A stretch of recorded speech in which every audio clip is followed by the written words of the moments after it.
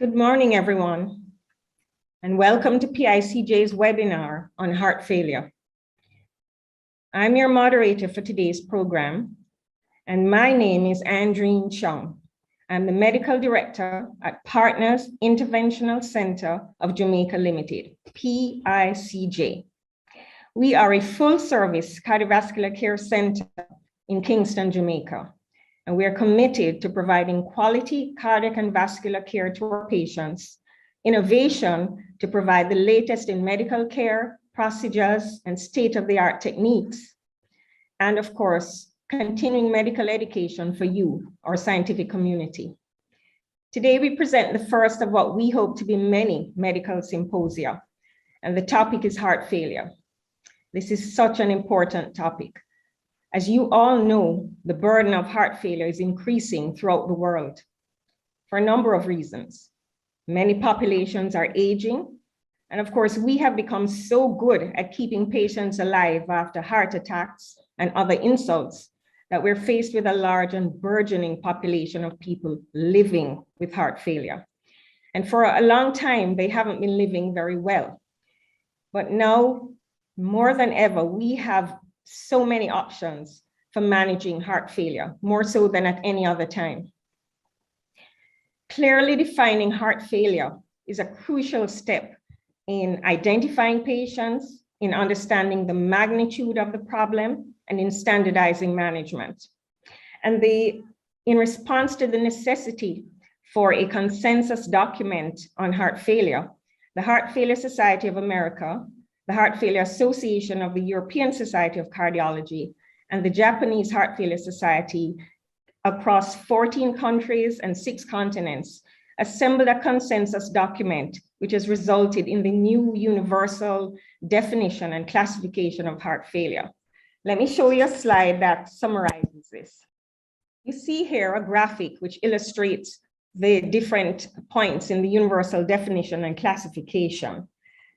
The universal definition emphasizes that heart failure is a clinical syndrome with current or prior symptoms and/or signs caused by a structural and/or functional cardiac abnormality. And it must be corroborated by at least one of the following: elevated natriuretic peptide levels and/or objective evidence of cardiogenic pulmonary or systemic congestion. The stages of heart failure were also revised to emphasize the presence or absence of symptoms as being fundamental in the characterization of disease progression and severity. So we have the 2 asymptomatic stages, stage A and stage B, with stage A being patients just at risk. So they have no symptoms or signs of heart failure, no structural or functional abnormality, but they have some condition which places them at risk. So for example, hypertension. Then we have the second asymptomatic stage, stage B, which are patients who are considered to be pre-heart failure. They have no current or prior symptoms, but they may have structural heart disease, abnormal cardiac function, or elevated natriuretic peptide or cardiac troponin levels. Then we have the 2 symptomatic stages, stage C, which fulfills all the criteria for the definition of heart failure, and advanced heart failure in stage D, in which patients have severe symptoms and/or signs of heart failure and may be refractory or intolerant to guideline-directed medical therapy with frequent or recurrent hospitalizations. These are the ones which require advanced therapies like transplantation, device therapy, and so on. You can see that from this classification, clinicians and patients can appreciate heart failure as a continuum along cardiovascular health, with ability to focus on treatment and/or prevention depending on the stage. In particular, the at-risk phase, the heart failure phase, afford opportunities for education, for addressing key risk factors, and importantly, for preventing transmission from asymptomatic to symptomatic phases within the heart failure continuum. As patients with heart failure are often subclassified according to ejection fraction, the committee also proposed a new classification scheme based on ejection fraction. So we have our HFpEF that we know about, which is heart failure with reduced ejection fraction, with left ventricular ejection fraction less than or equal to 40%, or heart failure with mildly reduced ejection fraction, with ejection fraction 41 to 49%, heart failure with preserved ejection fraction, HFpEF, with heart failure 50% ejection fraction 50% or greater, and the new subcategory of heart failure with improved ejection fraction. These are patients that started out with severely reduced ejection fraction, less than or equal to 40%, but who have improved by at least 10 percentage points and end up with ejection fractions greater than 40% compared to their baseline. It distinguishes patients who were initially severe, who have improved, from those who started out with mildly reduced ejection fraction in the first place. Because even if you get a significant improvement, the fact is there's always a risk of deterioration, particularly if guideline-directed medical therapy is stopped. And it also emphasizes the fact that ejection fraction alone is not sufficient to characterize heart failure. It does not address the pathophysiology beneath it. And you can have two patients with the same ejection fraction of 40%, but they've had different courses and have different prognoses. So language matters, as you see at the bottom of the slide. Clinicians should opt for terms like persistent heart failure instead of stable heart failure, because it describes the fact that heart failure is not cured. Heart failure is still persistent, even if you have stabilized or even if the symptoms and signs have improved. It emphasizes to the patient and to the clinician themselves that you need to continue with guideline-directed medical therapy or even optimize it in order to get further gains. So the semantics and the classification schemes are opportunities for better communication and for patient engagement. So I hope that I have set a foundation for us to move on and to hear these speakers we have today. We have brought together a faculty of fine professionals, and I will introduce them as I prepare to speak. We also have several supportive industry partners who have sponsored this meeting today along with PICJ. They include CariMed Limited, BMAT Distributors, Bayer, Servier, MSN, and AstraZeneca, and I thank them. We will shortly have a presentation from CariMed before I introduce the first speaker. A couple of housekeeping points. One is, please post your question in the Q&A section of the platform, not in the chat, and there will be a short Q&A section after each talk. Finally, let me say that though we have all probably become experts at this virtual meeting situation, there's really nothing normal about this. We're all doing this from home. Some of us probably aren't wearing pants. We'll try to keep it professional, but there will be the occasional dog barking, motor vehicle noise, or a kid opening a door when they shouldn't. We ask for your understanding and your grace. The opportunity to meet far outweighs these hiccups that we may have. And I don't think we fully realize all that we've lost in the past couple of years, but it's great to see you. Please sit back, relax, and enjoy the meeting. Thank you.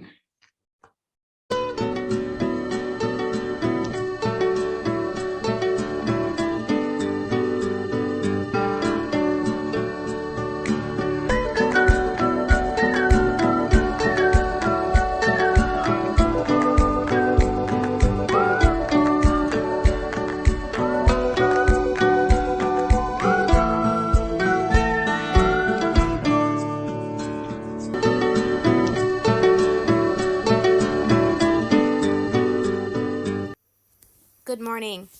For patients living with heart failure, time is essential, and so is starting with Vimato. Vimato is a first-in-class treatment for HFpEF that improves outcomes versus ACE inhibitors in the standard of care.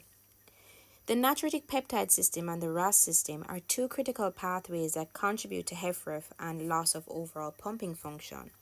In our heart failure patients, there is a RAS overactivation, which results in increased vasoconstriction, while simultaneously there is a deficiency in the natriuretic peptide system, which confers protective benefits. Vimato, which is comprised of sacubitril and valsartan, enhances the heart's protective mechanism and restores cardiac pumping function. This is achieved by 1. The valsartan inhibiting the RAS overactivation and its damaging effects, while the sacubitril augments the natriuretic peptides, enhancing specifically BNP, resulting in vasodilation, which promotes cardiac unloading, cardiac remodeling, and restoring cardiac pumping function to our patients. In 2016, the ACC and ESC all amended their guidelines with a Class 1 recommendation to include Vimata for symptomatic treatment of HFpEF patients with a NEHA classification 2 to 4.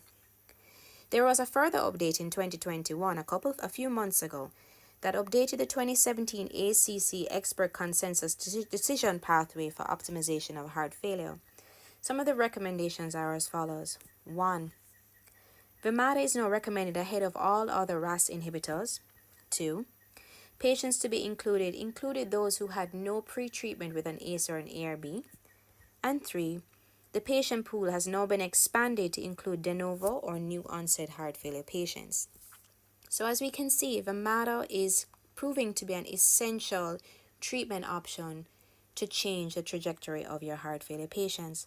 It doesn't matter where your patients are along their heart failure journey. There is evidence that will substantiate the utilization of Vimata first line.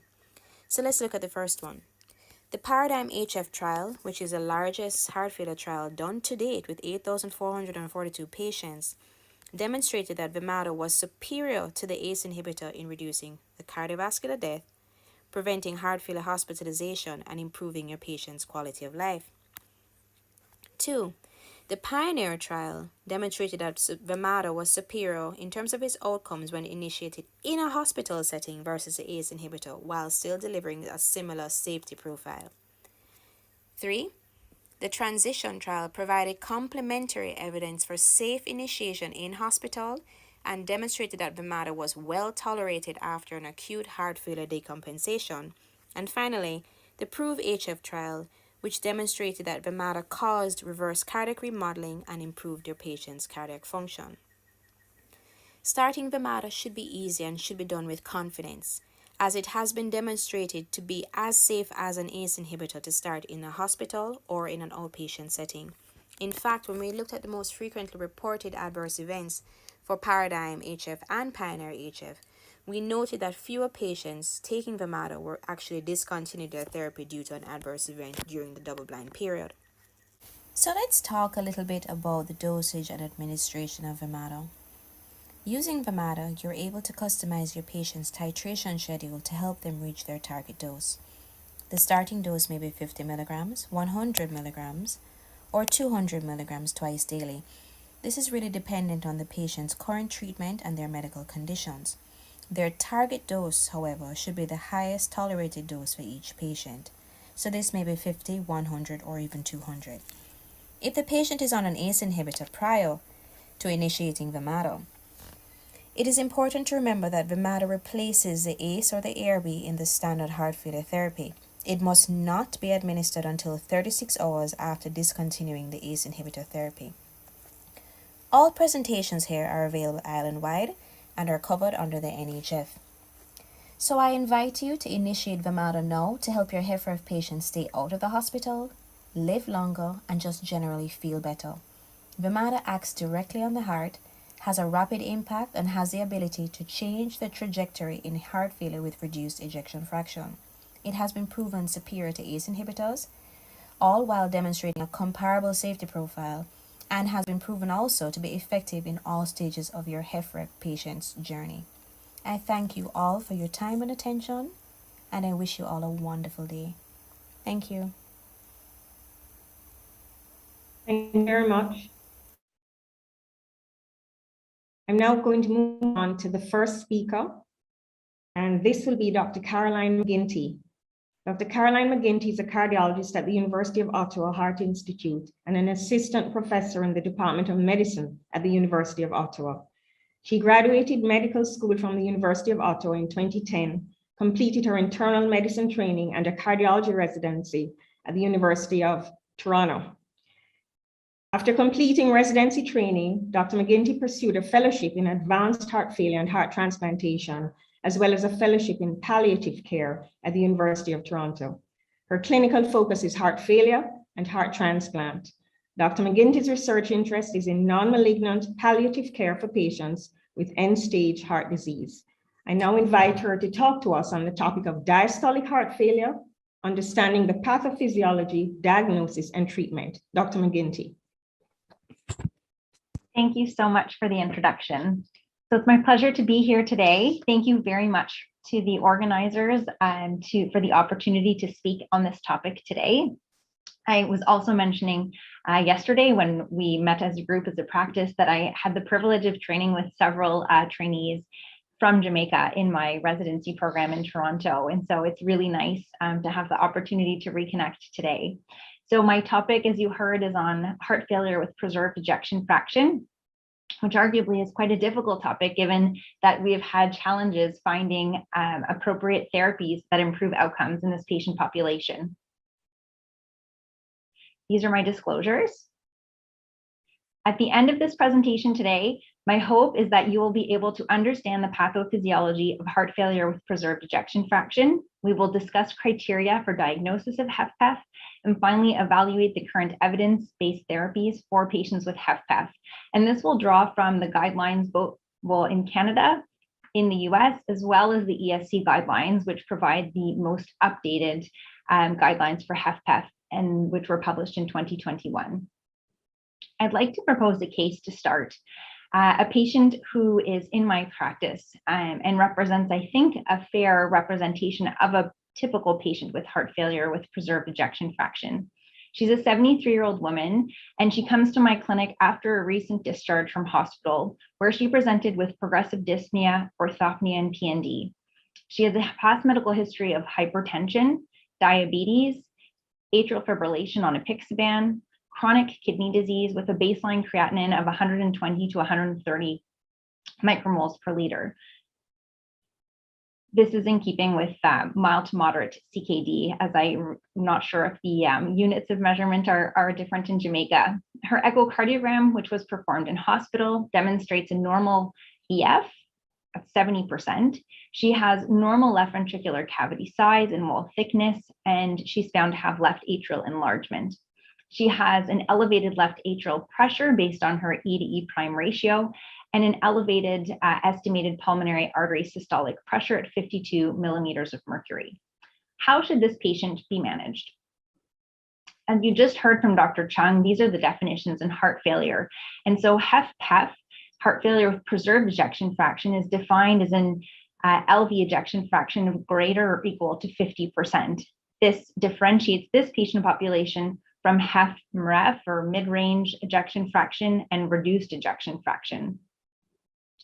And we know that epidemiological studies indicate that up to 50% of patients with heart failure have HFpEF. So this is a large group. And HFpEF was generally considered to confer a better survival than HFrEF, so heart failure with reduced ejection fraction. However, most observational studies now show that this difference is negligible. This particular trial was published in Canada back in 2006, looking at some of our data in terms of patient outcomes in a database, a large population database. And this actually showed, as you see here, the survival in blue for patients with preserved ejection fraction, and in red, patients with reduced ejection fraction, and found actually that the difference in survival was negligible. And so the observational studies, as I've mentioned, now show that prognosis is felt to be very similar in both these groups. And importantly, the predictors for death among patients with preserved ejection fraction included advanced age, systolic blood pressure, the presence of peripheral vascular disease, hyponatremia, a history of cancer, dementia, renal dysfunction, dialysis, anemia, and a high respiratory rate. And as you'll note, these risk factors are quite diverse and reflects, as you'll see in the next few slides, really how heterogeneous a patient population HFpEF represents. And so this is a slide showing the pathophysiology. Most patients with heart failure with preserved ejection fraction have a history of hypertension. And in the traditional model, which you see on the left, pressure overload leads to concentric left ventricular hypertrophy and fibrotic remodeling and diastolic dysfunction. And ultimately, it's this left ventricular diastolic dysfunction that leads to left atrial hypertension and left atrial remodeling, pulmonary venous hypertension, and right ventricular and atrial remodeling and dysfunction. And we know that atrial fibrillation is very common in this group because of the left atrial hypertension and subsequent structural and electrical remodeling that happens within the left atrium. If you look on the right, however, this represents what is now felt to be the emerging model of pathophysiology, where it's believed that there are pro-inflammatory, coexisting conditions. And this is actually what leads to myofibrous stiffness, cardiomyocyte hypertrophy, and fibrosis. And this is actually what leads to global cardiac remodeling and dysfunction. And so the model being proposed has changed a little bit in that these, the HFpEF syndrome is really linked to a pro-inflammatory state. But you'll see that many things contribute to the pathophysiology of HFpEF. So the risk factors here in blue at the top of the slide include advanced age, obesity, metabolic syndrome, hypertension. We know that sedentary state or lack of exercise may contribute as well, coronary disease and kidney disease, all very frequent risk factors in patients who have HFpEF. And all of these conditions are felt to contribute to the systemic inflammation, myocardial ischemia, and tissue fibrosis that then leads to structural remodeling, as I mentioned, decreased functional reserve, meaning that these patients, particularly when they increase their demand, when they exercise, for example, are not able to meet their oxygen requirements and therefore develop the signs and symptoms of heart failure. They have abnormal hemodynamics, and this leads to secondary organ dysfunction, as I mentioned, things like atrial fibrillation and pulmonary hypertension. And this leads to the overall clinical syndrome of HFpEF. But it is a very heterogeneous group, as I've mentioned, with many complex interactions between risk factors and LV structural remodeling. So how do we diagnose HFpEF? A very simplified diagnostic approach, which is in the CCS Guidelines published earlier this year, proposes this model. Patients have to have three things: symptoms and signs of heart failure, an LVEF of greater or equal than 50%, and objective evidence of cardiac, structural, and/or functional abnormalities consistent with the presence of LV diastolic dysfunction, including raised natriuretic peptides. But this is a bit too simplified. And so to go into more detail, what does it mean to have objective evidence of cardiac structural abnormalities? We know that the clinical characteristics, as I mentioned, are here on the right. And so there are scoring systems that have been proposed. One is called the H2FPEF score, which is one potential score that can be used to try to determine the pre-test probability that your patient has HFpEF. And so this looks at BMI, hypertension, the presence of atrial fibrillation and pulmonary hypertension, patient's age, and their filling pressures as defined by their echo.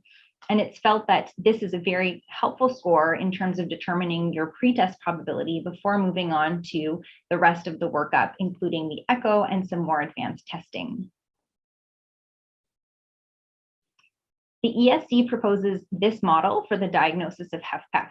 And so the initial workup, as I mentioned, is the pre-test assessment. The diagnostic workup includes an echocardiogram and natriuretic peptides.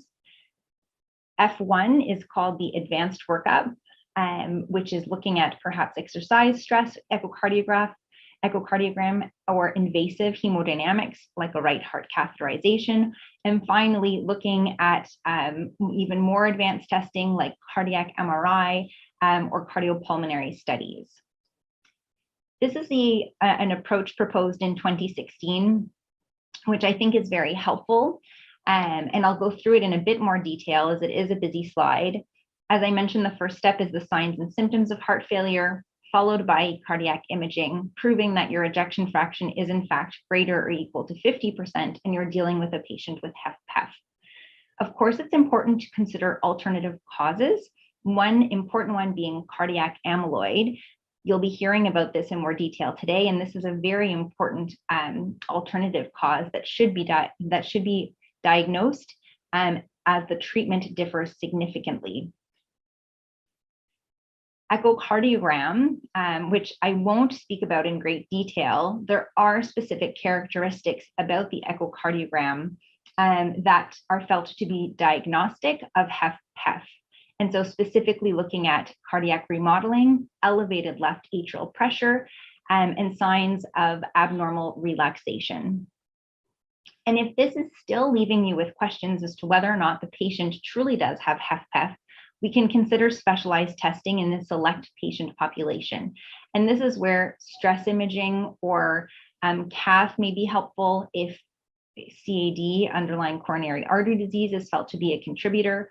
Right heart catheterization with or without exercise can be also very helpful to diagnose and then to define the severity and mechanism of pulmonary hypertension when applicable. And cardiopulmonary exercise testing is also a very useful test because it looks at both the patient effort during exercise, can be helpful to rule out deconditioning as a contributor of their dyspnea. It also looks at pulmonary function testing to rule out underlying lung disease. And can detect chronotropic incompetence, which sometimes contributes, particularly in our elderly patient population. And so what are the pillars of therapy? So this is a very challenging group in that there have not been a lot of therapies that have been demonstrated to improve patient outcomes. So the trials I will go through in a few moments, and as of this year, there is now a therapy that has been demonstrated to improve outcomes. Treatment of volume overload is one of the mainstays of treatment with diuretics. And so these patients, when they present with volume overload, must be treated appropriately. And finally, the third pillar is the treatment of coexisting conditions, specifically very good management of hypertension, management of underlying coronary artery disease, management of atrial fibrillation, obesity, and finally lung disease and sleep-disordered breathing, if appropriate. There have been many clinical trials in patients with HFpEF. Unfortunately, very few have demonstrated benefit. As you'll look over the years, this is a patient population that has been well studied. We recognize that this represents a huge patient population with heart failure, but unfortunately, there have not been, as I mentioned, therapies that have demonstrated an improvement in outcomes. There were 3 randomized controlled trials of angiotensin antagonists, so ACE and ARBs, that involved patients who had heart failure with preserved ejection fraction, and they unfortunately did not show significant effects on composite endpoints of all-cause or cardiovascular mortality and hospitalizations for heart failure. I will speak in one moment about TopCAT, which is the study of spironolactone, which did reduce the rate of hospitalization for heart failure, but not the rate of death, and unfortunately ended up increasing the rate of renal dysfunction and hyperkalemia. The effect of beta blockers in patients with HFpEF has not been evaluated in an adequately powered study, and the limited available data are conflicting, and so the role of beta blockers is felt to be useful when the patients require them for another indication. There was also a randomized placebo-controlled trial of isosorbide mononitrate. You'll see at the bottom there, NEAT HFpEF in 2016, which did not show increases in exercise capacity or quality of life scores in these patients. And so unfortunately, we're left with very few treatment options for these patients. The TopCAT study is worth mentioning, and this was a randomized double-blind controlled trial that enrolled almost 3,500 patients with HFpEF. Their LVEF had to be greater or equal to 45% to be included in the trial. And as you'll see here, this was the primary outcome of combined cardiovascular death, heart failure hospitalization, or resuscitated cardiac arrest.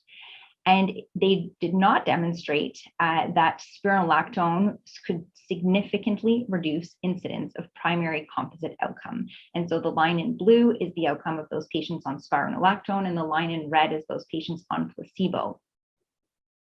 However, what was a post hoc analysis looked at the regional variability in the trial, looking at the data from the US, Canada, Argentina, and Brazil versus the data in Russia and Georgia. And when the data was divided in this way, there was actually a greater effect of spironolactone compared to placebo. And this is where the current CCS guidelines, so our Canadian guidelines, do make a recommendation, which you'll find here, recommendation 49, that individuals with HFpEF with a serum potassium of less than 5, an estimated GFR of greater than 30, that in these patients, an MRI like spironolactone should be considered with close surveillance of serum potassium and creatinine. As I've mentioned in this trial, patients were shown to have a greater rate of renal dysfunction and hyperkalemia than those on placebo. The CCS guidelines, so our guidelines in Canada, also speak to the suggestion that candesartan be considered.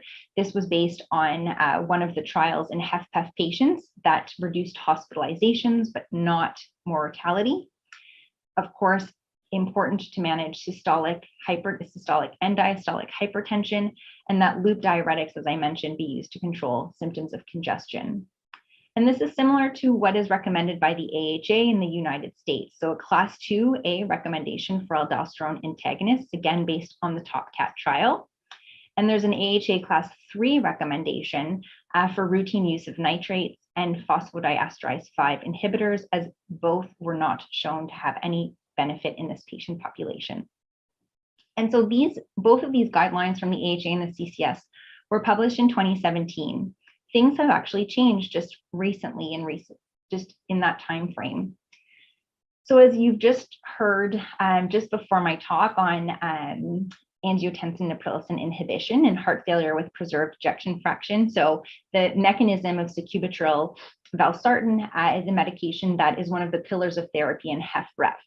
And given that the drug was looked at in the HFpEF population, and this was in a study called Paragon HF.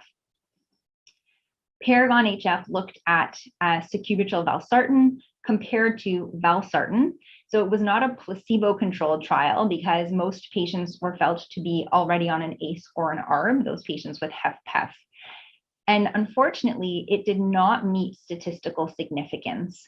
There was a 13% relative risk reduction in the sacubitril valsartan arm in terms of the primary outcome, driven by hospitalizations for heart failure. However, it did not meet clinical significance. And so what it also showed was that the KCCQ score, which is a score of quality of life, was improved in the patient on sacubitril valsartan. Worsening renal function was significantly less frequent in the sacubitril valsartan. And a multivariate model of pre-specified subgroups that incorporated all interaction terms found that sex and LVEF appeared to modify the treatment effect. And so specifically, women seemed to achieve a greater overall reduction in the primary endpoint. And patients who had a LVEF of 57% or less seemed to also derive greater benefit. And so this speaks again to the fact that the data suggests that there is heterogeneity within this group, and the treatment response reflects that. And so there is a greater benefit felt in women and individuals with a lower LVEF. Not surprising, the lower EF, given the fact that we know this is a proven therapy in patients with HFrEF. But it does raise even more questions as to which patient populations within the HFpEF group may benefit from this therapy. And so in Canada, our guidelines were updated in 2020 to include the Paragon HF trial, but of course, this does not provide enough evidence to make a recommendation in the HFpEF group. And so the last therapy are Sglt2 inhibitors, which I know you will hear about today in the talks on HFrEF. And so as you've heard, the therapeutic options for patients with heart failure and preserved ejection fraction have been very limited. Some benefits with MRAs and neprilysin inhibitors, but the magnitude of these effects have been modest, and the benefits have been apparent really only in subgroups of patients, as I've mentioned. The Emperor Preserved trial was published earlier this year, looking to evaluate the effects of Sglt2 inhibitors, specifically empagliflozin, on cardiovascular death. This is a summary slide of this paper. They included almost 6,000 patients in 23 countries. They were men and women 18 years of age or older. They had NYHA class 2 to 4 symptoms and an LVEF of more than 40%. The protocol required that patients have an elevated NT-proBNP, proving that they didn't have, in fact, have HFpEF. And for patients with atrial fibrillation at baseline, their NT-proBNP actually had to be higher than the group without atrial fibrillation. And here's the slide on their primary outcome, which was a composite of cardiovascular death or hospitalization for heart failure. And this demonstrated a clear benefit for empagliflozin versus placebo. So you see here the estimated cumulative incidence of the primary outcome in the two groups is shown here. And the primary outcome occurred in 13.8% of patients in the empagliflozin group compared to 17% in the placebo group, which gave a number needed to treat of 31. Importantly, Emperor Preserve demonstrated that the benefit of empagliflozin remained whether or not patients had diabetes or not, and remained true across the spectrum of LVEF at baseline. There's a signal that, of course, it is more helpful as the LVEF is lower, but it existed across all LVEF at baseline, which is similar to what was found in the Paragon HF trial. There were adverse events reported, and this is important to keep in mind when counseling patients on this drug. There was a greater rate of genital infections, urinary tract infections, and hypotension. And as a practical approach to the Sglt2 inhibitors, I'll leave this here. This is published by the Canadian Heart Failure Society. And their indications, of course, this is from last year, and so they didn't include that patients with chronic HFpEF could be included, which I've added here on the bottom. But to caution in patients who are volume depleted and have hypotension at baseline before considering the initiation of these drugs. I'll speak just lastly on the management of coronary artery disease and HFpEF, as I know there are some interventionalists in this group. And the data for the management of CAD in HFpEF is mixed. That being said, this is a trial published in 2014 that looked at patients who underwent complete revascularization, and they did have significantly improved outcomes compared to patients who did not undergo complete revascularization. And similar survival rates were similar to those patients without CAD.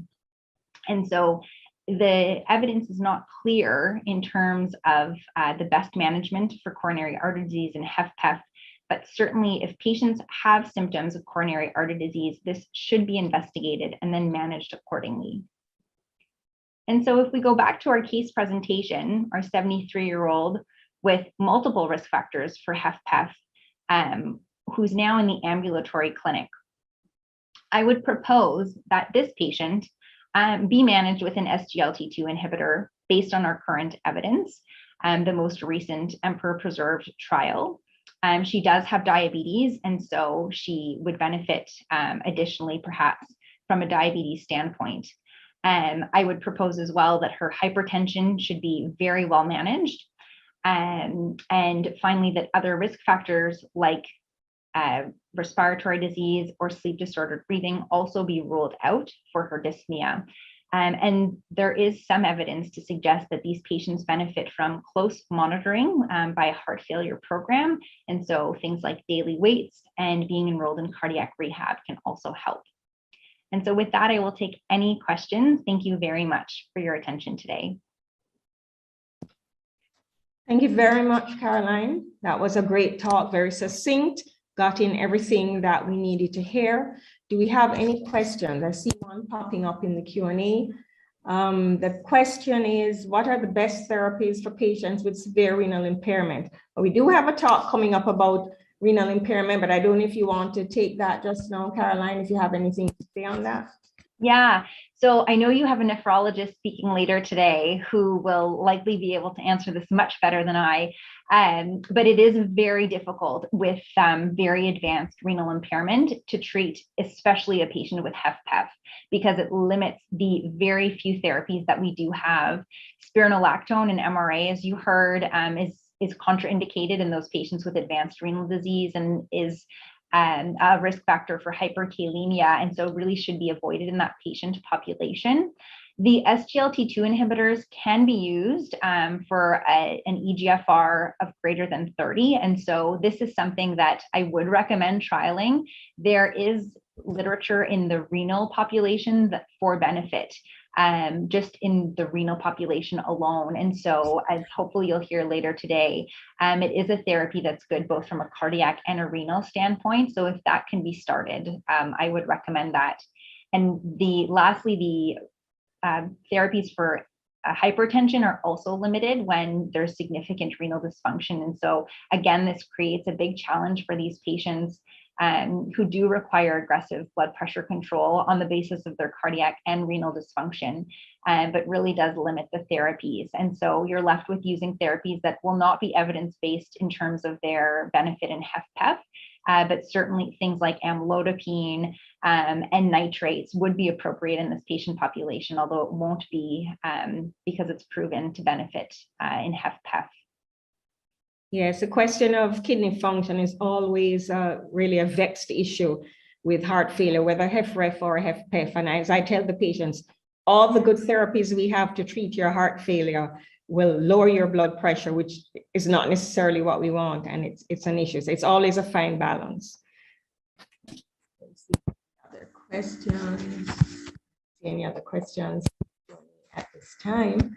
But of course, we can take questions as we go along, and our panelists can also answer in the section, even if they're not online. So there being no other questions, thank you very much. Any questions from the other panelists? No.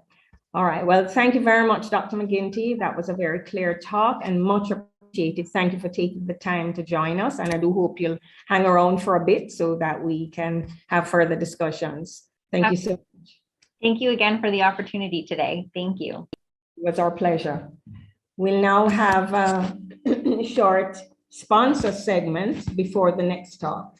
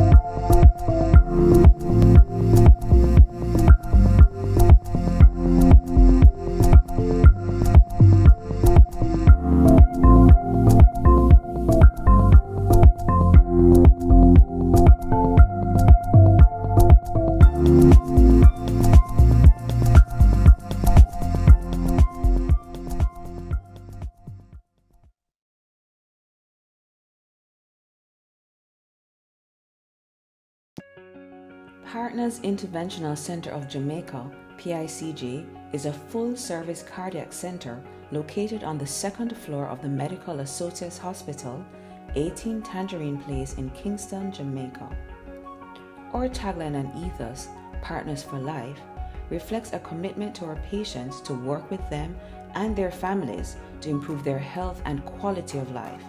Our vision? To be a center of excellence for the operation of cardiovascular and interventional procedures and improve the cardiovascular health of patients through the provision of medical support and care in a friendly and professional environment. We provide 24-hour specialized services for diagnostic and interventional procedures for the treatment of cardiac, peripheral, and vascular diseases. The services we offer include cardiac and general consultations, management of heart attacks, including performing emergency angioplasty and stenting, management of irregular heart rhythm, including ablation therapy for conditions such as atrial flutter and other supraventricular tachyarrhythmias, assessment and management of syncope and acute stroke, pacemaker and defibrillator insertion, angiogram and angioplasty and stenting with the aid of modern technology such as intravascular ultrasound or IVUS, echocardiograms, stress tests, electrocardiograms, interventional radiology, and most recently, percutaneous closure of atrial septal defects and PFO closure as treatment for cryptogenic stroke. With support from the Medical Associates Hospital, PICJ is able to offer 24-hour emergency services, medical laboratory and pharmaceutical services, in-hospital management, and other specialized services to ensure complete cardiac care. Our team is grounded by our 5 principles of excellence: professionalism, innovation, customer centricity, judiciousness, and adaptability. By employing these principles, PICJ is poised to be your partners for life.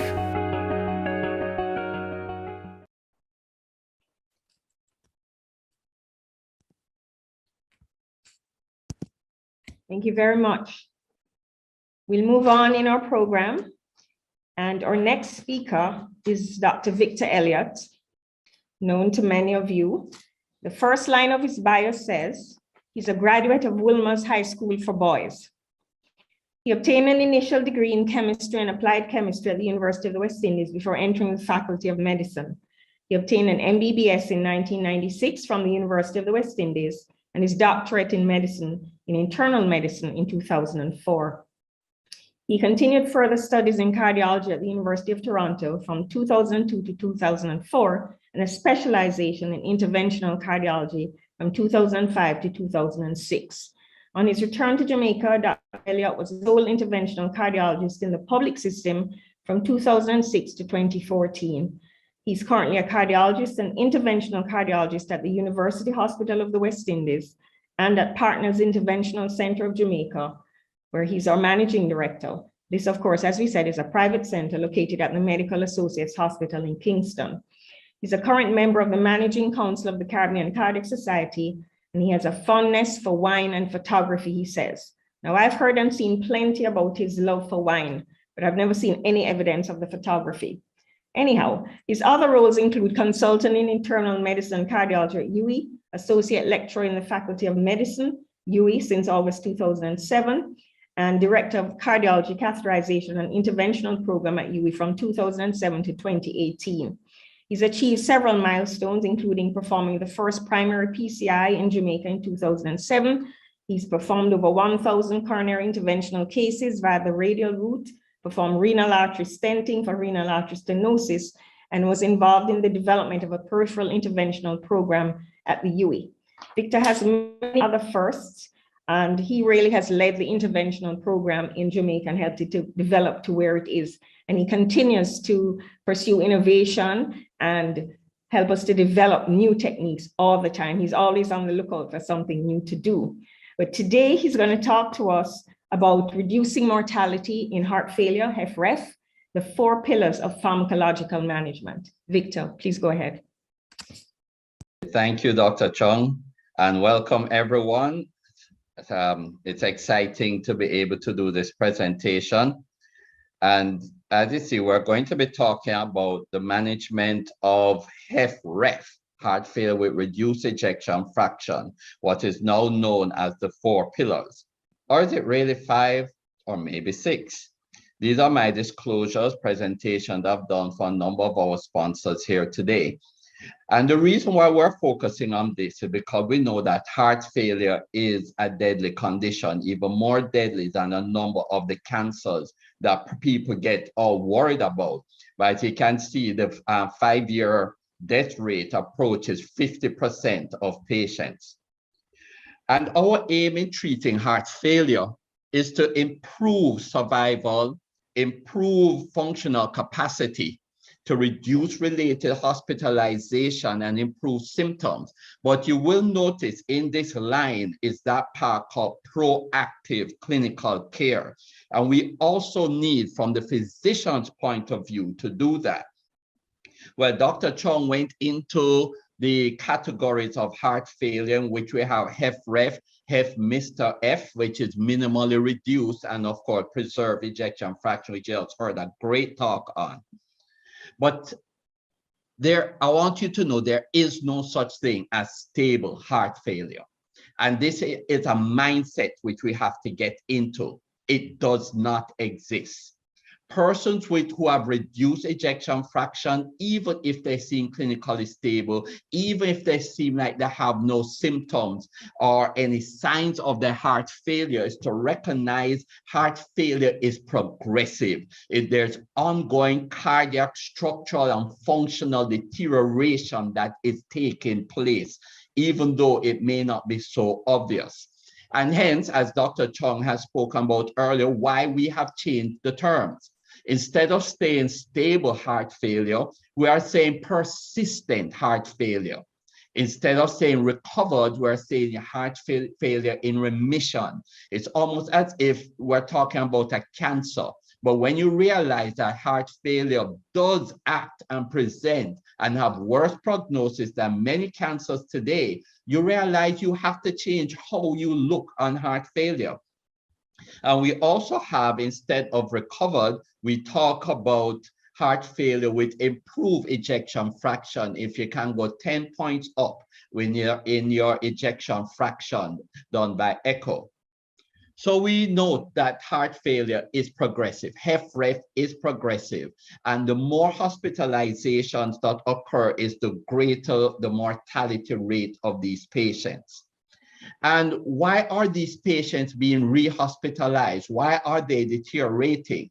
Well, there are various reasons dealing with the causes of the heart failure, compliance with medication, etc.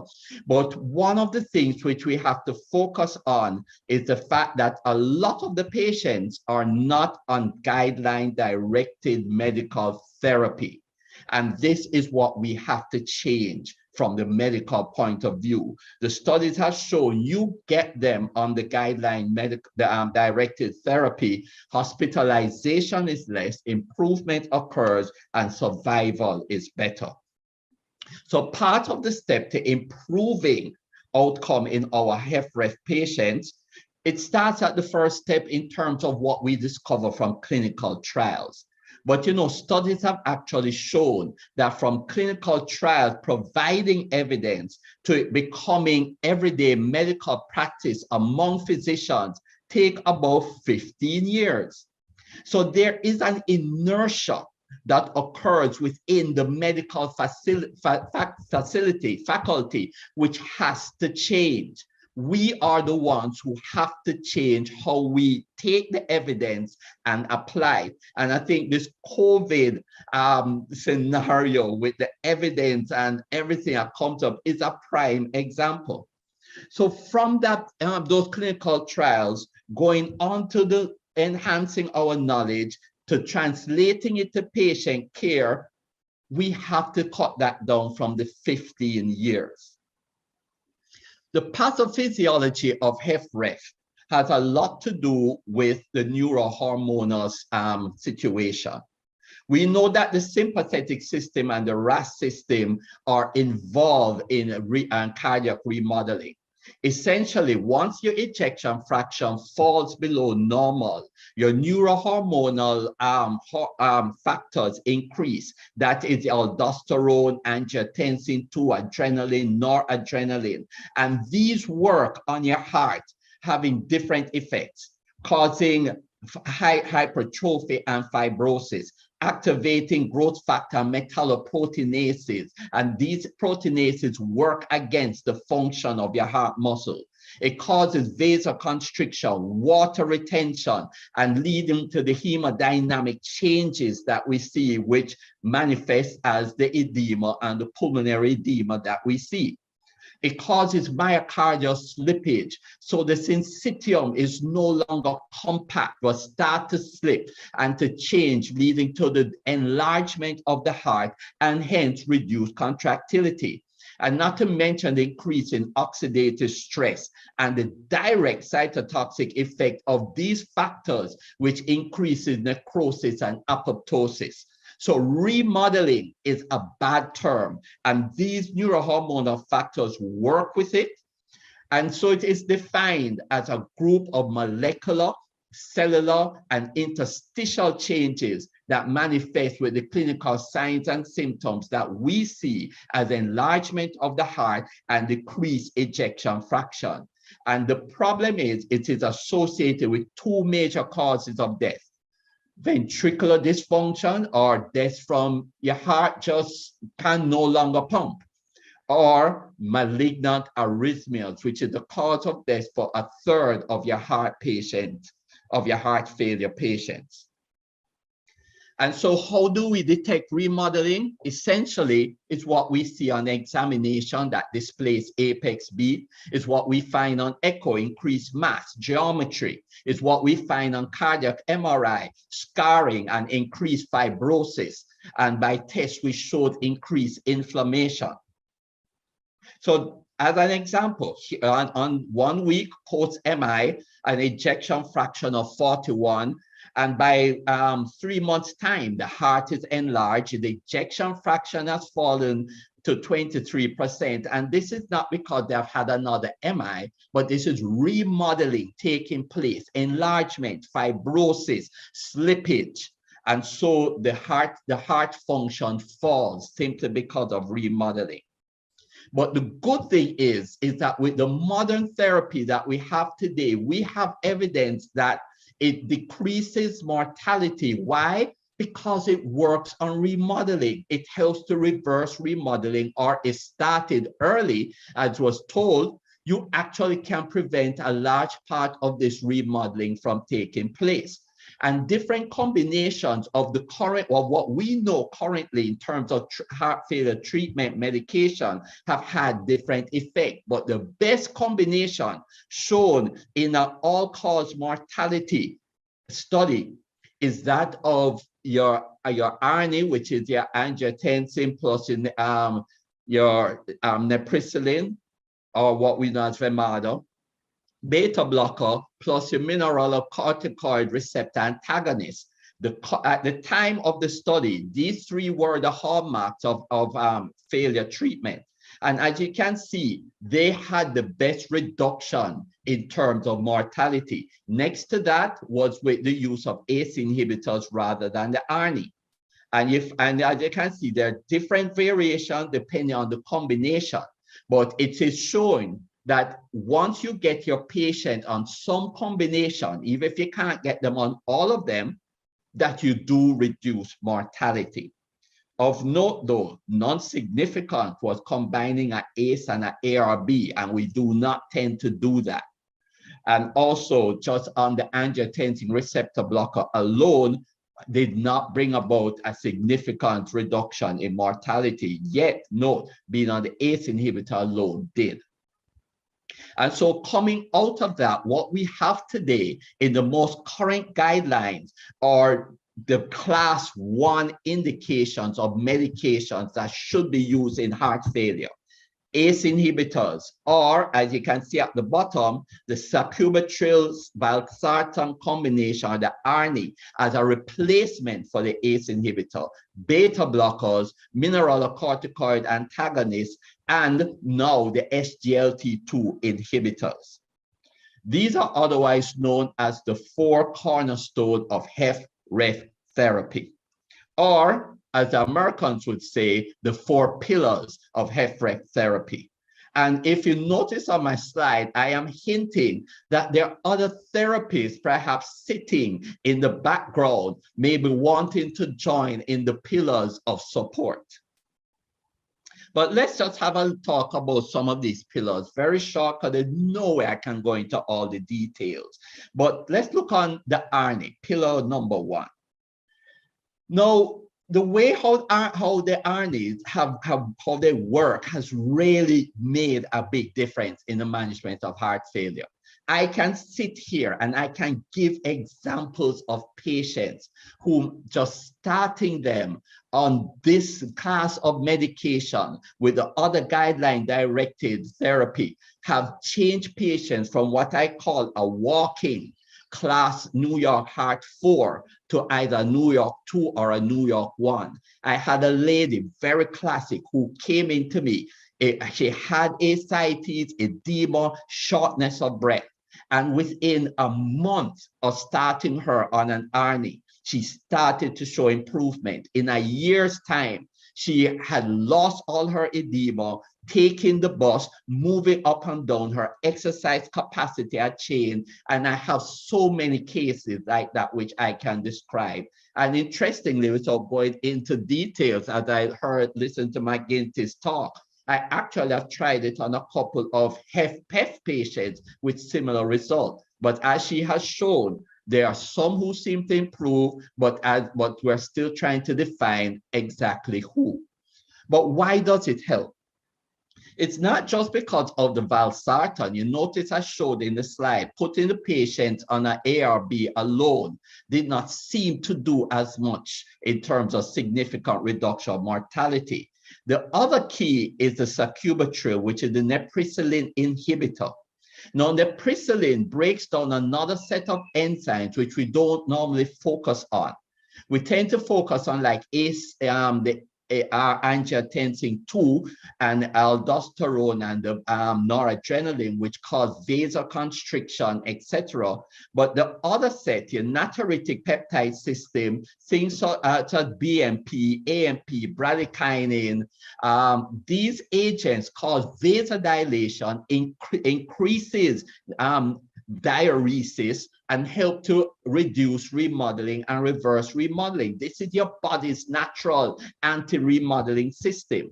But neprisilin breaks them down. Sacubitril prevents neprisilin from breaking them down, so that in your heart failure patient, these levels can come back up to normal. Notice what I said, come back up to normal, because we have found in your HFrEF patient, while the neurohormonal factors rise, there's also a fall in this natriuretic peptide system. And so the disbalance becomes worse. And what ARNI does is helps to get it all back into balance. And by increasing your BMP, your bradykinin, your AMP, etc., you decrease pressure, decrease sympathetic tone, decrease the aldosterone levels, decrease fibrosis. In short, you work against remodeling. And as you're shown, the Paradigm study did show a 20% relative risk reduction over even ACE inhibitors. Or when it comes to a decrease in mortality, as shown here, ACE inhibitors give a better decrease than the ARBs, but the combination of that ARB with neprisilin inhibitor adds a further 20% to that of an ACE inhibitor alone. And this has been proven, yes, in the PROVE heart failure trial, where you have actually an increase in your BMP levels, but a fall in your pro-BMP, which is needed for your increase in your BMP levels. Now, pro-BMP rises in heart failure. And so it is one of the tests which we do, and we do it also there right in the center at Partners Intervention. We have a system there for doing it, so we can monitor our heart failure patients. But this fall in pro-BNP leads to what? An increase in the left ventricular ejection fraction, a fall in the end diastolic and end systolic volume. So we have echo evidence that your RNAs actually reduce remodeling and help the heart to come back to normal function and normal size, or some form of improvement. So hopefully you'll now have HFpEF. And what I'm showing on this slide is that notice on the left, you see the changes in ejection fraction volumes and your E prime, which is a measure of diastolic function. But notice on the right, for those not reaching the target dose of your RNA, you still get some benefit. So while the target dose is 200 milligrams twice a day, either due to blood pressure effects or some other effect, some of our patients, you may only be able to keep them on the 50 or the 100. It doesn't matter. There is benefit. And the Evaluate Heart Failure trial, again, also substantiated and showed that this benefit is even greater than that of an ACE inhibitor. So while the ACE inhibitor gives you benefit, so if you have a patient who cannot tolerate the RNA for some reason, putting the ACE inhibitor is now your second line choice, but your RNA is your first. And this is guideline directed. A quick word on the second pillar, beta blockers. And we have heard a lot about beta blockers over the years, and I'm not going to go all into it. We do note, however, and they have emphasized, and the ACC in their guidelines this year in 2021 emphasized this, keep them on the guideline directed beta blockers, which is carvedilol, metoprolol, or bisoprolol. These are the beta blockers to use for your heart failure patients, not the other beta blockers. And interestingly, as we know, the beta blockers are best used once you dry out your patient. But what I found interesting is that the ACC say the ACE inhibitors or the RNA works best on your wet patients when you start them on your wet patients. So those patients who come in overloaded, you start them on the first pillar. Once you have started to dry them out, you then add the second pillar. And we have the studies which show also that the problem that I talk about with the inertia is that not enough of our heart failure patients are on the beta blockers or the sufficient dose. Yes, your blood pressure may stop you from getting them to the directed dosages required, but you try as much as possible. And what we're doing, we're aiming for heart rate. And this is how you know what when we say they are properly beta blocked, a heart rate between 60 and 70 beats per minute. Now, if you start a patient on an ACE inhibitor and say their blood pressure cannot allow you to increase the dose and they're still not at the heart rate that you want, then you add ivabradine. Ivabradine, which is the FC channel blocker, works at the sinus node, so you can only use it on patients who are in sinus rhythm, not in patients with atrial fibrillation. But when you add that to your beta blocker and you get them to the required heart rate, guess what the studies have shown? You actually decrease hospitalization and cardiovascular death more than being on the beta blocker alone. And if you have this combination, add it to your ACE inhibitor, you even get improvement in terms of your systolic volume index. What does that mean? You have even greater reversal of remodeling, decrease in the LV size, which eventually leads to an increase in your ejection fraction. Let's look on the third pillar, your mineralocorticoid receptor antagonist. This came about from the RAILS trial, which showed that when you add spironolactone to the guideline directed medical therapy, which at the time were your ACE inhibitors, beta blockers, and also at the time the digoxin was one of the medications which were first in line, you actually decrease mortality and hospitalization by approximately a little less than 20%. And from that trial, the group of medication, which include eplerenone, also became part of the standard of therapy. And eplerenone, which has been shown from the emphasis heart failure trial, that it decreases cardiovascular death on top, remember, at the time, on top of what was already guideline-directed medical therapy by another 18%, death from all cause 12, and cardiovascular 10, or approximately 11. So you can see as you add each one, you are actually decreasing that rate of remodeling even more, which works out to decreasing mortality. And so the treatment, because sometimes I find doctors are afraid to add these drugs because they're worried about blood pressure.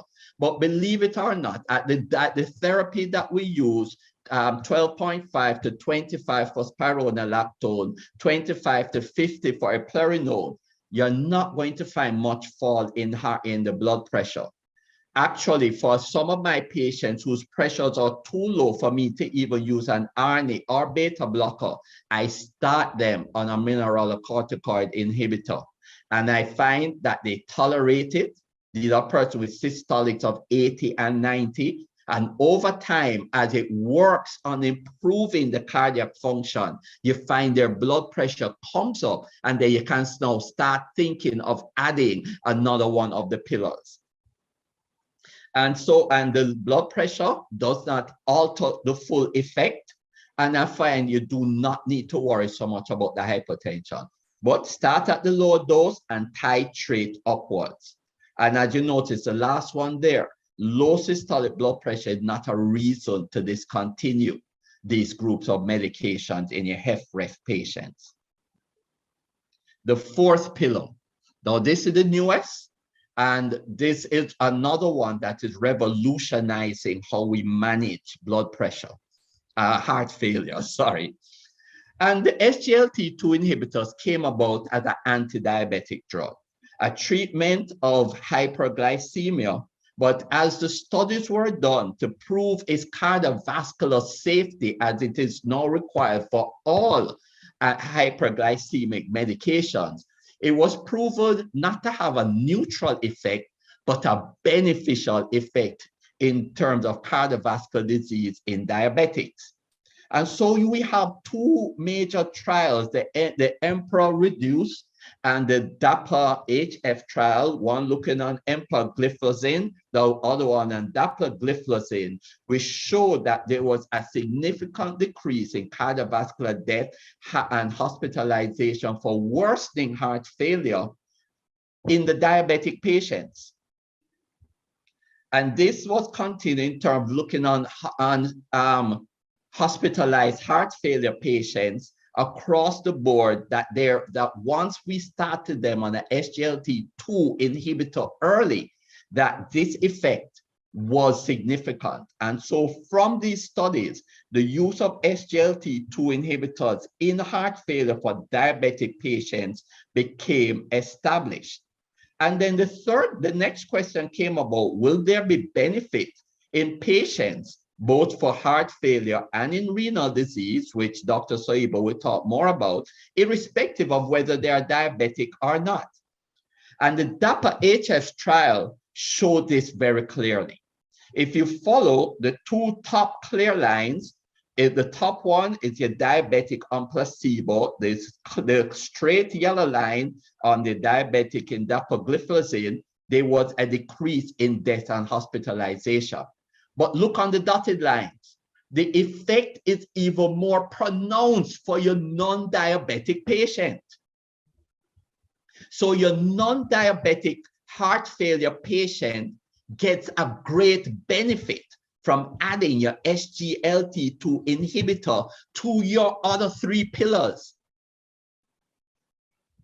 All caused by the Emperor.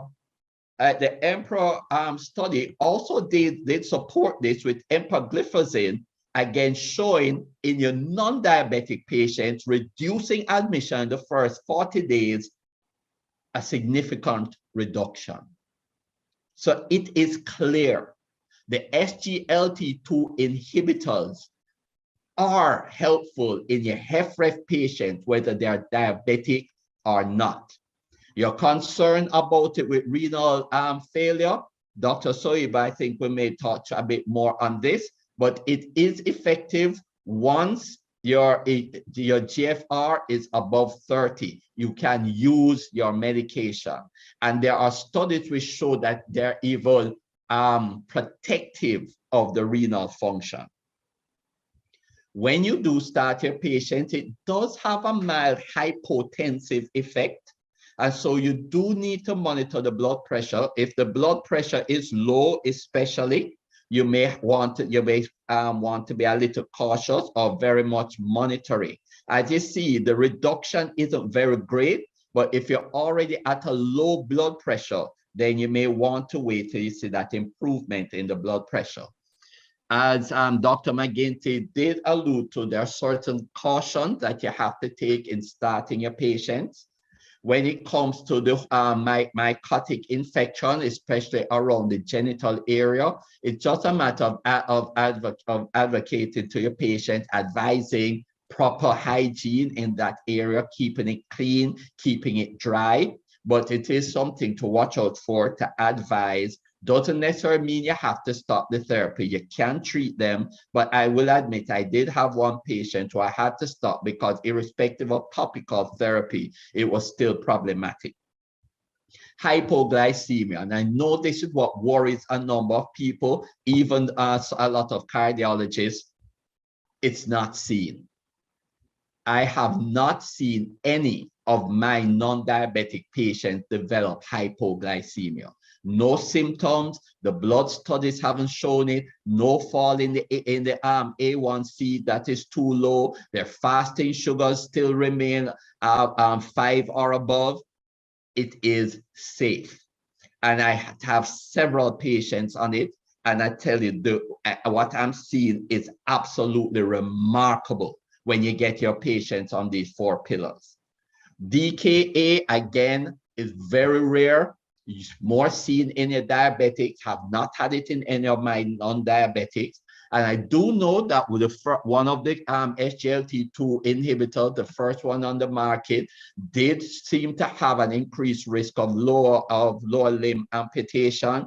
This has not been shown with the ones being advocated for the treatment of heart failure that we have, the EMPA and the DAPA. What is interesting also is that the Sglt2 inhibitors, their effects are found to be additive to the effects of the RNA specifically. And they help to, somehow they complement each other in terms of 1 + 1 is equaling 4. They help to reduce the side effects of each other. And so they complement the tolerability of each other. And I found that very interesting.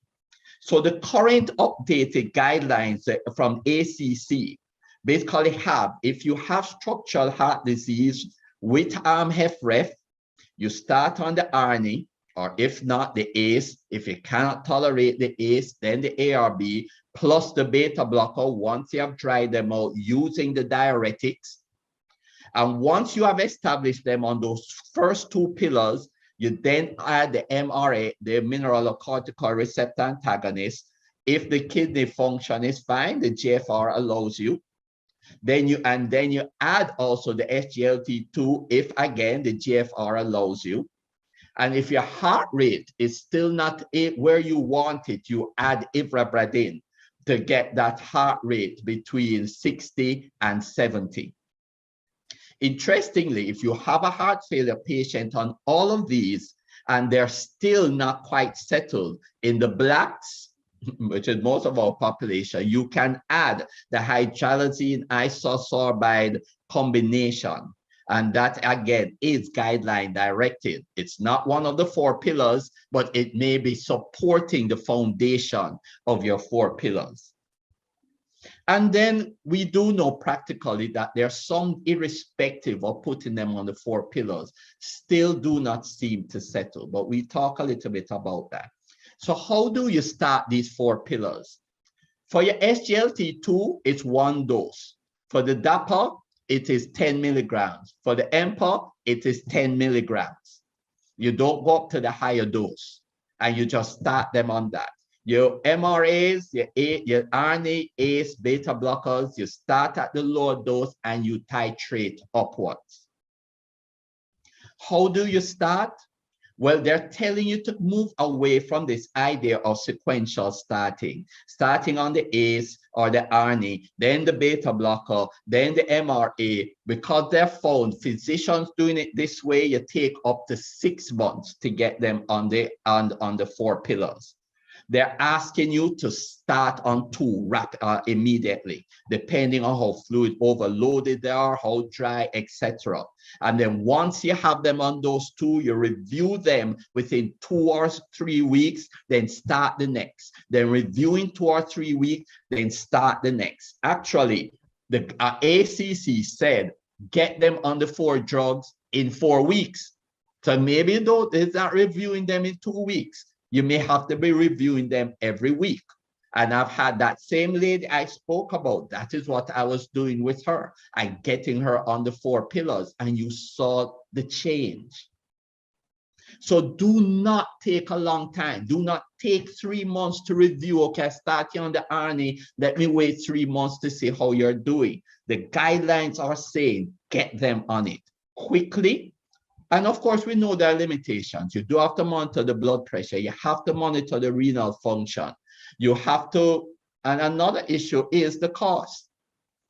And I have a patient who comes to me, I will be honest, often for samples, because he said, Doc, from you put me on all these medications, I can ride again, I can get back to work, I'm doing well, but the cost is prohibitive for me. And so once I get samples and he comes, he's getting it because he said, I don't want to be without them. I don't want to go back to where I was when I first came to you. And this, so he's out there working, riding his bicycle, which he could not do before going on the 4 pillars. But again, there will be patients who will have a problem being on the 4 pillars, or whom even on them, you're not going to get to where you want. So what is coming up in the future? Is there a 5th pillar? Well, there's one drug, very Sglt, still trying to get that off my tongue smoothly, which has a class 2B recommendation for adding. What it is a soluble, cyclic guanosine monophosphate stimulator. And just to break it down, this slide, just follow it a bit. Oxidative stress reduces your nitric oxide, and we already saw where oxidative stress exists. This low nitric oxide leads to a decrease in your soluble GC, which is required for producing cyclic GMP, which is part of your energy production within your myocytes. What this drug does, it helps to increase the levels of your soluble GC so that at the level of your myocytes, you are increasing energy production. One of our current sponsors, I won't say who, I understand is supposed to be bringing this medication to our market soon, and it's something I'm very excited about. But where does it fit in? When you have your patients on the 4 pillars, but they're still not doing better, then you consider adding it. And it's well tolerated irrespective of heart rate, renal function, potassium, and blood pressure, which are things you worry about with your other 4 pillars. So when it comes to heart failure management, we always hear about inotropes. The calcitropes are what we are used to. These are like the dopamine, dobutamine, milrinol. But there is 2 other classes, the mitotropes and the myotropes, which are being studied. And one of the myotropes which has been studied is omecamtiv. What this does is bind to myocytes, stabilize them, and increase the number of myocytes head available for contraction. Remember I said with remodeling, you have slippage. What that slippage means is that the fibers move away from each other, so you have less of the myocyte heads to hold on and to contract. Because you do remember your physiology, don't you? Yes, those days. So omecamtiv, essentially, when you have less of those myocyte heads that move to contract and to pull the fibers, it equips more. So essentially, you have more hands on deck to increase your contractility. And this has been shown in the Galactic HF study, which was using it against placebo, and it did meet the primary endpoint of reducing cardiovascular death or heart failure events. So it is a new type of inotropes. And if you actually recall, those calcinotropes, which we're used to, studies have shown that their long-term use actually increases mortality. So it is interesting to now have an inotrope which works a different mechanism instead of working on calcium to work on the myocyte heads, and has been shown to reduce cardiovascular mortality. So these are things which are coming out. Just before I end, a quick word on diuretics. Remember, we must dry out our patients. We use the loop diuretics, and the ACC is essentially saying, if you have to have your patient above, and this is in the 2021 guidelines, if you have to have your patient above 80 milligrams of furosemide twice a day, add a thiazide diuretic. Sometimes we use metolazone or as one of the other thiazide diuretic or thiazide-like, or change your loop diuretic. But the use of this combination now a 2A indication. So somewhat in summary, get your patients on the 4 pillars, diurese them, and that makes them feel well, that gets the fluid out. And depending on where the ejection fraction is, you see there are other therapies, device therapies, which Dr. Irvin will be talking about. And so I won't go into those. I am there at the first step. Doctors, let's remove the inertia. Let's get the patients on the 4 pillars. And yes, one size doesn't fit all. I can't put my patient on an ARNI because it causes a cough. So I may have to use an ARB. Cost is a factor. The blood pressure with the ARNI may not allow me to use a beta blocker, but I have ivabradine. So yes, if you cannot put them on a beta blocker, use the ivabradine on its own. There are studies indicating getting the heart rate down with it is helpful with or without the beta blocker combination. But the best effect is with the beta blocker combination. So your patients may have different effects, different side effects, why we cannot get them on all 4. But your aim as a physician in your HFrEF patients is to get them on all 4 pillars. So we need to do this. It improves their exercise tolerance. It improves how your patients feel, but most importantly, it reduces mortality in your HFrEF patients. There are additional drugs, devices, surgical indication, which you're going to hear more about, but our job as physicians is to ensure that every patient has access to a cardiologist, access to heart failure therapy.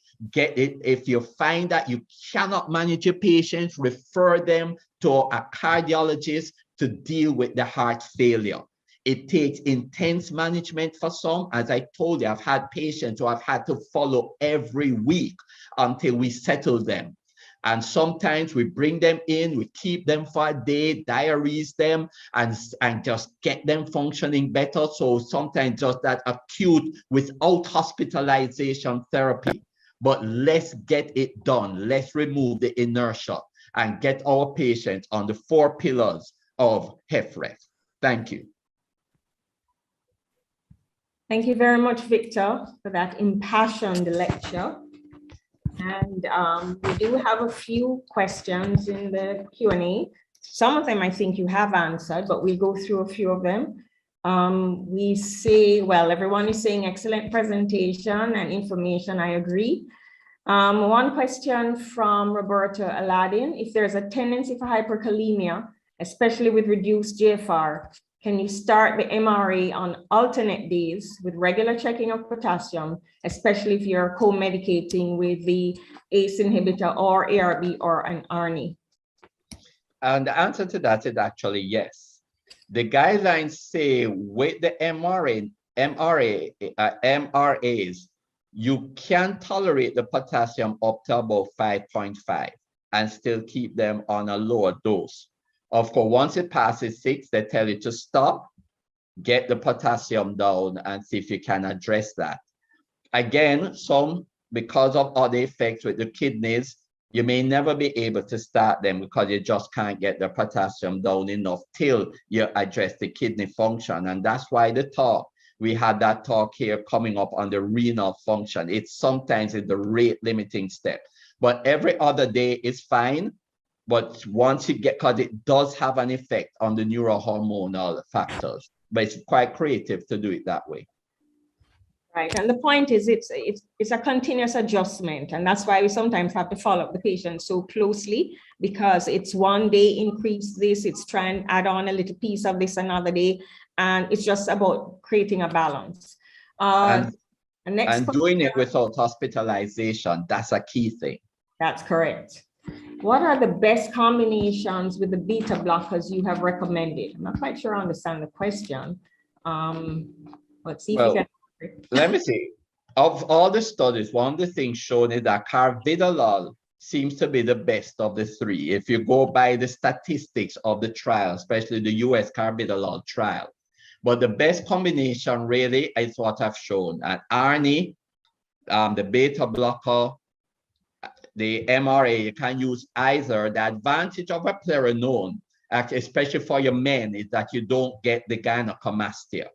And I've had men who have had to take off spironolactone just for that. And the Sglt2, the two that I've mentioned, which are available in Jamaica, have equal, excellent outcomes. So get them on all four. Okay, the third question is, at what blood pressure reading should the antihypertension meds not be given? Well, if we go that normal high blood pressures, systolic 100 up to 129, I personally don't like to see the systolic below 105, but it also depends on symptoms. If I have a patient who had high blood pressure and I got it down to 110, and they start to have symptoms of that low blood pressure at 110, I may back off and they may tolerate a 120, 130. And then after some weeks or months of getting used to that blood pressure, then you try to titrate and see if they will tolerate the lower pressure. But try not to drop, especially the diastolic, not to drop it below 60. Okay, 59, 58 isn't bad, but definitely not below 55, because I find that starts to especially affect the kidneys. But 100 over 60 ideally should be your bottom line. Okay, Dr. Stevenson Heisenel asked, is there a sequence in which we add the different drugs or pillars of treatment? Is anyone better initially, or do we just go in any order? But I believe you answered that in your talk. So I don't think we have to go over that unless Sunil wants more. Dr. Davis, hi Tanisha, said, good morning. Dr. Elliott mentioned a cough with an ARNI and less so with an ARB. Kindly explain. Also, if a patient is intolerant of ACE inhibitor, could I use an ARNI instead rather than an ARB in HFrEF? So cough. Okay. The cough is believed to be due to increased bradykinin levels, which both ACE inhibitors and the ARNIs produce. So you may find those two groups may actually induce the cough. The ARBs do not increase bradykinin levels, and that is why you don't tend to get the cough with the angiotensin receptor blockers. So it's usually if for some reason they cannot tolerate the two, then you go to the ARB. But an interesting thing, make sure the drug is the cause of the cough. I've had patients come to me and say, boy, doc, this drug gave me the cough. I stop it. I review them 2 weeks later or a month later, they're still having the cough.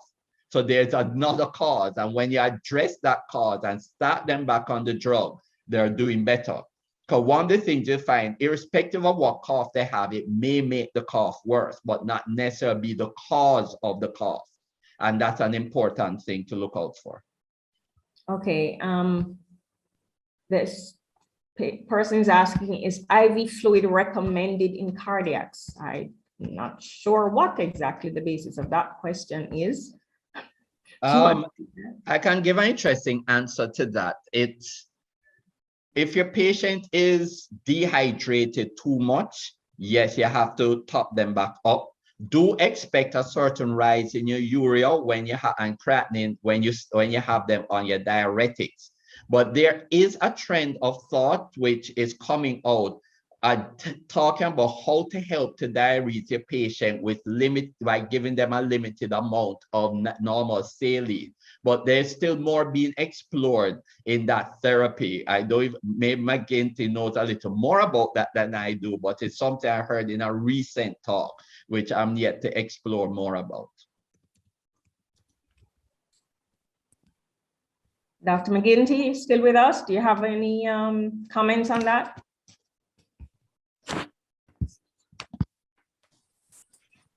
No, I don't.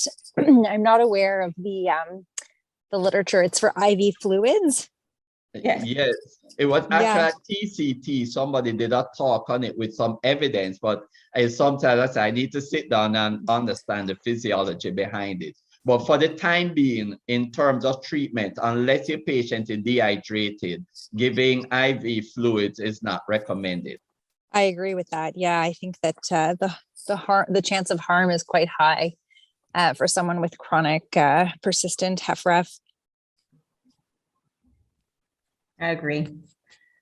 All right, so I think those are the questions that we have for this talk. Thank you again very much. Sorry, I see Soyibo has made a comment which says that perindopril, interestingly, has this same level of cough prevalence compared to ARBs. So, and I've heard this before, the cough effect of perindopril seems to be less than most of the other ACE inhibitors. So it's really one of the drugs that you, the ACE inhibitors, which you can try in your cough patients, or if you're concerned about the cough. Well, that's how it was marketed to us by Servier, but in my experience, I've seen more cough with perindopril than with ARBs, for sure. I mean, I think it is less than some of the other ACE inhibitors. So yes, that's probably one you could go to, but yeah, it's not zero, because I've seen it, but it is less. Right. Dr. Arna Brown Morgan asks, is ivabratin used without complications? There's no drug use without complications, but I don't know if you want to address that, Victor. I find that it is well tolerated. The main side effect I've seen is what they market is that yellow glow in the eyes, and most patients tolerate that. But I've had some patients who, interestingly, one or two patients who actually had increased ectopic. So they felt it as palpitations to the point at which they couldn't tolerate it. So I had to stop those two off of it. But apart from that, no one major effect. You always have that one person who takes it and feels something that nobody else does, and you've had to stop them because of it. But I'll be honest, I find it is very well tolerated. I have found that too. I've had the occasional patient with the phosphines, which are those flashing lights that they can get. Some people are very sensitive to it. So on one dose, the heart rate goes very slow, but in general, very well tolerated. All right. I have one more question. Is elevation of their swollen legs recommended or therapeutic? It's recommended just because it reduces the edema, makes them feel better. They can fit into the shoe and help. But if they're having severe swelling, you really have to get the drugs to reduce it. And what it also does, it helps to get the fluid back into the central part of the body, circulation, so the diuretics can work better in terms of getting it out, diuresing through the kidneys. So it helps to mobilize the fluid. So we do advocate that they do elevate it, but it's more therapeutic in terms of to the patient, does nothing for mortality or morbidity itself. But yes, it's quite safe to do that. All right, thank you very much, Dr. Elliott, for your excellent presentation. We shall move on to our next sponsor segment and thereafter to the rest of the program.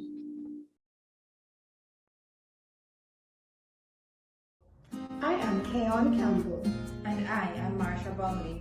We are the Xarelto Medical Representatives for Jamaica. Stroke prevention remains of major concern for patients, especially those with atrial fibrillation. Stroke in itself is a very debilitating condition that is quite burdensome for patients, families, and the overall health sector. The ESC guideline had made some recommendations as it relates to the management of these patients. They suggest that once these patients present with a CHA2DS2-VASc score of 2 or more, they should be anticoagulated. Xarelto, the first direct factor Xa inhibitor, since its inception in 2008, has changed the management of these patients significantly when compared to the then standard of care, warfarin. Since then, over 100 million patients would have benefited from Xarelto globally. It remains the leading NOAC in the local market as well. Let us look closer at the ROCKET-AF trial. This is the landmark study for patients with non-valvular atrial fibrillation treated with Xarelto in comparison to warfarin. It included over 14,000 patients, 90% of which had a CHA2DS2-VASc score of between 3 and 6. Over 90% of these patients were hypertensive, 40% were diabetic, half of the population already had a prior stroke, 20% of them were renally compromised. With such levels of vulnerabilities, the results were quite impressive. It recorded a 50% risk reduction for fatal bleeds, 30% for critical organ bleeds, and 33% for intracranial bleeds, which is normally of major significance.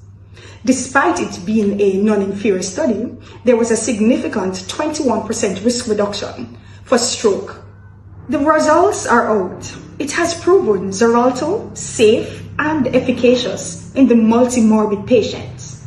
But let us look at a practical case. My colleague Marsha will take you through this journey. Thank you, Keon. Very informative. Let's now look at a patient like Joe. He is a 72-year-old male with non-valvular atrial fibrillation, diabetes, and moderate renal impairment. Doctor, what matters to you the most for patients like Joe? For him, family is at the heart of everything he does. Protection for him means giving him a chance to tell as many granddad jokes as possible.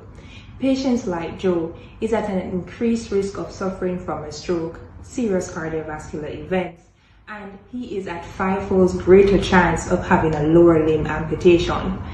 Joe needs a treatment that will protect him against all his risk factors. Given the very serious risk factors that patients like Joe face, they need protection that goes beyond stroke prevention.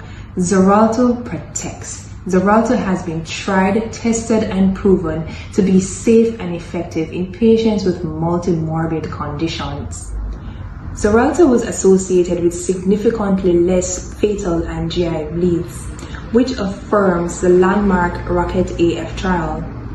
But there are also other factors to consider with these patients with multimorbid conditions. They also have a very high pill burden, so it's very important to choose the right drug with the right dose to ensure adherence and that their protection is not compromised. Choose Xarelto, the once daily protection. Xarelto is simple. Xarelto is safe. Xarelto protects. Bayer and Team Jamaica, thank you for this opportunity for partnering with you in making the management of atrial fibrillation and stroke prevention much easier and simpler with Xarelto. Be the hero for your patients.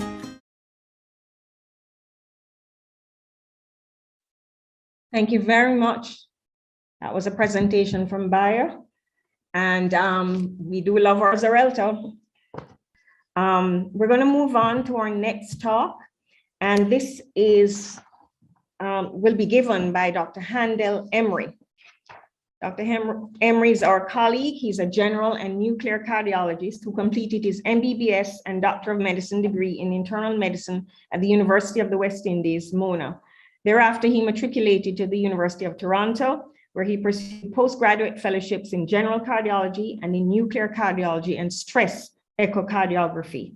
He returned to Jamaica in 2014. His current posts are consultant cardiologist at the University Hospital of the West Indies. He works at the Heart Foundation of Jamaica as a cardiologist, and he also works privately at the Winchester Heart Center. He's an associate lecturer at the University of the West Indies, where he's involved in the teaching and mentorship of undergraduate and postgraduate medical students. He's a fellow of the Royal College of Physicians of London and a member of the American College of Physicians, the American Society of Nuclear Cardiology, and the Association of Consultant Physicians of Jamaica. His areas of special interest are cardiomyopathy, myocardial perfusion imaging, and echocardiography. And he's going to speak to us this morning on the very interesting topic of cardiac amyloidosis, the misdiagnosis of heart failure. Handel, please go ahead. Thank you. Thank you, Andrew, and good morning, colleagues. I trust you're all able to hear me and to see my screen. First of all, I would like to say thanks to the organizers of this event for having invited me to speak, and certainly to Andreen again for having given me a very warm introduction.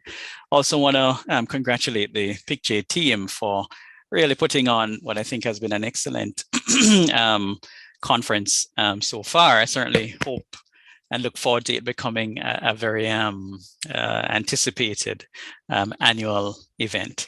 So congratulations to you for that. So this morning I have the pleasure of speaking on a subject which has been as enigmatic as it has been elusive, proven elusive for much of the last 200 years. And that is the issue of cardiac amyloidosis. I have no relevant disclosures. Now let's begin our discussion of this interesting topic by looking at two cases. The first case is patient AS, who is a 68-year-old gentleman who presented with a history of progressively worsening heart failure over a 2-month period. He denied angina, also denied a history of rheumatic or congenital heart disease, had no history of valvular heart disease, and importantly, he was not known to be hypertensive. Bear that in mind. He was on no medications, had no history of any medication allergies, and certainly had no significant family history either. His examination findings are shown on the screen. He was noted to be of short stature. His vitals were normal. He had no postural changes, mucous membranes pink and moist. He was anicteric and had no lymphadenopathy. He had marked macroglossia. Also was noted to have an elevated jugular venous pressure, elevated at approximately 6 centimeters above the angle of Louis. He had a displaced apex beat, 6th left intercostal space, and S3 gallop, as well as murmurs in keeping with mitral and tricuspid regurgitation. No features of pulmonary hypertension were present, and his systemic examination was otherwise unremarkable. Now here we see a copy of his ECG, and you will readily appreciate, I hope, the presence of low amplitude QRS complexes in the limb leads, as well as Q waves in leads V1 through to V3.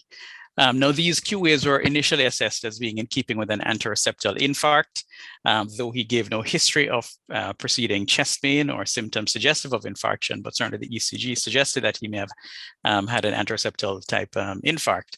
However, this was subsequently revised retrospectively or retroactively to pseudo-infarction. Now here we see a copy of his echocardiogram, and there are a number of very striking and very important features which were present on his echo. First of all, if you look at the top panel, left panel, which is a partial and long axis view, we'll see a number of significant findings. Number one, he has left atrial enlargement.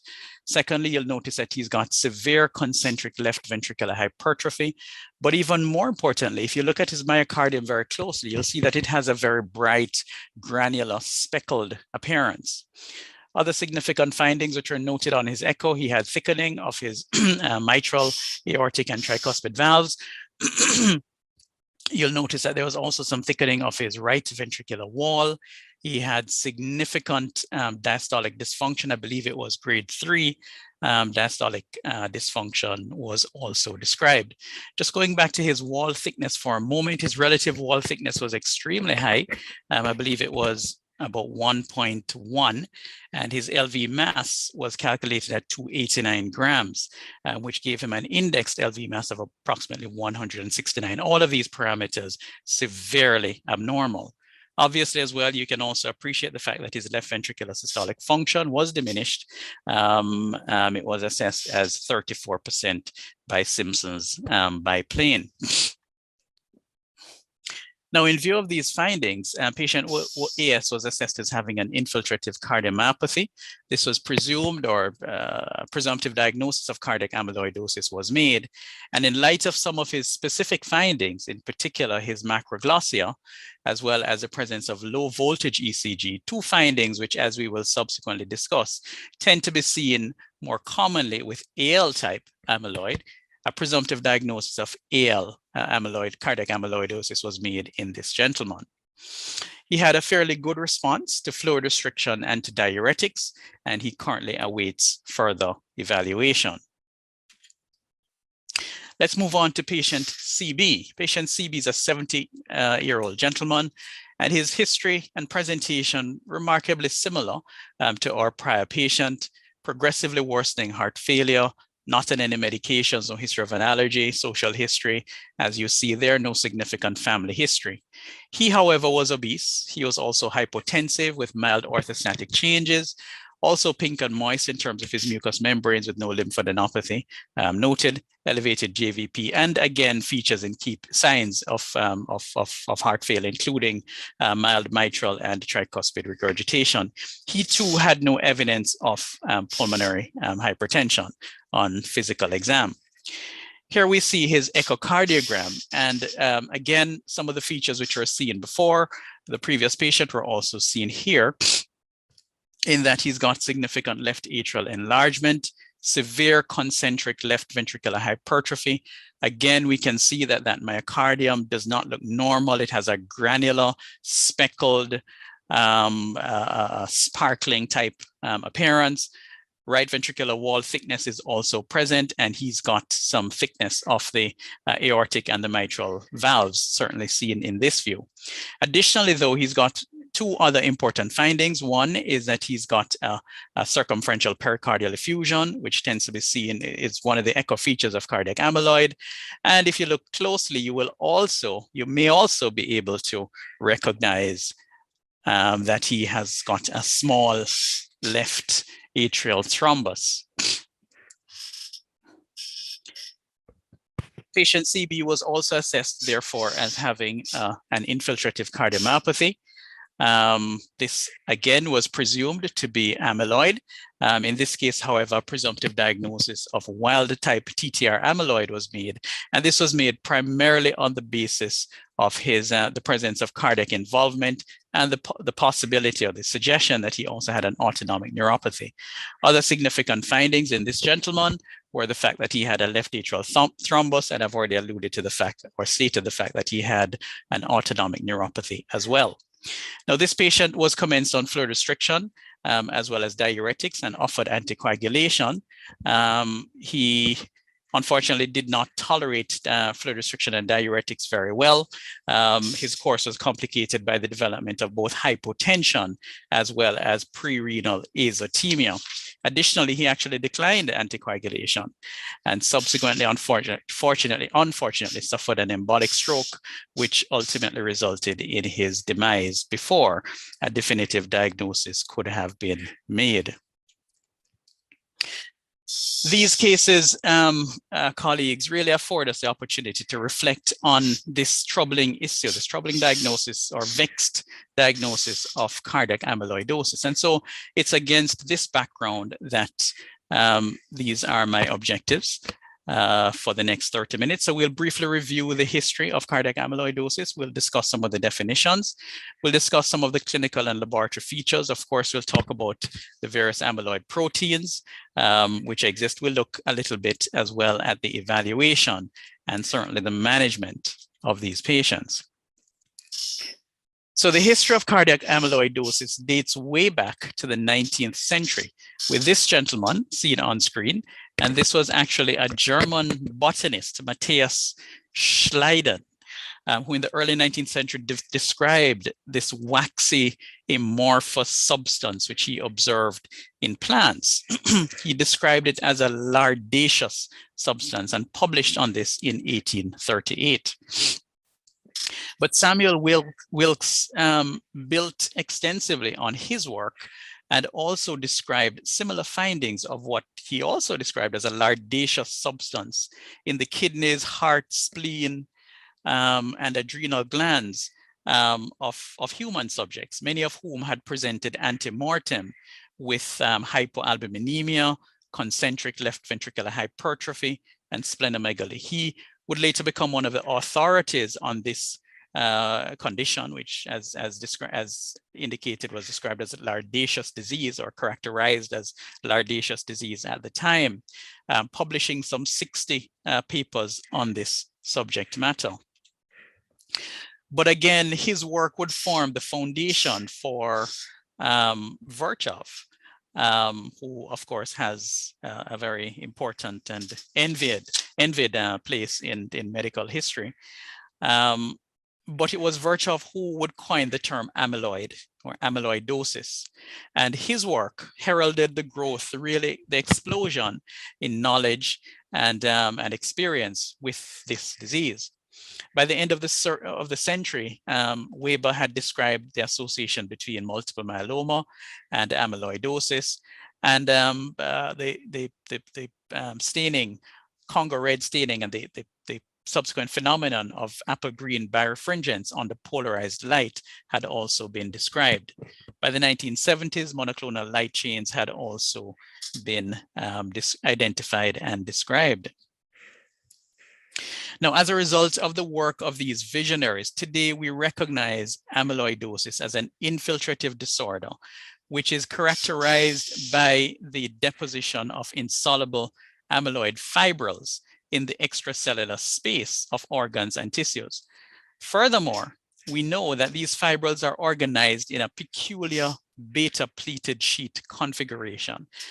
And this bizarre arrangement disrupts tissue and organ structure and function and gives rise to the myriad of clinical features which is observed in amyloid. Furthermore, we now know that some 30 different proteins are capable of forming these insoluble amyloid fibrils. And these include immunoglobulin light chains, immunoglobulin heavy chains, transthyretin, which we'll speak about shortly, beta-2 microglobulin, and serum amyloid A, among many others, as you can see on the screen. Cardiac amyloid, to be more specific though, is defined as a progressive infiltrative cardiomyopathy in which there is deposition of amyloid protein within the extracellular space of the heart. The ventricular myocardium, the atrial myocardium, the electrical conduction system, and the valves may all be affected as part of this infiltrative process. But from an etiological standpoint, what we do recognize is that the overwhelming majority of these cases are due to AL amyloid, which is immunoglobulin light chains, as well as transthyretin, which is called TTR amyloid. Now let's talk a little bit about transthyretin. Transthyretin was formerly known as prealbumin, and it is produced in the liver. Its physiologic role is really to act as a transport protein. So it facilitates the transport of thyroxine and retinol in the blood. However, in some subjects, it is now recognized that this particular protein is produced in excessive amounts. In such patients, there's a propensity for it to separate. It's produced initially as tetramers, but they separate into monomers. These then unfold and precipitate out of solution as these insoluble amyloid fibrils. Now, when this happens, this is known as a wild type TTR amyloid. And it is the most common form of TTR amyloid which is seen in clinical practice. Rarely, however, there is a mutation of the transthyretin gene. And when this happens, it actually results in the formation of an abnormal transthyretin protein. This protein is then what constitutes or precipitates as these amyloid fibrils. This is known as mutant or hereditary ATTR amyloid. As I said, it is a less common form of TTR amyloidosis, but it is an important one nonetheless. Now, there are over 100 different point mutations which can exist. And this extensive genetic variability translates into significant phenotypic variability as well. And perhaps we'll be able to speak more about this in due course. Not all these variants are equally important. There's one in particular which is of great relevance and great importance, particularly in persons of African descent. And this is seen on the screen, LLE 122 variant. Okay, what, however, about AL amyloid? Well, in contrast to TTR amyloid, in AL amyloid, the offending protein is the immunoglobulin light chain. And this typically originates from plasmacytomas, which produce monoclonal kappa or lambda light chains. These ultimately deposit in the myocardium and are arranged in these beta-pleated sheets, resulting in the development of cardiac amyloidosis. Now, in about 20% of these cases, multiple myeloma is an underlying disease. However, it is also important to note that there are other monoclonal gammopathies, MGUS, Waldenstrom's being among them. We also recognize the importance of light chain disease, and a significant number of these patients with AL amyloid also have idiopathic amyloidosis. So we're not able to actually identify a source of the light chains. Regardless, though, of the protein which lies at the core of these amyloid fibrils, what we recognize is that the pathological appearance of the tissue is the same. It has a tan appearance, rubbery, waxy consistency. Grossly, there is biatrial enlargement. There is left ventricular hypertrophy, as we have seen. And this left ventricular hypertrophy is classically concentric. However, asymmetric septal hypertrophy has been described, and this may actually simulate the appearance of hypertrophic obstructive cardiomyopathy. Classically as well, there is thickening of the valves, and histologically, what we find is that there are these deposits of amyloid between the cardiomyocytes. These deposits exhibit this apple green birefringence alluded to earlier when stained with Congo red and examined under polarized light. Now, from a pathophysiologic standpoint, as you can imagine, this infiltration of the myocardium with this thick, waxy, amorphous substance does have profound implications for the anatomy as well as the physiology of the tissue involved. In this case, what we see is not just left ventricular hypertrophy, but the ventricle also becomes very thick, very stiff, very rigid, very non-compliant. Not surprisingly, therefore, diastolic pressure increases. It actually increases quite significantly. LV end diastolic pressures can be significantly elevated. And since, as we know, left ventricular filling takes place during diastole, as the LV end diastolic pressures and diastolic pressures in general increase, we can conclude that the left atrial pressures, the LV filling pressures, must also increase as well. This sets in motion a series of events which culminates in the development of pulmonary hypertension. Why is this? Well, it is because as the left atrial pressures increase, pressure in the pulmonary veins also increases, so to the pulmonary venules, the pulmonary capillaries. This results in the development of pulmonary edema. We recall that the Starling force, the hydrostatic force at the level of the capillary is one of the important Starling's forces. So as that increases, you get the transition of fluid across the alveolar capillary membrane, development of pulmonary edema, the subsequent occurrence of reflex pulmonary arterial vasoconstriction, and ultimately the development of pulmonary hypertension. Pulmonary hypertension, therefore, is an important consequence of cardiac amyloidosis, but it doesn't end there. As you can imagine, increased LV filling pressures results in increased atrial size, and we tend to see left atrial enlargement in these patients. Importantly, too, the infiltration which takes place is not limited only to the ventricular myocardium, but also the atrial walls as well. And so we get atrial arrhythmias. In particular, there's atrial fibrillation, and there is impaired atrial contraction, which results in further worsening of LV filling, particularly towards the end of diastole.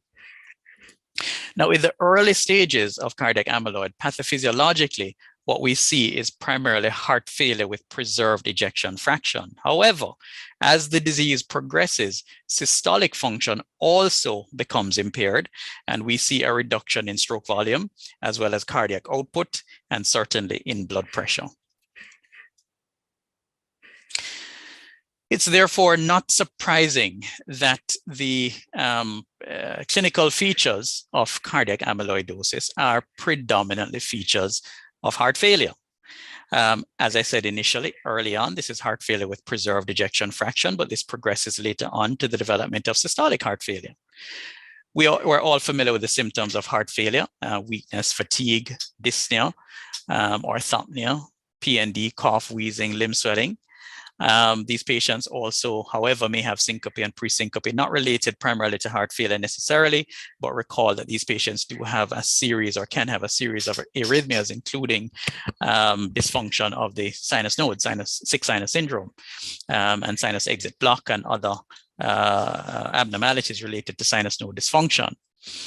In terms of physical signs, tachycardia, hypotension, orthostatic hypotension, particularly in patients with TTR amyloid who also have an autonomic neuropathy, may also be present. These patients may have a narrow pulse pressure, and this is due largely to the reduction in stroke volume and cardiac output, and therefore blood pressure. The jugular venous pressure is typically elevated in these patients. There's an S3 gallop. An S4 may be heard in some patients. This is due largely to the infiltrative process within the ventricle. However, bear in mind that this may not be present in patients who have atrial fibrillation. Murmurs of mitral and tricuspid regurgitation tend to be seen commonly, and this may reflect a number of underlying pathologies, including the infiltration of the valves and malcoaptation. And later on in the course of the disease, end-stage disease, LV dilatation, though this tends to be uncommon. As I mentioned, pulmonary hypertension is a feature of the disease, and characteristically, therefore, we may hear a loud P2 as well as be able to appreciate a palpable P2 as well. Fine bibasilar crackles, tender hepatomegaly, and pitting pedal and pretibial edema tend to be features. Ascites, not a common prominent feature of cardiac amyloidosis. Whenever we see patients who have ascites and primarily right-sided heart failure features, we tend to think of constriction, but bear in mind the fact that ascites can occur, can be seen nonetheless. Now, additionally, some patients will have macroglossia, and this tends to be seen more so in patients who have AL amyloid. I must say here that the clinical features don't allow us to differentiate with great sensitivity or specificity between AL and ATTR amyloid, and perhaps we'll be able to speak more to this in a moment. However, rule of thumb is that macroglossia is seen more commonly in patients with AL amyloid, whereas patients tend to have more autonomic nervous system involvement in patients who have TTR amyloid. Carpal tunnel syndrome may be seen in either, but there is a greater predilection for this occurring with AL amyloid as well. So bear those features in mind. Okay, so we've spoken a lot about the pathology, the pathophysiology, the clinical features, but we're clinicians. So at the end of the day, we're perhaps more interested in what do we do when faced with these clinical scenarios. So let us assume that we are confronted with such a patient. We have a patient who perhaps fits has the history consistent with cardiac amyloidosis, physical signs, which we mentioned. Perhaps you have an echo in hand, which shows that the patient has got heart failure with preserved ejection fraction. How, therefore, do you proceed in terms of your evaluation and your workup of this patient? Well, as the residents are trained to say by rote, the examinations in patients such as these, in all patients really, are general and specific. The general investigations would include a complete blood count. One may see anemia, particularly if amyloid is occurring in the context of a patient who has multiple myeloma or plasmacytoma. The electrolytes may be deranged, particularly, again, if the patient has got AL amyloid, because recall that renal amyloidosis can be one of the important complications of AL amyloid. But also, patients who obviously are on diuretic therapy may develop elevations in BUN and creatinine consistent with prerenal azotemia, or in advanced cases, acute tubular necrosis. Our patient, I believe it was patient number 2, CB, actually had deranged BUN and creatinine consistent with diuresis. Deranged liver function tests may be present, tends to be more a feature again with AL amyloid, but can occur with TTR amyloid.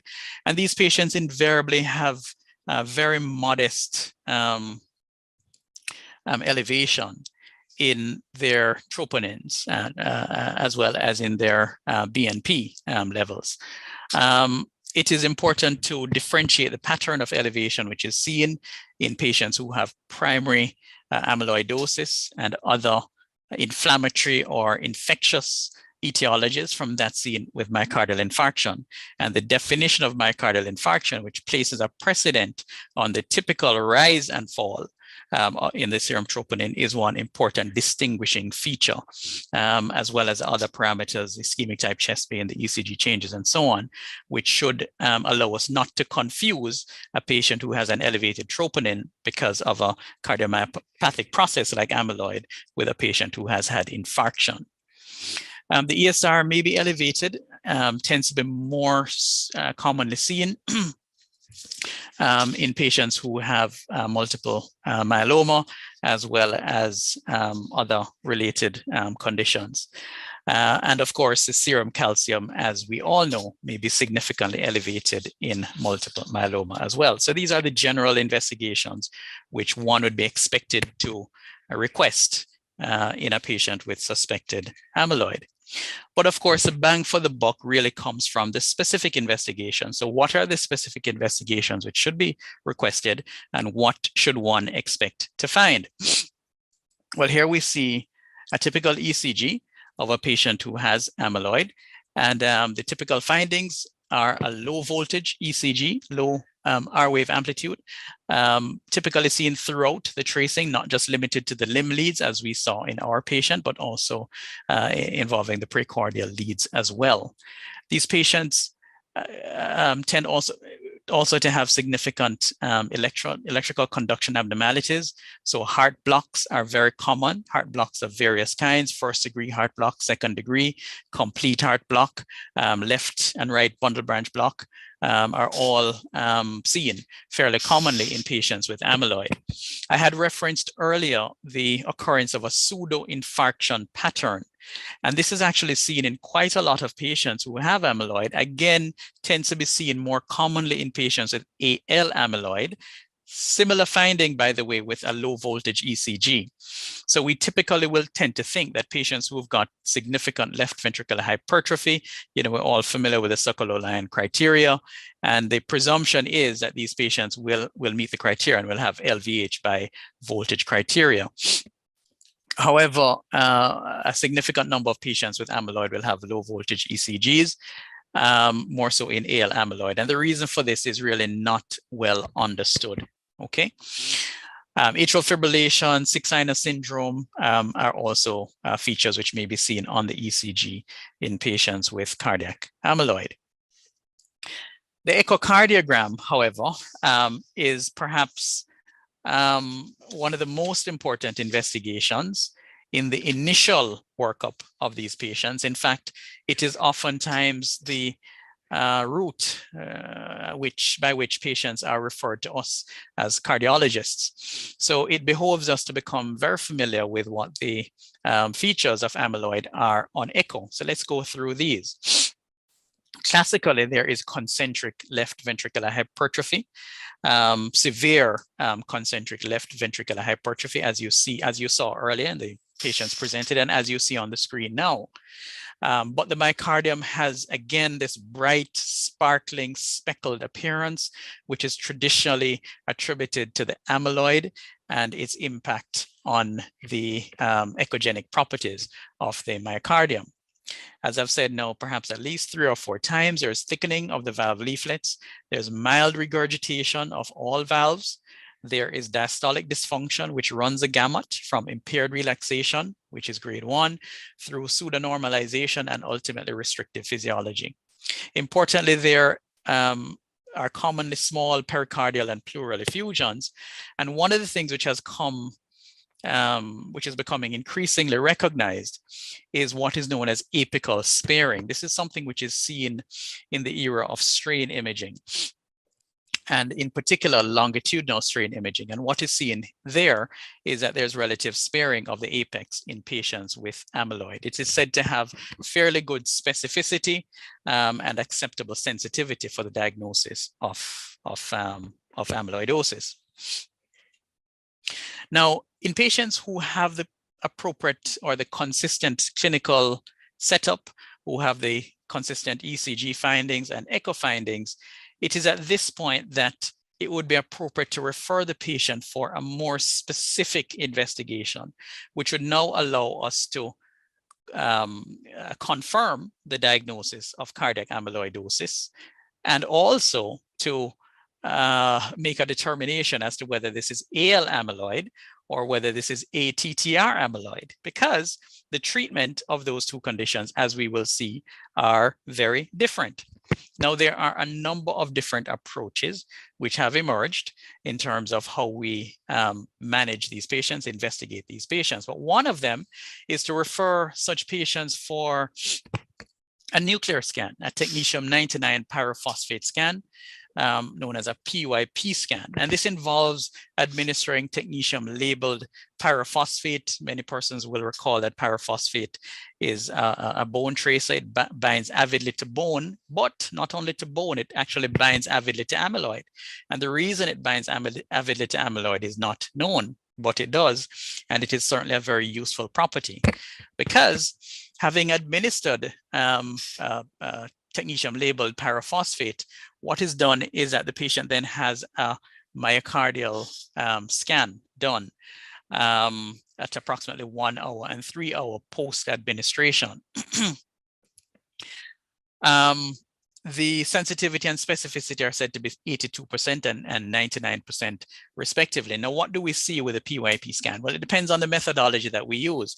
Patients can be imaged in a planar format, and you see the planar image on the screen here.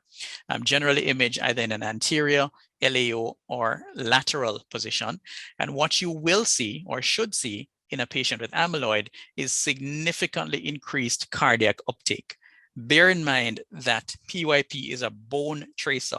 So under normal circumstances, one would not expect a normal heart to take up technetium-labeled pyrophosphate. However, in patients with amyloid, you will see significant uptake, as you can see here. Now, we have different grading systems in order to determine the severity of the uptake. And we have various comparators as well. We generally will compare it either to bone uptake or to uptake in the contralateral lung. And there are various ratios and staging systems and so on which we use. So this is one method, which is a planar method. To the right, you see another nuclear method, methodology which is used to image these patients, and this is now using SPECT imaging to obtain these tomographic slices of the heart. So you're seeing now short axis vertical lung and horizontal lung axis views. SPECT imaging in these patients is very important because it avoids a problem of blood pool uptake. So with planar imaging, though the image here, certainly this image suggests that this is myocardial uptake, there is a possibility that it could all be blood pool, particularly if the patient is imaged at 1 hour.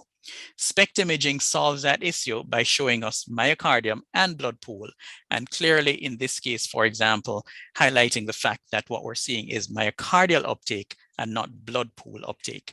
A positive PYP SPECT scan looks like a normal perfusion scan. This is what you'd expect to find in a patient who has significant amyloidosis. Now, once we see increased uptake on the PYP scan, we can make a definitive diagnosis of cardiac amyloidosis. The question therefore now becomes, well, is this AL amyloid or is this ATTR amyloid? There are a couple of rules of thumb in relation to this. Number one, if you have severe uptake, and we grade it using a particular scheme, if you have grade 2 or 3 uptake within the myocardium, then that is specific for ATTR amyloid. AL amyloid generally will not behave in this way. Secondly, a positive PYP scan should be followed by some investigation, some means of diagnosing the presence of monoclonal bands. And therefore, these patients should always be sent for urine and protein immunofixation. Now, in the past, we did serum and urine electrophoresis. However, this is not as sensitive or specific for the diagnosis of amyloid. The current recommendation, therefore, is that we request in these patients immunofixation. Immunofixation differs in that it not only separates the fractions, but it also allows us to identify them. Thirdly, these patients should also have what is known as a ratio. This is the serum kappa to gamma light chain ratio. And this is important in order, again, to identify the presence of a monoclonal band in these patients. Now, how do we bring these together? Well, certainly if the patient has a positive PYP scan and they have a positive serum or urine immunofixation study, then it is appropriate to diagnose AL amyloid in that patient because that patient has cardiac amyloid and they also have demonstrated monoclonal bands. If, however, the PYP scan is positive and there's no evidence of monoclonal bands in urine or serum, then that is consistent with ATTR amyloid. Now, what is the role of cardiac MRI in the diagnosis of amyloid? The reality is that cardiac MRI has evolved and continues to evolve in terms of its importance and relevance in making this diagnosis. We recognize the presence of diffuse late gadolinium enhancement, or LGE, in particular patterns, classically the subendocardial pattern, as well as transmural LGE. Sensitivity and specificity relatively good at 85 and 92%.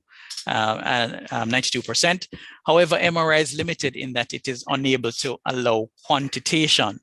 This is also a limitation with PYP scans. However, it's also contraindicated in patients with renal disease, and there's also fairly limited availability locally. Okay, so let us assume that at this stage in the diagnostic process, again, the patient presented as we discussed, had the appropriate echo findings, perhaps the ECG findings, perhaps you sent the patient for a PYP scan or a cardiac MRI, and you've now made a diagnosis. Where do you go from there? Well, if the patient has got AL amyloid, then this is a disorder, likely a disorder of plasmacytoma. You know that the etiology here is a deposition of monoclonal light chains, immunoglobulins. Therefore, it's appropriate to refer the patient to a hematologist at this point. Such a patient will require chemotherapy, perhaps autologous stem cell transplantation, etc., in keeping with the evaluation and the management of a plasmacytoma or multiple myeloma.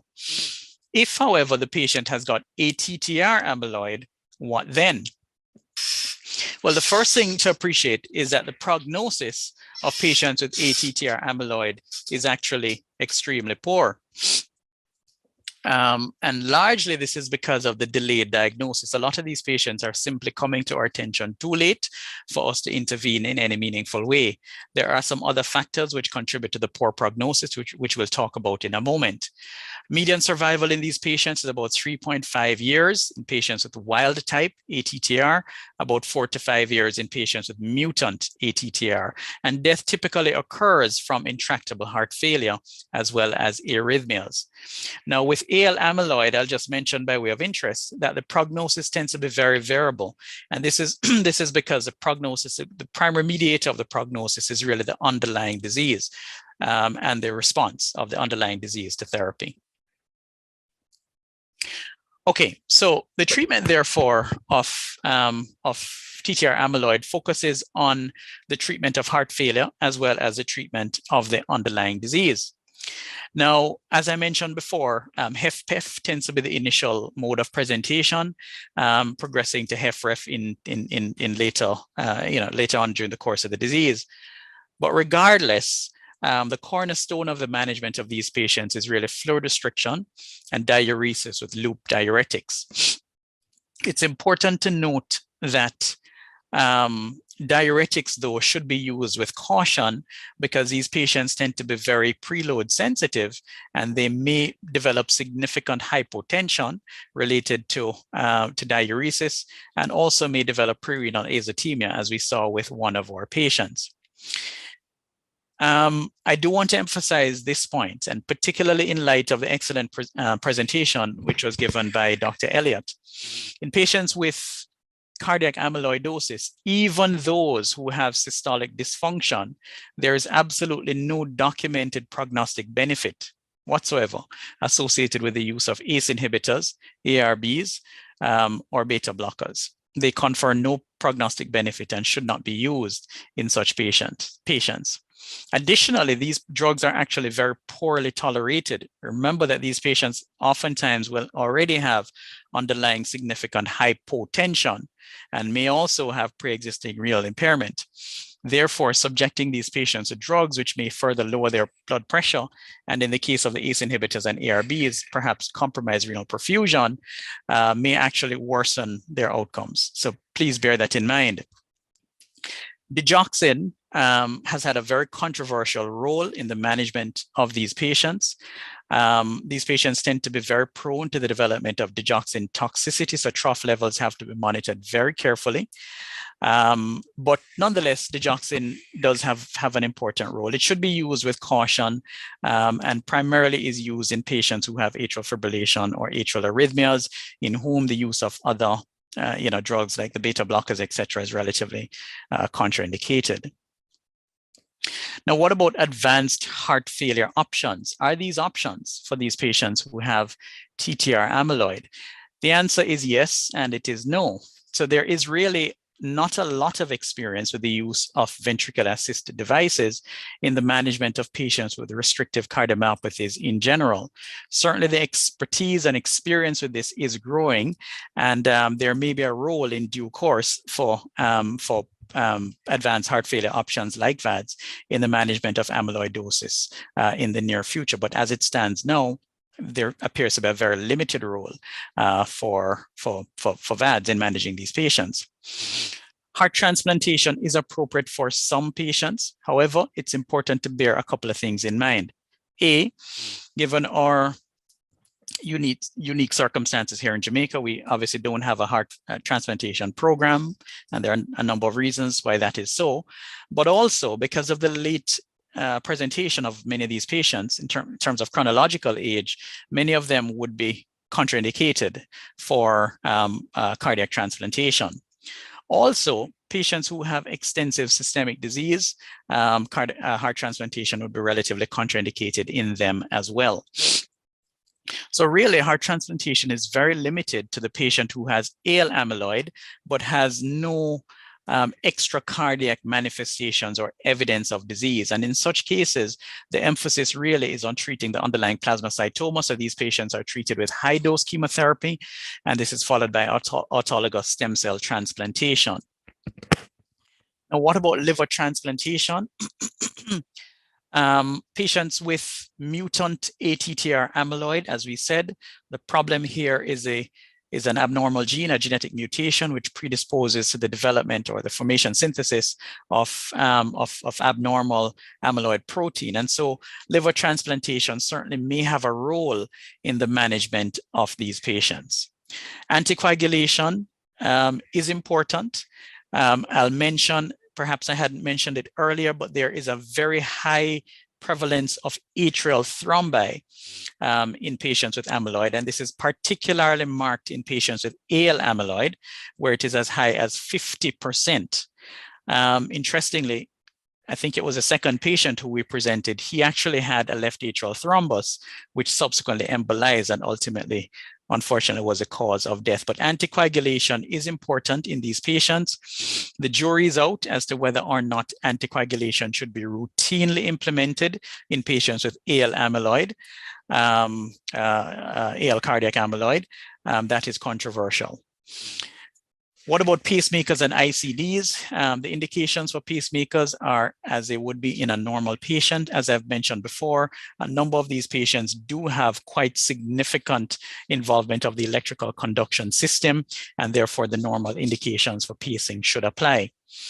ICDs, limited role, or limited or unclear benefit, I should say, associated with the use of ICDs in this condition. The role of ICDs in managing these patients continues to evolve, and perhaps we'll know more in the years to come. But certainly one of the real successes which we have had in recent times is the emergence of drugs which reduce the deposition of transthyretin in the myocardium, and this includes drugs like tafamidis, patisiran, and inotersen. All these three drugs are currently approved and are available in the first world. They act in different ways. They have different mechanisms of action. In the case of tafamidis, it stabilizes the TTR tetramer and reduces the synthesis of TTR amyloid, has been shown to reduce mortality and to improve quality of life. However, one of the big limitations with this drug and with all of them is cost. Okay, this drug is given at a dose of 80 milligrams once a day orally, and this crystallizes into a cost of $225,000 per year. That is approximately 34 million Jamaican dollars per year. Similarly with patisiran, slightly different mechanism of action. It inhibits the synthesis of TTR RNA, also has been shown to reduce symptoms and to improve quality of life, given subcutaneously, but at $450,000 per year. I'm not sure many persons will be able to afford that cost. Inotersen, similar, subcutaneous administration, $8,000 per dose syringe, cost $420,000 per year, approximately 63 million Jamaican dollars per year. Now, the reality is that these exorbitant costs of these, what I would regard now as essential therapies, really raise some critical questions about healthcare economics, equity in healthcare, perhaps even medical ethics. These discussions, however, certainly go beyond the scope of our talk this morning, and perhaps we can have that discussion at another time. Certainly, though, there is cause for optimism. We look forward to the emergence of generic options in the near future, and we certainly hope and pray that they will be far less expensive than the branded molecules. So, in summary, colleagues, please bear cardiac amyloidosis in mind as an important cause of heart failure. Please bear in mind that there are 30 different amyloidogenic proteins which may exist. TTR, which is transthyretin, and immunoglobulins, however, are the most important proteins involved in cardiac amyloidosis.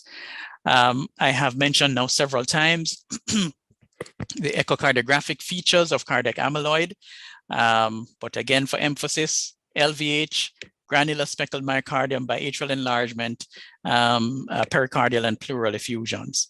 The PYP scan, which is a nuclear scan, as well as cardiac MRI and urine and serum studies are essential in terms of the diagnostic pathway. And last but not least, specific therapy options are now available for amyloid, albeit they are fairly expensive. I do believe this is my last slide. So at this point, I'll just thank you for your attention, and I am open to any questions at this time. My goodness, Handel, thank you so much for this comprehensive talk. I'm afraid it hasn't done anything to remove my sense of helplessness in cardiac amyloid patients, because we can investigate, but often we can't do much for them. But thank you for elucidating on the points. We do have some questions. The first question is, in terms of epidemiology, what is the sub-percentage of HFpEF that is caused by cardiac amyloidosis? Is the prevalence relatively high in the Caribbean? Not sure we have the figures, but you can take that. Right. Well, no, we don't have data, but recall that HFpEF, there are a number of other possible causes of HFpEF. In fact, I really don't like the diagnosis of HFpEF because it goes beyond the restrictive cardiomyopathies. Recall that hypertensive heart disease is an important cause of HFpEF. Thyroid disease may also be considered to be a form of HFpEF, even valvular heart disease, and certainly hypertrophic cardiomyopathies as well. So if we were to look at cardiac amyloid as a percentage of patients with amyloid as a percentage of patients with HFpEF, it would probably be very small because you're lumping all of those things together. It would perhaps be more reasonable to look at it as a percentage of patients who have a restrictive cardiomyopathy. And cardiac amyloid is actually the most common form of a restrictive cardiomyopathy, which we see in clinical practice. Right, thank you. The second, well, I'll take it really as a comment, was greetings and excellent presentation. I find management of these patients challenging. I have a patient just like case 2. I use midodrine to control the autonomic neuropathy, but the heart failure is challenging. He has pulmonary hypertension as well. I got best results with using Viagra or Spirulon, but his blood pressure is so labile, it's frustrating. Can you spend some more time on management? Well, I think since this question was typed in, you did spend time on management. I'm not sure if there's any more that you could say. The other question, if I can just get the chat out of the way, is why give spironolactone and furosemide concurrently? I don't know if that is related to this presentation or if it was related to Victor's presentation, I suspect. Yes, it seems that way. So we move on. I don't know. I think you've said all you can about management of the cardiac amyloid. So I don't think there are any other questions at this time. Everyone is saying, however, what a good presentation it was, and I do agree. Thank you. Handel, I have a question. Just following up, do you have any idea of the prevalence of cardiac amyloid here in Jamaica? Any idea at all? No, and this is actually something which I think there's a lot of scope for us to actually investigate and potentially have a positive impact on these patients. I think a lot of these patients are being underdiagnosed. I think what happens is that we have a lot of patients, or there are a lot of patients who have hypertensive heart disease. Perhaps they're hypertensive. Persons obviously over the age of 60 and 70, a significant percentage of them will be hypertensive. So when they do, when they're found to have concentric hypertrophy on an echocardiogram and perhaps some diastolic dysfunction, it is automatically attributed to hypertensive heart disease. It is lumped into that category and treated as such. I think that results in the underdiagnosis of amyloid, and it is something which I certainly hope to change or to help to change. Handel. Yes, Roger. Yes. My Wolmerian colleague. Indeed. So we have a lot of Wolmerians here today. Yes, question. At what age would somebody who has mutant TTR start to express themselves or express the gene? And why I ask is that I actually have one patient I follow and his brother, who we just happen to do their genetic studies for another reason. We're actually looking for another genetic cardiac abnormality, and came back as they're being TTR positive. Yes. Or they have the gene. Incidentally, looking back, their grandfather, who I also used to manage because he had a pacemaker put in abroad, actually when I look back and looked at all the characteristics of these patients, I realizing that he expressed all the features. Yeah, right. You know? So what do we do with these young men? Because we have, they're teenagers at this point in time. Yeah. So I think it's two things. One, because it's a genetic condition, generally symptoms and features will develop earlier than other forms of amyloid. So the rule of thumb is that they'll develop manifestations before age 40. This is in contrast to patients with AL amyloid, who generally will develop symptoms over the age of 40. And certainly patients who have wild-type TTR amyloid or senile amyloid, where generally symptoms will occur at age 60 and beyond. But in cases like that, where you have a patient who has an index patient who has a documented abnormal genotype, I think it would be important to start screening early in the first-degree family members of such a patient. And I think a simple and easy and effective and widely available screening test initial would be an ECG and an echocardiogram. I would actually start there with such patients. In fact, I would recommend that such patients just have annual echocardiograms as part of their screening approach to screening in such a case. What about the PYP you mentioned? Is that available here? PYP scanning is available privately. It will very shortly be available at the university as well. I want to say by early next year, but the deadlines have been pushed back a bit for a number of reasons, but certainly it will be available very shortly. Yes, privately where? The Heart Institute does it, and Winchester also does it as well. Well, let me not say Winchester, Apex does it also. All right, great, thanks. Any more questions from panelists or anyone else? I don't see anything else in the chat. No. Oh. Dr. Lowe-Jones says that great presentation, but noting that many patients can also present with nephrotic syndrome. Any comments? Right. So amyloidosis, systemic amyloidosis is an entirely different animal. And the talk was really geared towards cardiac amyloid. So with cardiac amyloid, the presentation's a bit more skewed away from those systemic manifestations, though they can occur. But certainly amyloidosis in general can result in the development or the occurrence of significant renal amyloidosis and nephrotic syndrome. In fact, it may cause significant and severe nephrotic syndrome. It's one of the methods by which these patients oftentimes come to attention. Quite correct. Any other questions? There being no other questions, it remains for me to just thank Dr. Emery for such an excellent presentation and for stimulating such discussion. That's very illuminating. Thank you very much. Thank you as well. We move on to our next sponsor segment, which I believe will be from Mrs. Ann Bingham from Servier. So we'll ask Ann to present now. Life starts with the first heartbeat and inevitably ends with the last. Each day, the heart pumps more than 7,000 liters of blood. The vital function of the heart must be maintained to ensure adequate perfusion of the body.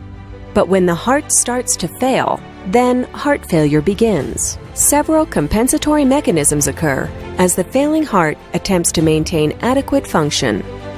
These include increasing heart rate and increasing cardiac output, increasing diastolic ventricular volume, and wall thickness through ventricular remodeling.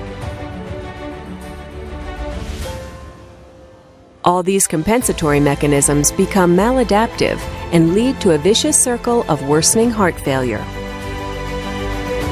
While the left ventricle undergoes remodeling, increased heart rate further worsens heart function. Contractility decreases, leading to reductions in stroke volume and cardiac output. Chronic heart failure patients experience numerous symptoms that affect their quality of life. Acute heart failure episodes can occur, constituting an emergency for hospitalization because of the risk of death, and this makes patients even more vulnerable. Treatment strategies have been developed based upon our understanding of heart failure. in particular Procorilan, an innovative treatment to rapidly improve cardiac function. Procorilan is the first selective and specific inhibitor of the sinus node IF current.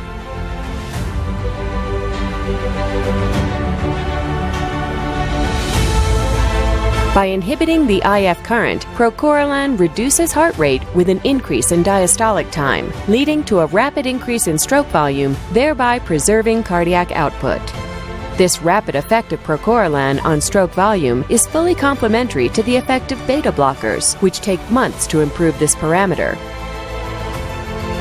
By increasing the diastolic time, Procorilan further improves myocardial perfusion. Procorilan preserves cardiac contractility and cardiac output, resulting in better cardiac adaptation during exercise. Procorilan also reverses cardiac remodeling, thus modifying disease progression.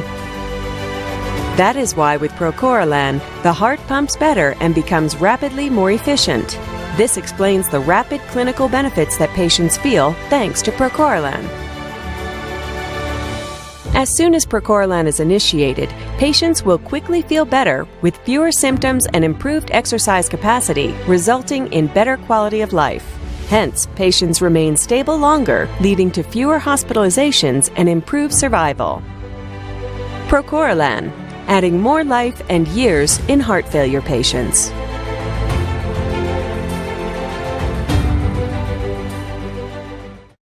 Good afternoon to you all. Thank you so much, Dr. Chung.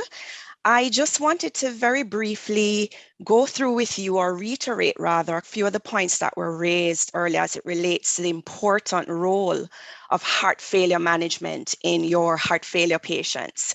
And I want to suggest to you, in fact, a fifth pillar in the management of your heart failure patients, that fifth pillar being Procorilan. I am Ann Bingham, the Regional Development Manager for Servier here in Jamaica. Now, heart failure is one of those parameters that really needs to be monitored, as you know, for your heart rate needs to be monitored closely in your heart failure patients, because it has been noted that with an elevated heart rate in these patients, it in fact worsens their prognosis. So you really want to be paying close attention to the heart rates of your heart failure patients. Now, what it has been shown in most of the real life registries is that a number of patients are not able to tolerate the maximum dosage of beta blockers. So as a result, they're still not getting the maximum benefit of beta blockade.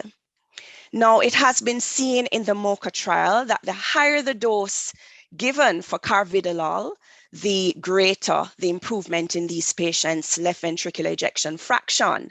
And also the higher that dose of carvedilol in this trial, the greater the reduction in mortality. So there's definitely a need to maximize that dose of the beta blocker, which is where Procorilan comes in. And this is why we at Servier would love to recommend it as your fifth pillar. Now, in order to get that beta blocker to its maximum dosage in a faster time, you need a treatment that's going to provide systematic heart rate reduction of less than 70 beats per minute, efficient decrease in heart failure death, efficient reduction in heart failure, in the risk of heart failure hospitalization, and of course, a treatment that is well tolerated. And that's what you get with Procorilan. Now, the beauty of Procorilan is that its mechanism of action layered with the beta blocker is very synergistic, because not only are you getting that added reduction in the heart rate, but you're also getting a greater improvement in the patient's diastolic filling time. And this is also while canceling that negative inotropic effect of the beta blocker, thereby improving rapidly the stroke volume of your heart failure patients while remaining blood pressure neutral. So this is one of those pillars that will not affect the blood pressures of your patients. And also Procorilan reduces the left ventricular end diastolic pressures of your patients. What does this mean at the end of the day? You're able to get that beta blocker dosage, maximize and increase by up to 25%, and it's done in a much shorter time, a reduction of minus 30% in terms of the time to maximum beta blockade. And in fact, more than 50% of patients receiving concomitant dosage of procorlan and beta blocker are able to get to that max dose. And of course, this is done while reducing the adverse events by minus 50%. Now, doctors, your patients will thank you because they're going to feel the difference. When procorlan was added to, or is added to your beta blocker, they're going to be able to do so much more. And their families will also thank you because with this pandemic, nobody wants to be in and out of the hospital. With procorlan on board, you're going to be reducing heart failure hospitalization by a further minus 30% and also heart failure death by minus 39%. So I urge you, doctors, why wait? For that heart failure patient that you see tomorrow, and they come in with a heart rate greater than 70 beats per minute, they're probably already on a beta blocker, or you're now considering adding a beta blocker, whatever the case might be, that heart rate is above 70 beats per minute, you want to add the procorlan right away, 5 milligrams twice daily. And if after 2 weeks that heart rate is still greater than 60 beats per minute, you can then up titrate to procorlan 7.5 milligrams, also dosed twice daily. Now listen, if the heart rate is between 50 and 60 beats per minute, you really want to maintain that patient on procorlan 5 milligrams BID. And if the heart rate drops below 50 beats per minute, you have the flexibility of down titrating to half a tablet of the 5 milligrams, 2.5 milligrams BID. Now, a lot has been said in terms of the cost factor, and you'd be happy to know that Servier rather has reduced the cost of procorlan to your patients. So they're now going to be noticing that they're saving some money when they go to fill their prescriptions. It's covered by NHF. And also, very importantly, in the public institutions, your patients will get procorlan FREE free. So thank you so much, ladies and gentlemen, for your time. And of course, don't hesitate. Go for your procorlan in your heart failure patients with a heart rate above 70. Thank you for your time. Thank you, Anne. Finally, they have reduced the cost of procorlan. So glad to hear. It's a real benefit to our patients, and one of the obstacles has been the cost. So I'm very glad to hear that. Ladies and gentlemen, we're going to move on to our next talk, which will be presented by Dr. Roger Irvin. Roger is no stranger to any of us. He's a consultant cardiothoracic surgeon in Kingston, Jamaica. He currently works at the University Hospital, but now does the bulk of his work privately.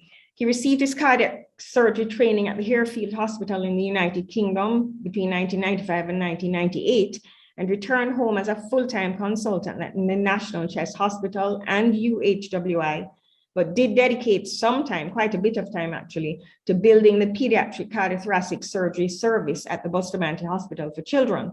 On his return to Jamaica, he began taking an interest in cardiac pacing, and I know he has been implanting devices for more than 20 years.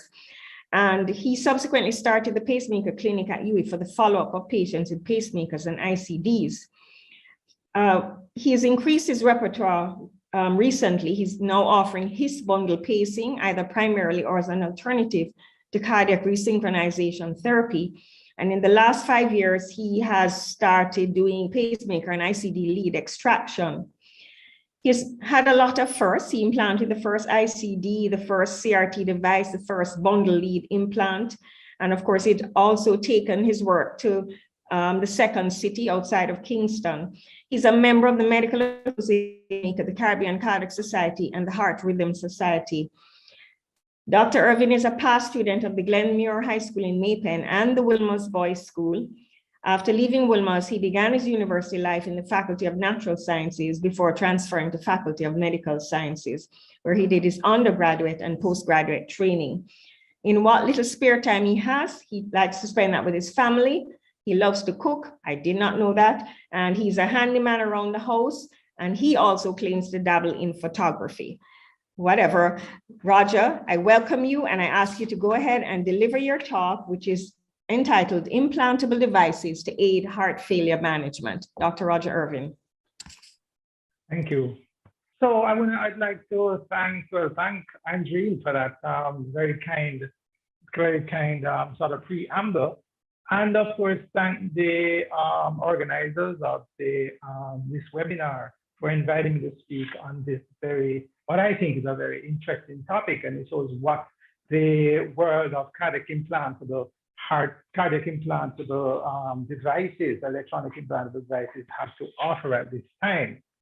So first of all, let's start with what heart failure. Heart failure, in a nutshell, is an inability of the heart to supply the metabolic needs of the body. It was defined quite nicely by Brunwald in 1980, and I think that still stands. I mean, these days we actually have divided it into two different animals. We have the heart failure with reduced ejection fraction, which we have referred to as HFpEF, and heart failure with preserved ejection fraction. Arrhythmias, of course, can result in heart failure by affecting either ventricular filling in your tachyarrhythmias or in your bradyarrhythmias by decreasing your cardiac output because the heart is too slow to provide any adequate cardiac output.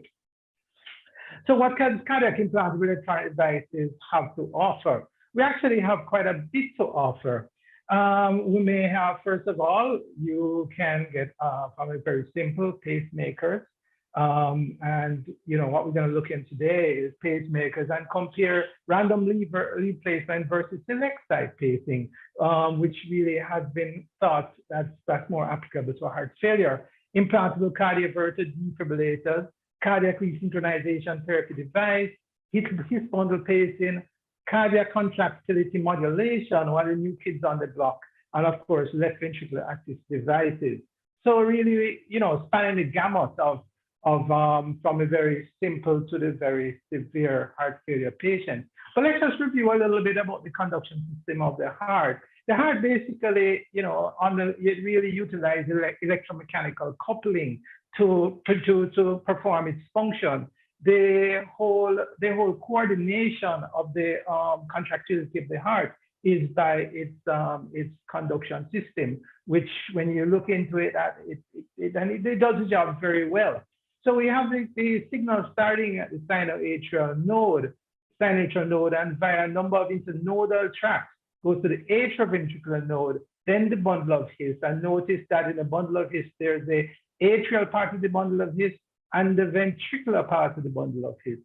And from the bundle of His, it splits into two bundles, the left and the right bundle. When we talk about bundle branch Brock, be one of those that's actually not working. So it splits into two bundles, and of course that divides into the Purkinje fibers, and the Purkinje fibers is what actually just directs the signal to the heart muscle itself and cause the contraction. The structure itself and the way it functions is really very efficient. There's no other way in a normal heart of conduction from the atrium to the ventricle, but via this single pathway right there.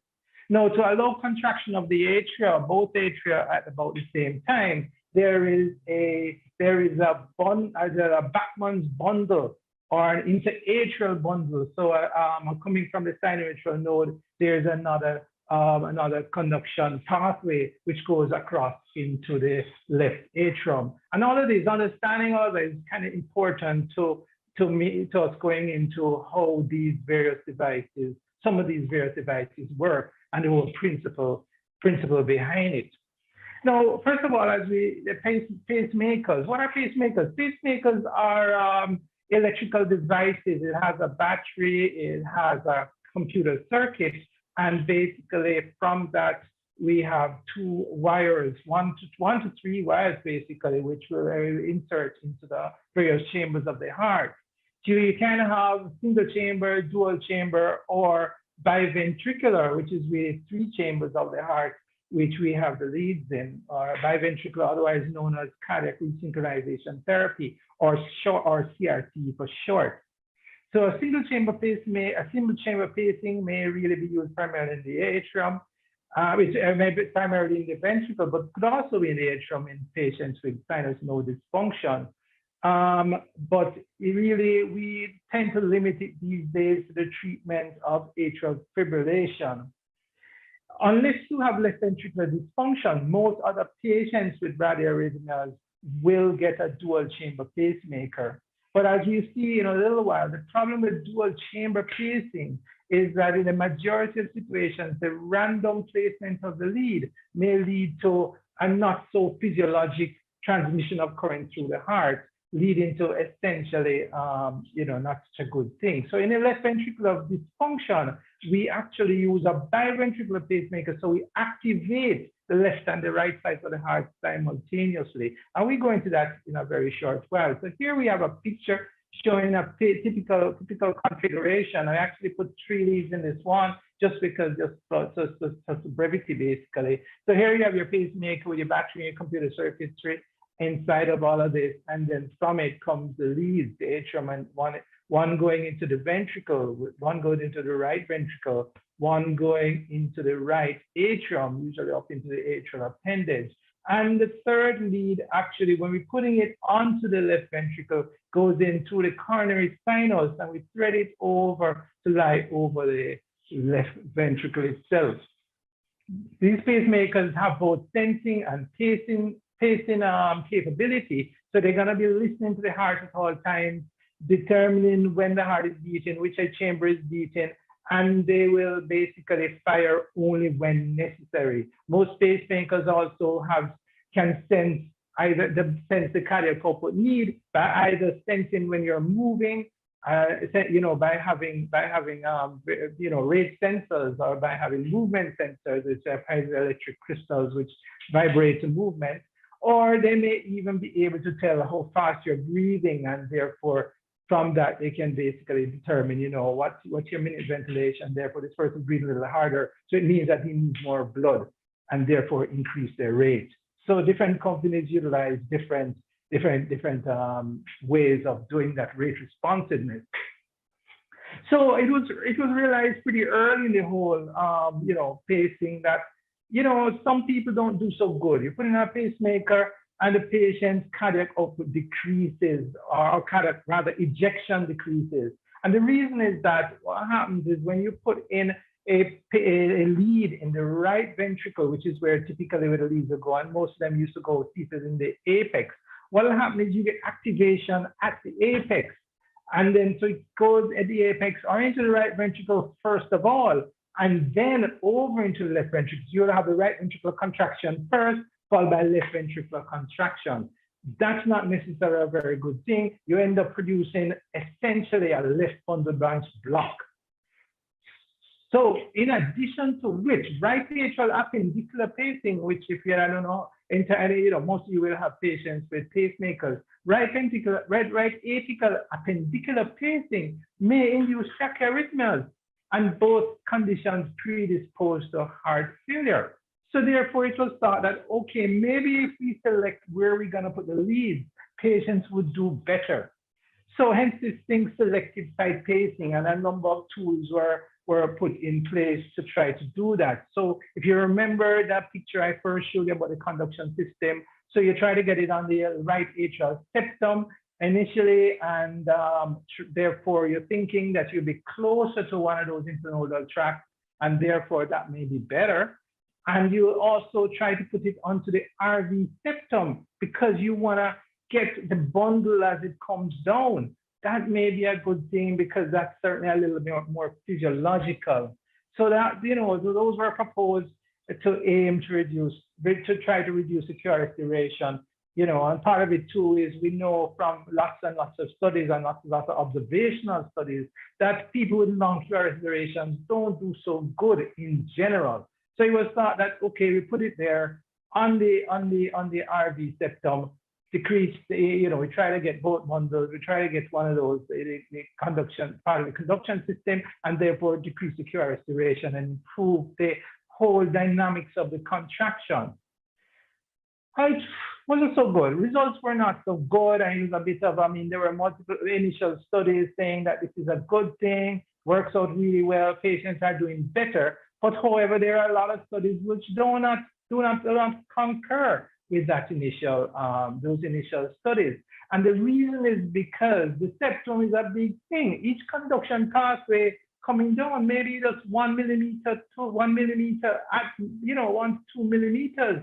And imagine you have to, you're putting it in a kind of a heart that's beating, moving around when you're sticking in your lead. Imagine trying to hit that on a whole 4 centimeter, you have about 3 centimeters to play with. You kind of have to hit that 1 millimeter spot when in something that's moving at the same time, and you're way up there in the distance, like flying a kite and trying to get it into spot.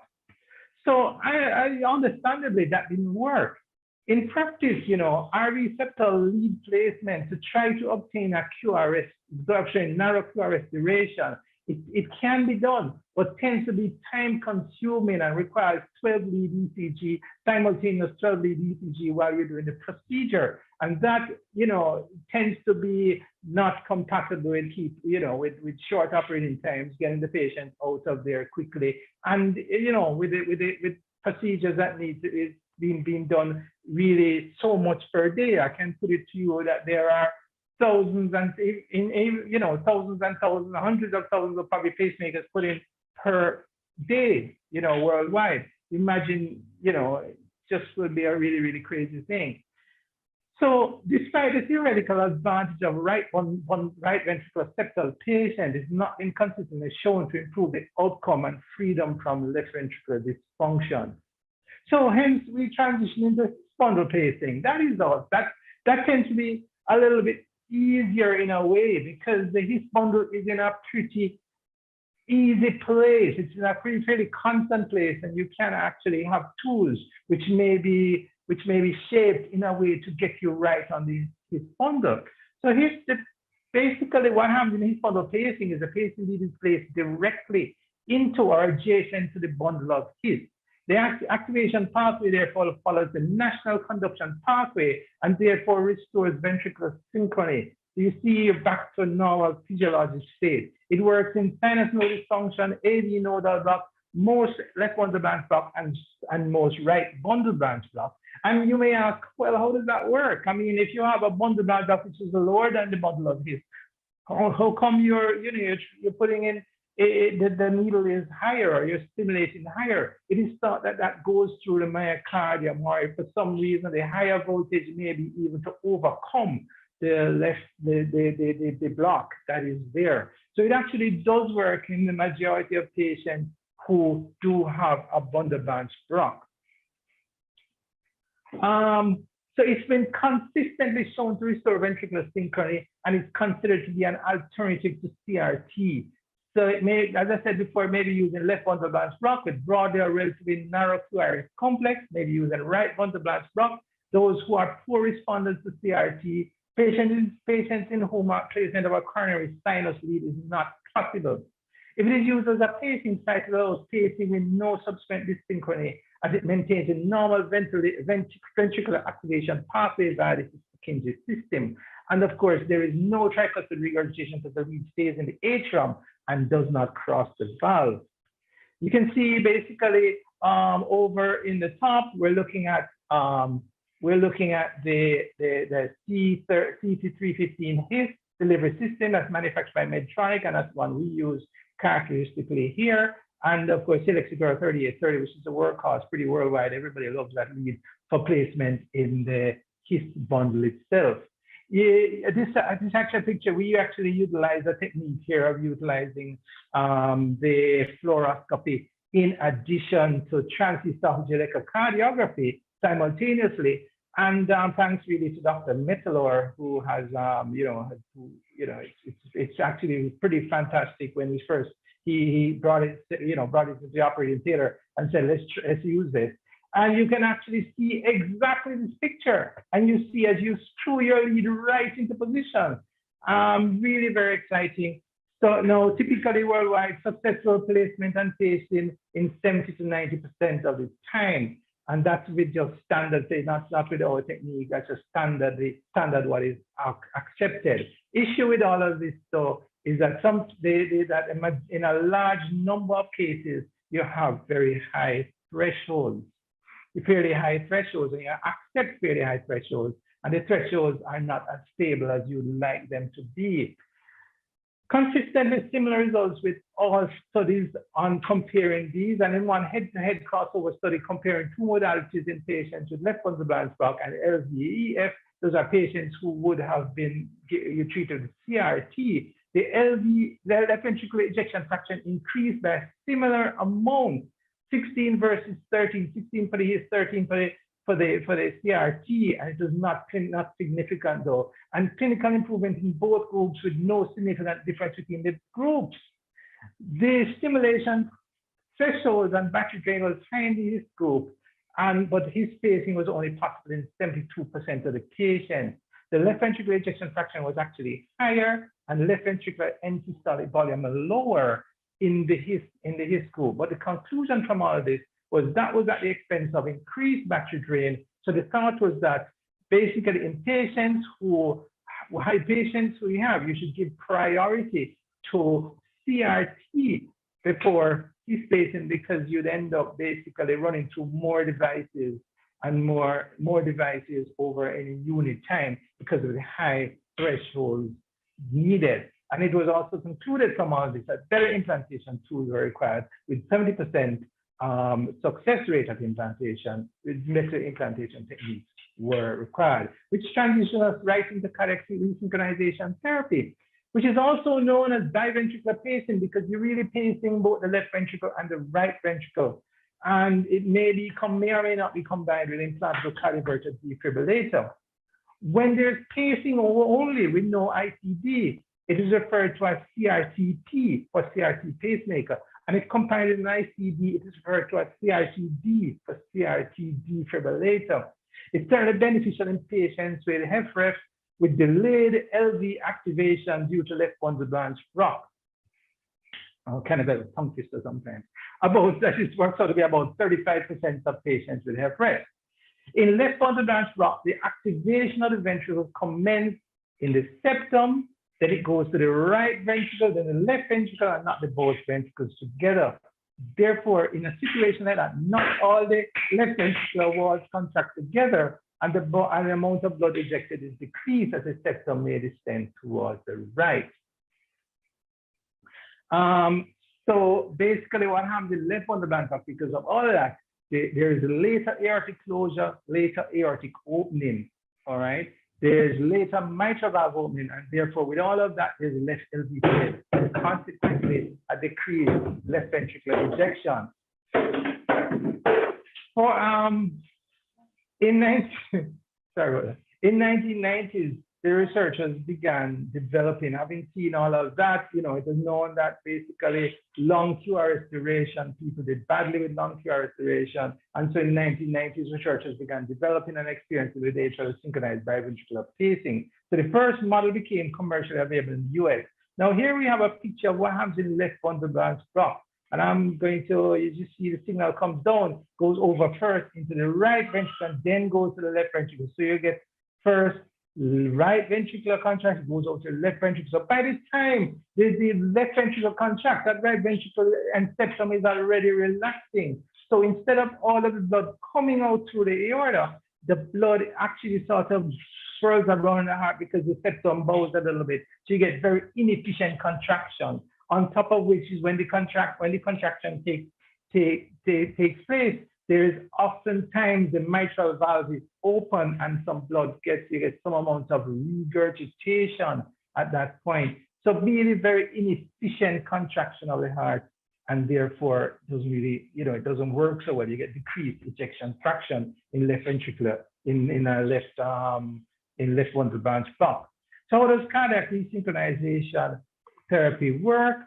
One lead is placed in the atrium to track the atrial contraction and the commencement of the cardiac cycle. The second lead goes into the right ventricle, and the third lead is placed in the left ventricle via the coronary vein lying on the left ventricle. And there we have the lead going in right there. In truth and in fact, when we're implanting, we actually put in the right ventricle lead first, followed by the coronary sinus lead, and then we follow that by the right atrial lead when we're finished with the procedure. And here we have, as a result of all of that, here we go, there you go, both sides contracting at about the same time. So you have both sides of the heart working because the signal comes across very nicely.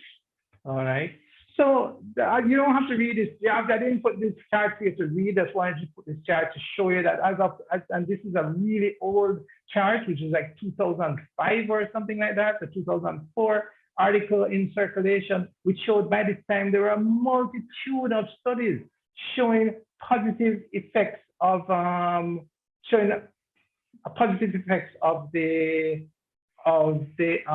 CRT. So there was a multitude of studies showing its effectiveness in decreasing mortality, improving heart failure symptoms and hospitalization. It increases left ventricular ejection fraction and decreases the left ventricular end-systolic volume, and typically improves the NYHA class by at least 1. On removing the therapy, patients tend to revert to pre-treatment state, unfortunately. So we see there's a mountain of studies that actually shows that it improves people. And indeed, if you meet any patients after they've gotten CRT, these patients, they immediately feel better. You'll find a patient going into theater in heart failure, he comes out, he's peeing like a Trojan, and he just feels great. But the issue is that the second point, on removing therapy, patients tend to revert to the pre-treatment phase and unfortunately relatively quickly. So basically, I said before, shown by multiple trials to offer survival benefit.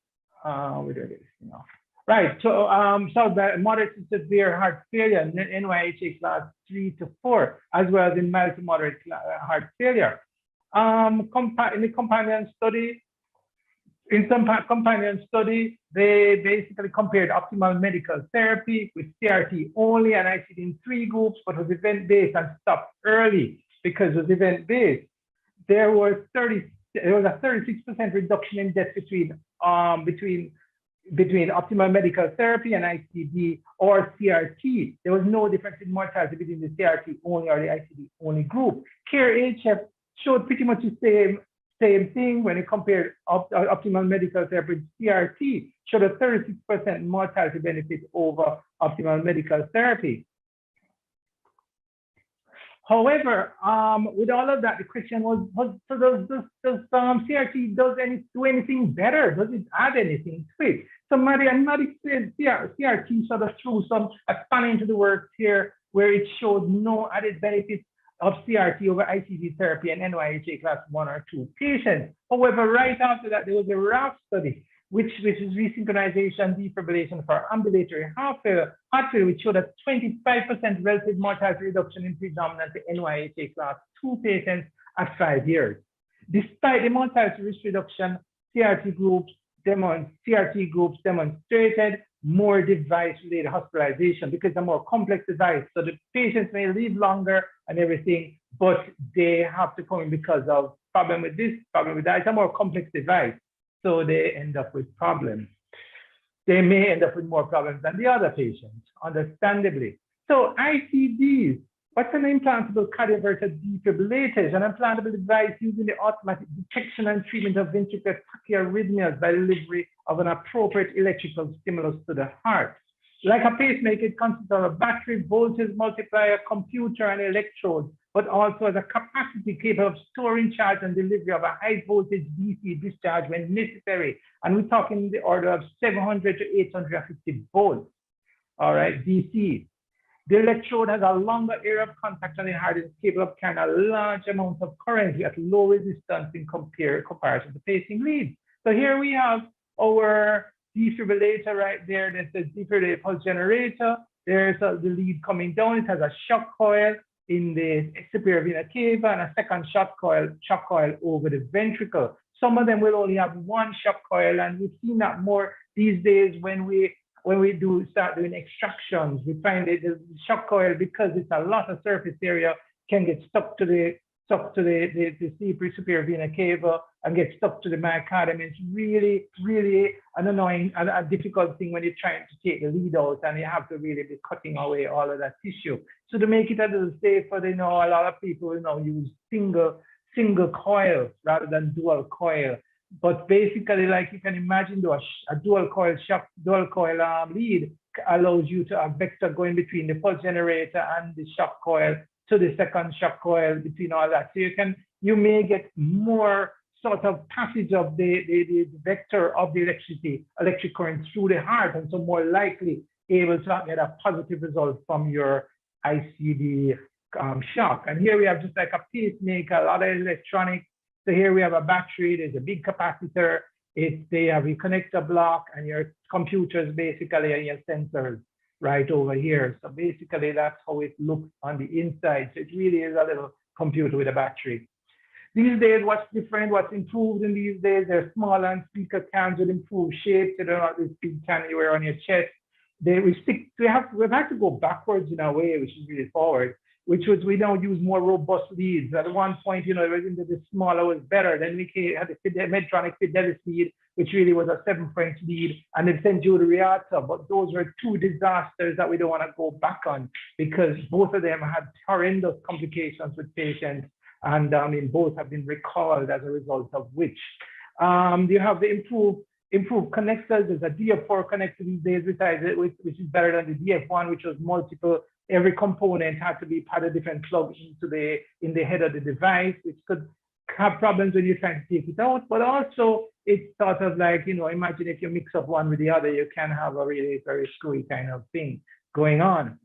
Then now these days, we have the subcutaneous ICD, really, really good. In case, especially in patients with access problems or patients in whom ATP, which we'll talk about in a short while, is not a necessary part of their treatment. You're not expecting to use it. Then have a subcutaneous ICD, which is a pretty good item. And of course, the emphasis on minimizing shock therapy, and we do that using anti-tachycardia pacing. So, shocking, getting a shock is not a really nice thing. It really feels pretty bad.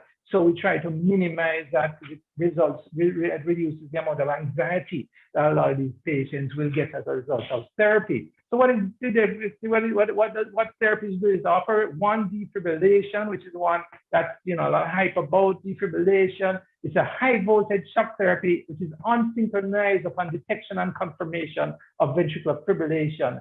Now, usually the charging of the capacitor will take about 10 to 14 seconds, detection and confirmation probably about 4 to 12 seconds.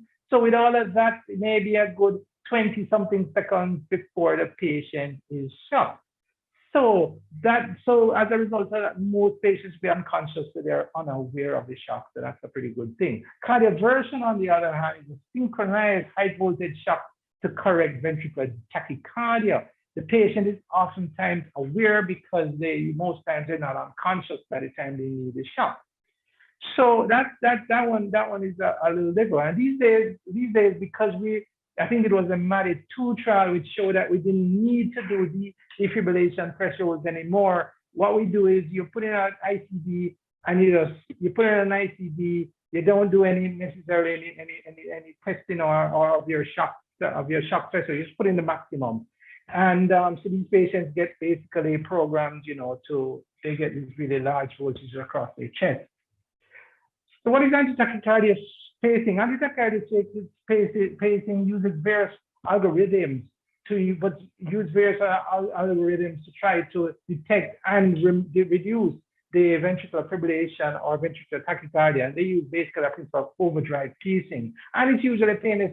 Most patients don't even know it's happening. Occasionally, one will tell you, I feel it happening, and I feel the heart is going funny, and it gets, he gets a treatment. So that's really good. So why do you need, and does it really, really work? Does it make a difference in people's life? So people who have reduced ejection fraction below 35% are an increased risk for sudden cardiac death, ischemic or non-ischemic. And this was shown in the MADID-1 and 2 trials and the SGLT2 trial. Persons with a myocardial scar, whether it's ischemic or inflammatory or abnormal tissue infiltrated disease, have abnormal or slow conduction through the abnormal tissue. And imagine, you're running and you suddenly run through some water while your friend beside you is running at a constant rate. As you go into the puddle, you slow down a little bit. Same thing, electrical signal going through the heart. You get into, it gets into a part of scar, it slows down. the rest of the heart signal goes through. When it comes out, it's into a relatively refractory period, and that can set up an area of EF. Also, the areas of ischemia may conduct electricity differently, resulting in arrhythmogenic foci. Antiarrhythmic drugs, with the exception of beta blockers, do not decrease mortalities from arrhythmias. In fact, the average trial was stopped prematurely due to a 9% increase in mortality and in the antiarrhythmic group in 18 months. So really what we see is these antiarrhythmic drugs, not really, they make you feel better, but you don't necessarily save you from dying. But these things definitely show mortality benefits. They actually do save you from dying. There is a definite mortality benefit demonstrated in multiple multi-center trials, randomized trials. However, it really does, unfortunately, does nothing for heart failure symptoms. So if some people can argue really that maybe not such a good thing. But it's certainly been shown to be superior to antiarrhythmic drugs with respect to mortality.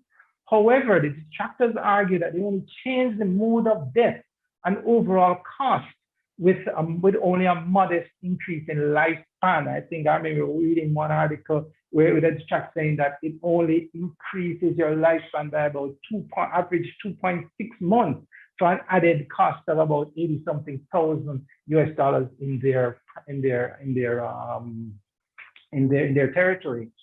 Okay, so what about this new kid on the block? Cardiac contractility modulation, really exciting. Relatively new device. It was CE approved in 2016. Remember the first defibrillator? Well, you might not remember that, but the first defibrillator was actually made in 1980, and implanted in the first. I think it got it got FDA approval by about 5 years later. Anyway, relatively new device, cardiac contractility modulation, relatively new device, CE approved in 2016, while FDA approved in March 2019. We're actually awaiting our first implant in Jamaica, and PICJ is a site where that will be offered. That's a little plug for you guys, Victor. The device CCM meets the primary endpoint required by FDA in initial studies, but was later resubmitted and approved. It's in the European Society for Cardiology 2016 guidelines for the management of heart failure. And it's for treatment of patients with heart failure with reduced ejection fraction and QRS duration less than 130 milliseconds, which really is about 65% of heart failure reduced ejection fraction patients. So patients who remain symptomatic despite optimal medical therapy. It's most efficacious for the management of NYHA 2 and 3 patients between LVF 25 to 45. And it's thought that when they're a little much below that, they don't have enough active good myocardium that actually can work. You have to replace by SCAR and so. So here's what a device looks like. It's a little bigger than an ICD. It's a little bigger than an ICD, but somewhere in that sort of range. It's a rechargeable device, which is different than most other implantable devices that we put in. And the current generation of device has ports for an optional atrial lead and 2 right ventricular leads, one for sensing and one for pacing. All the leads are standard active fixation pacemaker leads, are what we use every day. But the leads are placed on the RV septum, which requires that is stylet be given a secondary posterior curve. So instead of just a curve going in, you actually bend it backwards, so it actually goes and hits on the on the posterior wall of the right ventricle. In the right ventricle, which is really the septum, basically. So there are available stylists like the St. Jude Mon stylet, but you can actually do it yourself just by giving a little bit of posterior bend before you put the stylet in.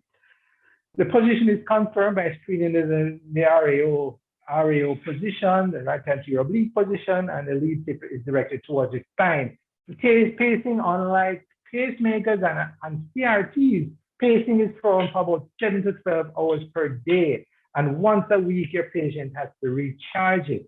So here you have, over here is your device, here is your little recharger that's given to every patient. And he sits about for an hour with this little pad over the device. And this is the programmer that we actually use. All right, so pretty much that. Some patients find it a little annoying to have to recharge it. But then the nice thing is good for about 500 or so cycles, which means a good 5 years or so or more. So here we have on X-ray, the upper picture. The upper picture here shows your CCM device in the upper left. Truth is that most of the time it's put in the upper right. Like this is the second patient, because you have the usual pacemaker or ICDs usually placed on the left-hand side for a lot of reasons. All right, so here you have your device on the left-hand side and your CCM device, the ICD on the left-hand side and your CCM device on the right-hand side.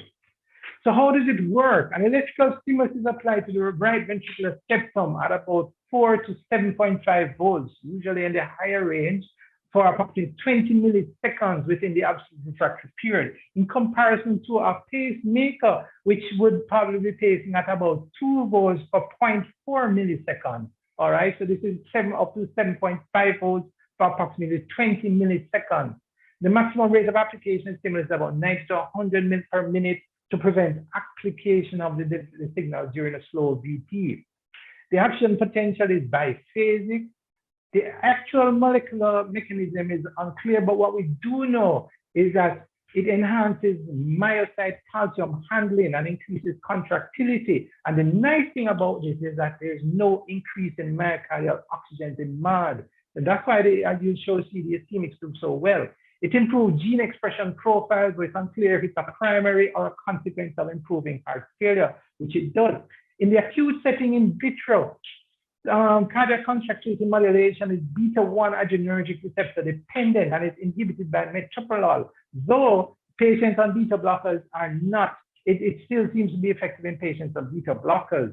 However, it is associated with increased intracellular calcium, and the administration of ranitidine or even with verapamil tends to block CCM. So it is known, and verapamil is known to block the L-type calcium channels and consequently prevents myocardial or myocyte calcium entry.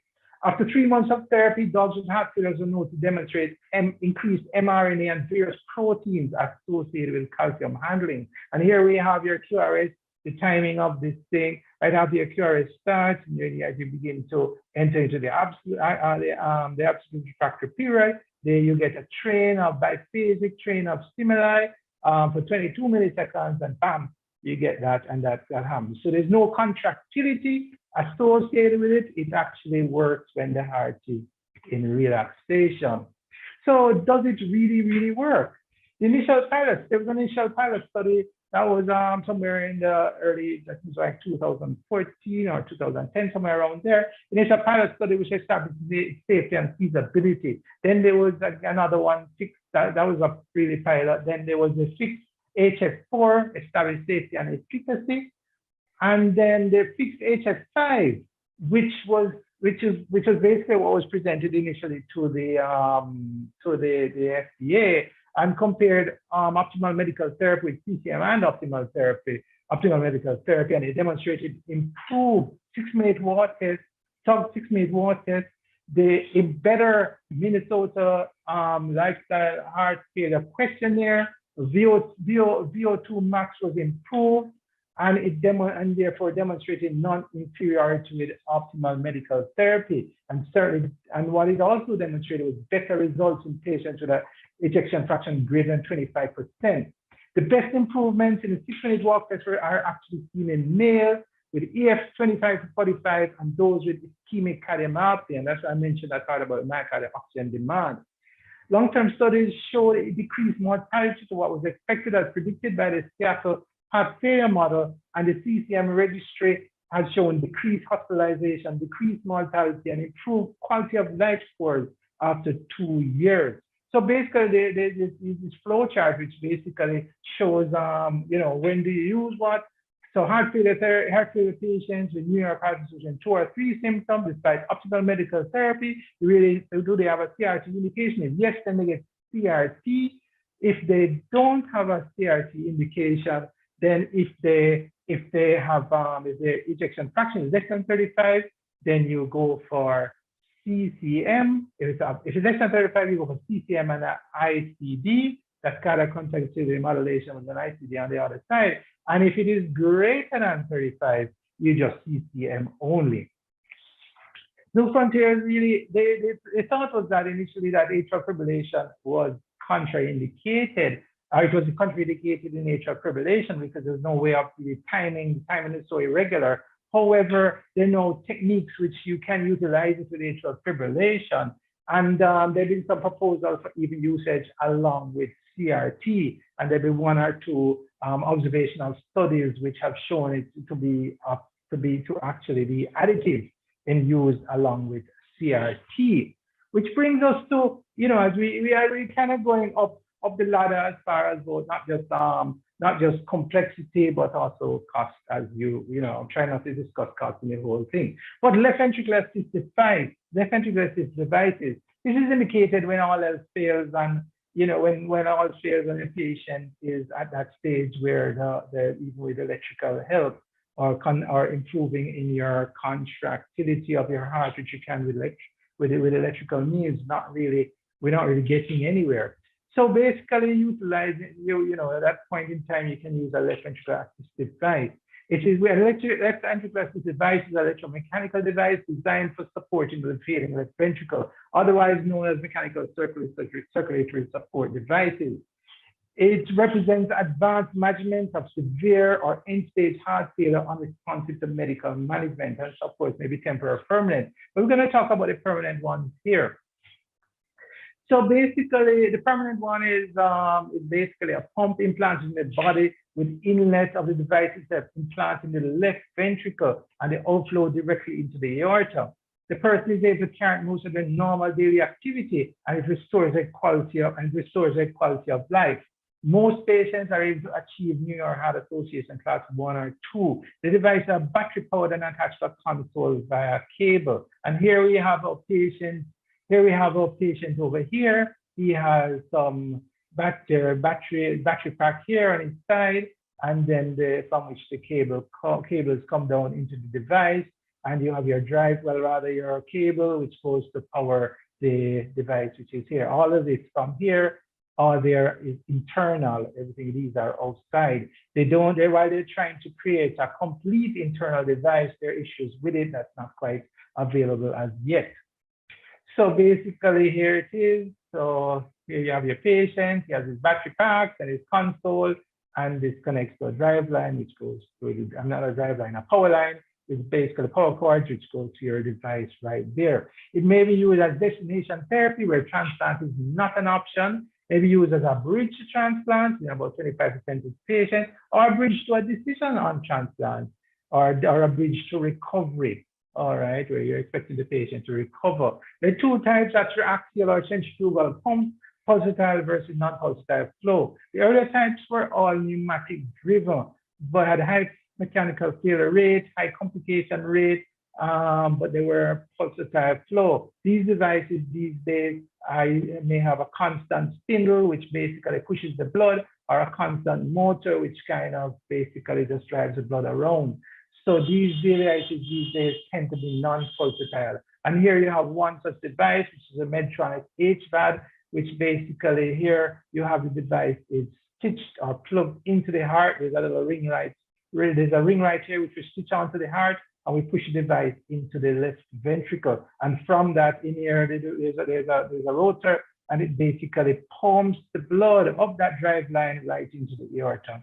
And they have the HeartMate 2, which is another type of device, similar kind of principle. Here you have the blood comes out, goes into here, there's a spiral right there, which rotates and pushes the blood, pumps the blood back into the aorta right there.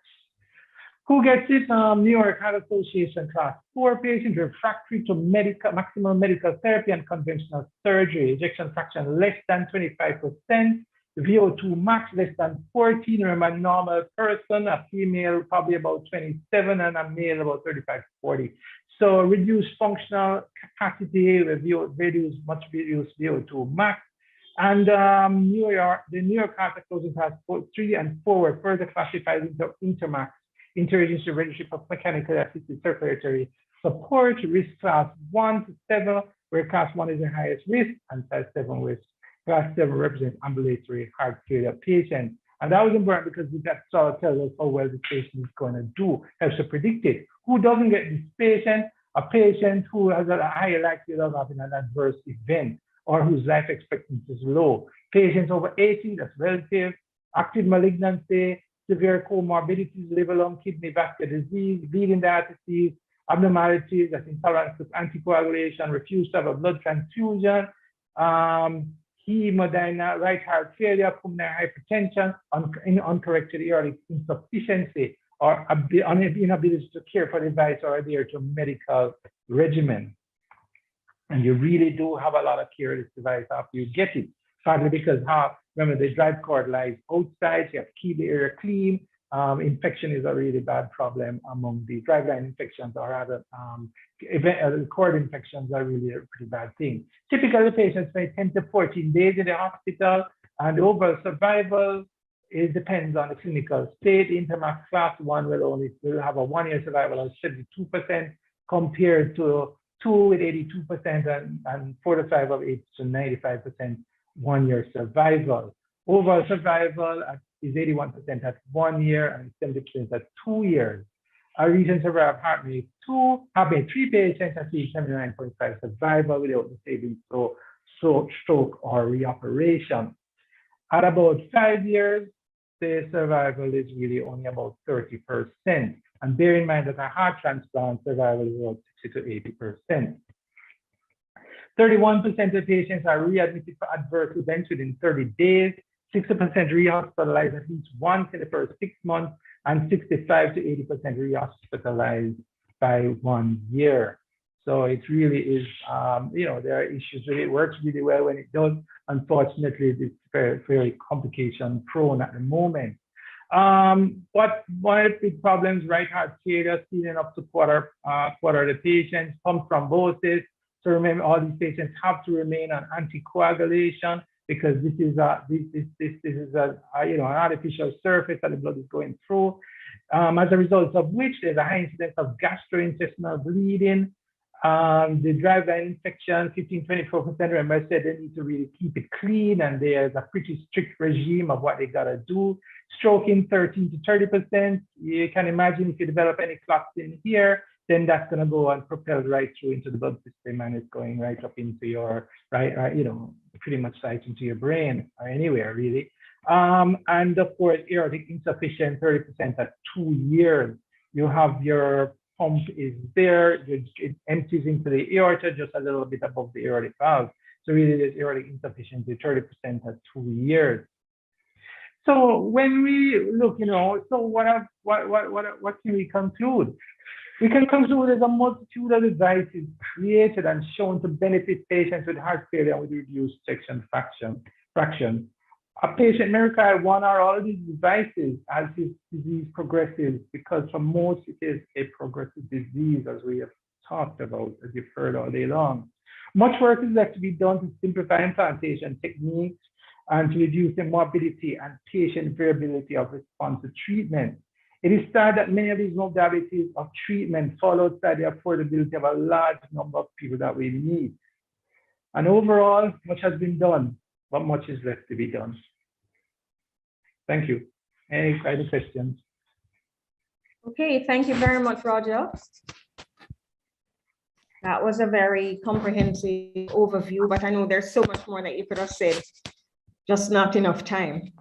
The point of the matter is that device therapy is there for patients in the higher degrees of heart failure, stages C and D, for which guideline-directed medical therapy either hasn't worked, or they're intolerant, or they're still just very, very disabled.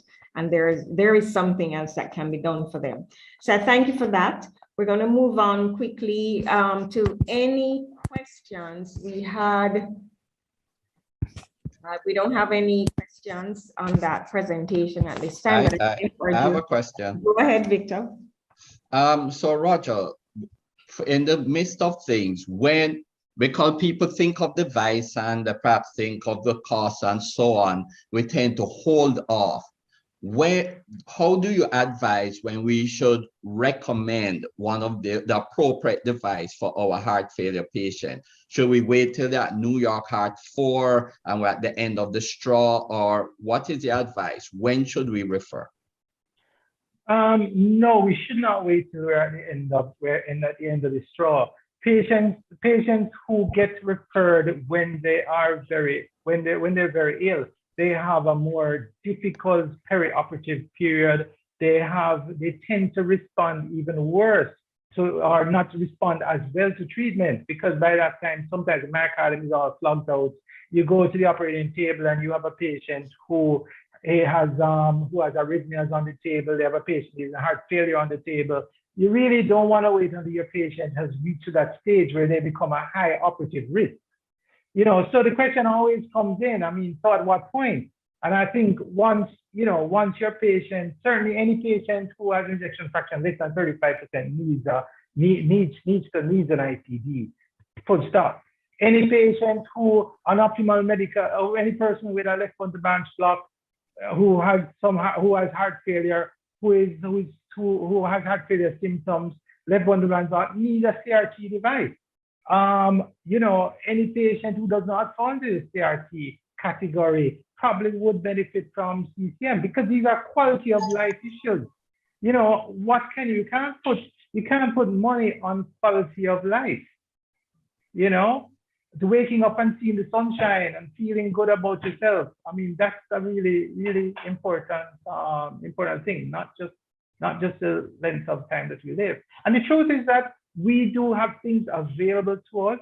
It's not widely available, but patients, even if not financed by the government, does help with some patients, do contribute to some patients getting these devices through National Health Fund. But then from time to time, really needy patients, we can apply for assistance from the various providers, Medtronic, Boston Scientific, if they fall in the category of a needy patient.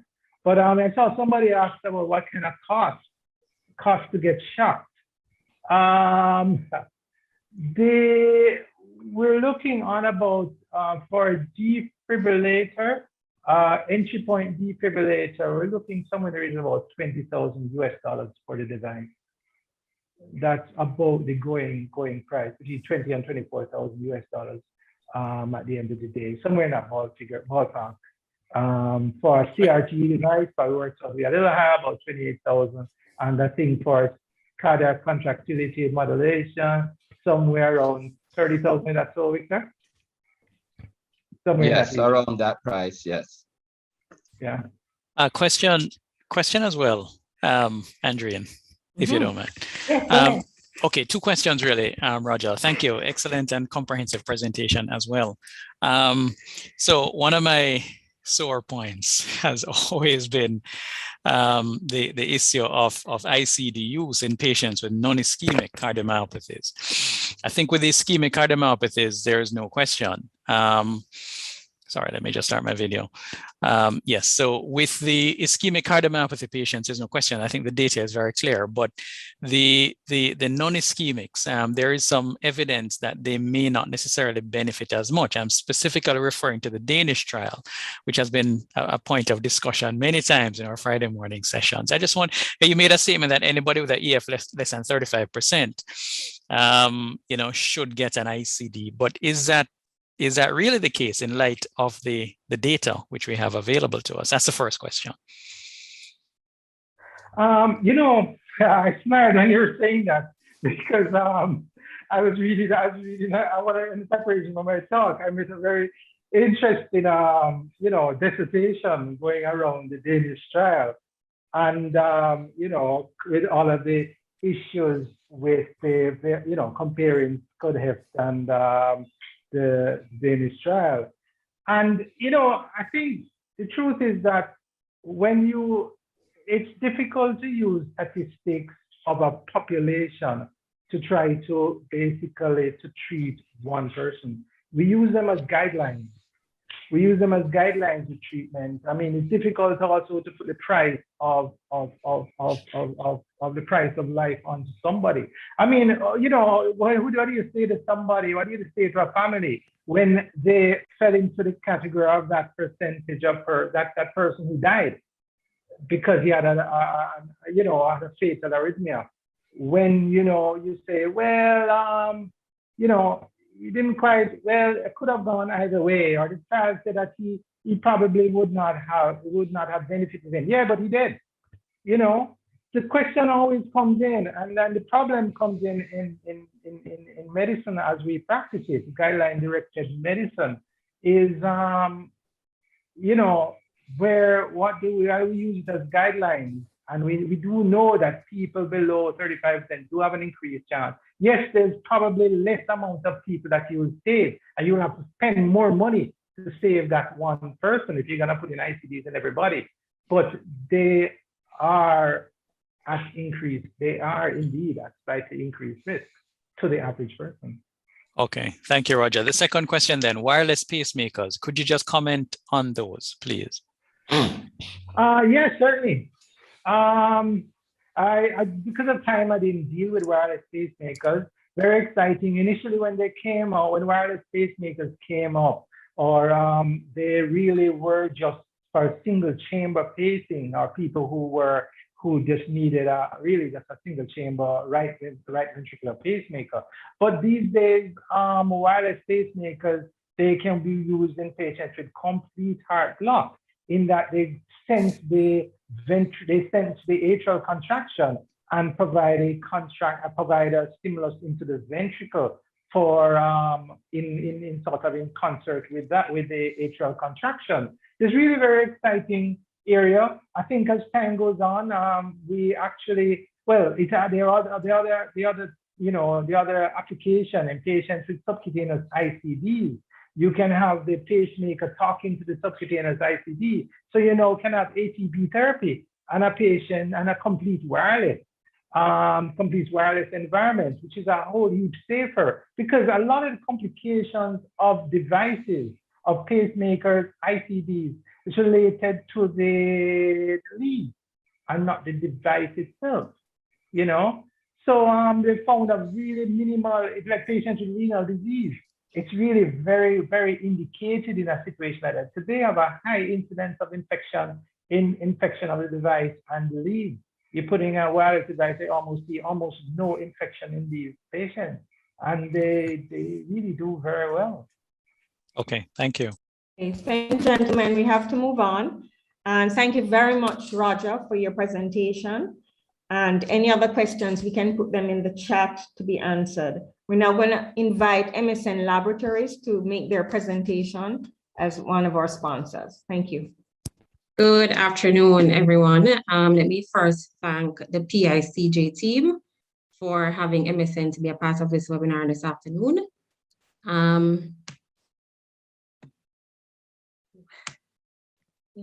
MSN's aim is to highlight the importance of a few of our products that can be utilized in your patients with heart failure and hypertension to improve their overall quality of life, as well as to minimize hospitalization.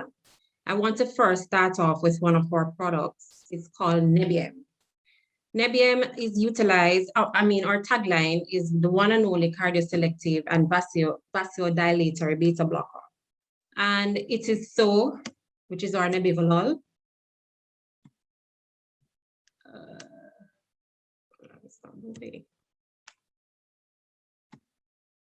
Right, sorry.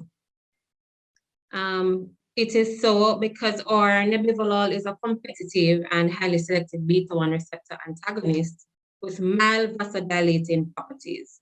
And this is due to the possibility of the interaction with the nitric oxide pathway. With the ability to facilitate the secretion of nitric oxide, Nebium thereby improves coronary and systemic vasodilation, which leads to reduced peripheral resistance and increase in stroke volume of the heart. Now, just to show this picture, Nebium has the two enantiomers, D and L. And the selectivity portion of it comes from the D enantiomer, while the vasodilation part of it comes from the L enantiomer. The benefits of utilizing Nebium ranges from improving the left ventricular dysfunction to decreasing the incidence of coronary contrast-induced nephropathy, as well as to improve the GR for patients who have low, who have renal impaired with low GFR. Other benefits is that it does not interfere with the cholesterol levels compared to older beta blockers, and it can be utilized to treat migraine. I want to also draw your attention to the ED. I know a lot of my practitioners always tend to shy away from erectile dysfunction, beta blockers, due to the effect it has in men in causing erectile dysfunction. But be comforted in knowing that with the utilization of Nebium, your male patients especially will not experience ED. And of course, again, just to reiterate, because of the unique feature that Nebium has in terms of the secretion of the nitric oxide, that is what helps to prevent erectile dysfunction in men. Also, in terms of the selectivity, I just want to highlight that compared to metoprolol, carvedilol, and bisoprolol, that Nebium has the highest selectivity to the beta-1 receptor. As you can see, compared to carvedilol, it's 4 times, Nebium is 4 times greater to the beta-1 receptor site, 2.5 times more selective to the beta-1 receptor site than bisoprolol. Also, in terms of concluding, the treatment, Nebium should be given great consideration to the therapeutic treatment of hypertension and various states of renal disease. It has proved its superiority when compared to other beta blockers based on the research conducted. And with this in mind, Nebium is sure to improve the quality of life of patients being treated. I also want to just mention too that for considering beta blockers as well, your patients who are asthmatics, it is very important to utilize a beta blocker that is very selective to the beta-1 receptor and not selective to the beta-2 receptor. And that is where your Nebium comes into play. And so give great consideration for Nebium as well for your asthmatic patients in hypertension as well as heart failure. I also just want to highlight the dosage. It's 5 milligram once daily. We do have 2 presentations in the market. We have a 5 milligram as well as a 10 milligram. The 5 milligram, of course, is utilized for your hypertensives. And in case of heart failure, it's 2.5 milligram. That is the starting dose. The maximum to be used with our Nebium is 40 milligrams. I just also want to touch on our Safe Tell Me quickly. The Safe Tell Me is our telmisartan, and we do have the combination with HCTZ, which is called Safe Tell Me H. The advantages of telmisartan is twofold, especially for your diabetic hypertensives. And I just want to mention that part there, bullet number 3, because of the secretion or the active portion of the telmisartan on the PPAR gamma, it helps to lower the HbA1c for your patients over a period of time. So not only are your hypertensives benefiting, but your diabetic hypertensives are also benefiting from a telmisartan. It also shows improvement in the left ventricular ejection fraction, and also can be given to your heart failure patients. And just to point out the advantages of the combination, it is effective in hard-to-treat populations, it's available in convenient dosing, and it also improves compliance.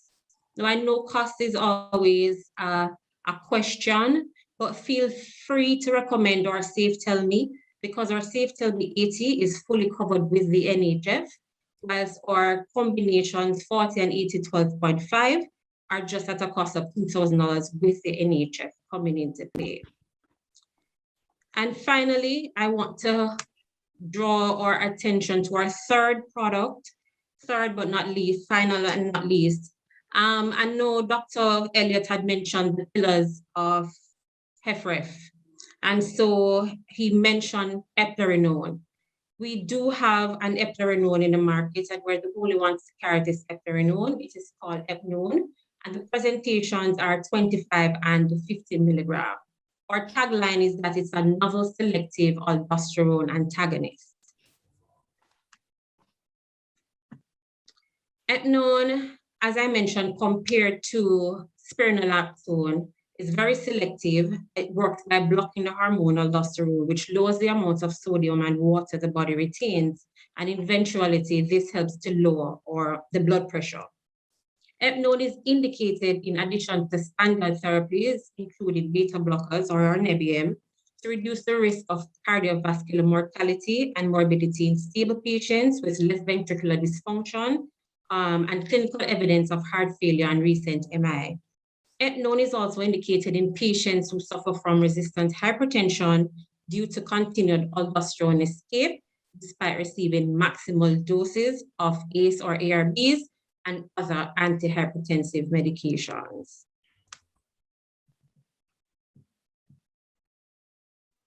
With the benefits of having a greater selectivity to the mineralocorticoid receptor, as Dr. Elliott had mentioned, that's one of the advantages that epnone has, is that it prevents the gynecomastia effect that is had with the men, and in women, it prevents less vaginal bleeding. Epnone does not display clinical relevant changes in its pharmacokinetic profile in elderly patients with mild renal impairment or patients with mild to moderate hepatic dysfunction. So no dose adjustment is necessary when initiating treatment in many heart failure patients. So that is a plus. It is administered with food once daily, and it may offset the risk of hypokalemia, which is a side effect associated with the use of loop diuretics. So what is the dosage? In heart failure cases, 25 milligrams is administered once daily. You can comfortably titrate up to 50 milligrams after 4 weeks. In resistant hypertension, the starting dose is 50 milligrams once daily, and you can titrate up to 100 milligrams once daily. So having mentioned that, the price, of course, epnone 25 milligram with NHF is 2,500, and our epnone 50 is just 450 milligrams with the NHF. I know some may ask about the disparity, but that is due to the coverage that is had with the NHF.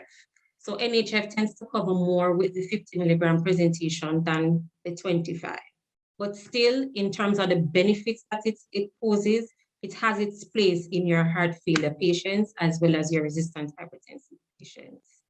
Having said that, that's the end of my brief presentation. Thank you so much for your time, and I look forward to the support.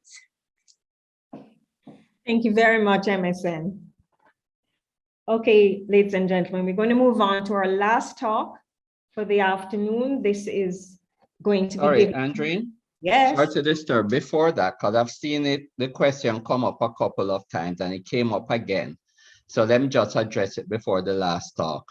The use of spironolactone and eplerenone is used to treat the remodeling effect and decrease failure. It's not being used as a diuretic per se. So yes, you can use them with the loop diuretics in heart failure.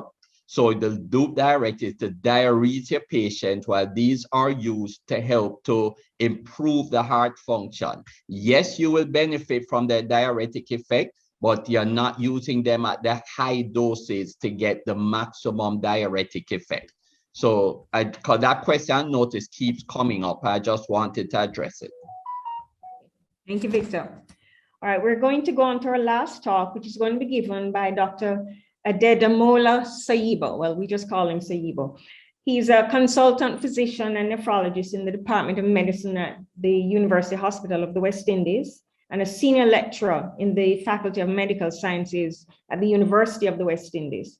He received his MBBS from UE in 2002, his doctorate in internal medicine in 2008, and completed a clinical fellowship in nephrology at the UE in 2012.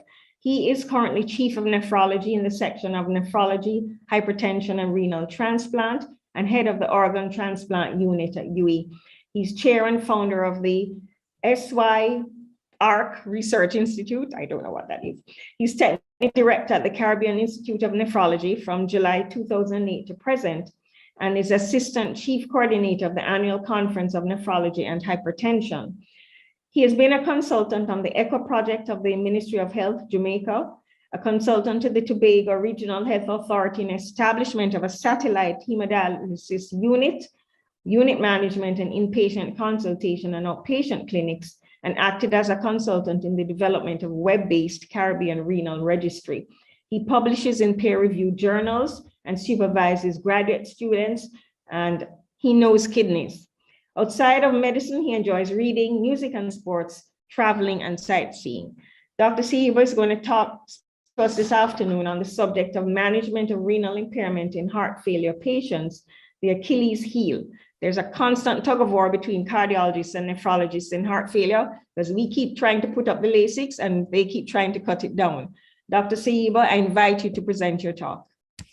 Thank you very much for that kind introduction. And let me just, say a big congratulations to PICJ for this educational symposium. It's been very enlightening, and I certainly enjoy the information that has been shared so far and the passion. Although I must say that probably I was leaning towards cardiology in my early years as a medical student because of the physiology surrounding, cardiology and the heart. Until then, I met the kidneys and things changed. So I don't have any relevant disclosures, I must say, because I don't have any interest, but I must say that I will not be talking on Sglt2 inhibitors, unlike what Dr. Elliott alluded to earlier on. And because of the question I was asked, I've included 3 slides on MRA, and which means the presentation is going to be a little bit longer by 3 minutes. So bear with me as I stand between you and lunch, typical Jamaican rice and peas with coconut water.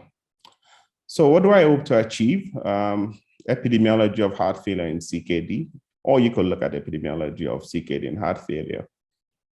And we're going to look at some of the clinical markers of renal disease, and I don't think we utilize these a lot, probably because we don't think about it, or maybe because of just, the fact that it's not something that it is confounded by a lot of things. So its clinical significance or use is sometimes overlooked.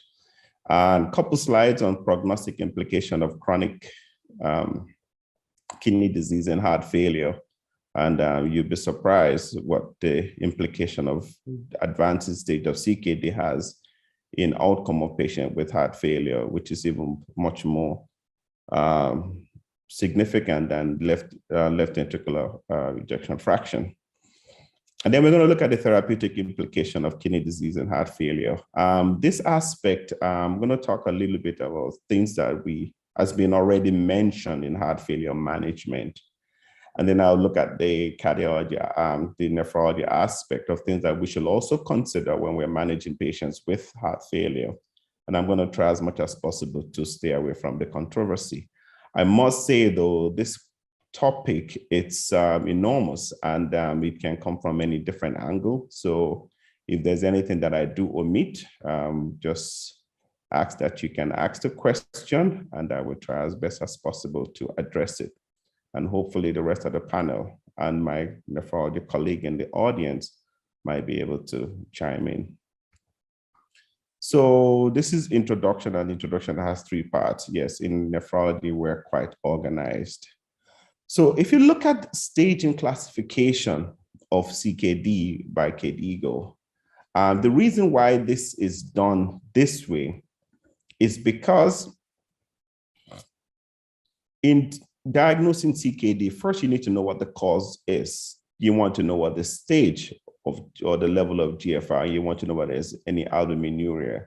We moved away from the microalbuminuria and the microalbuminuria that we used to speak of. Now we speak of the presence of persistent albuminuria.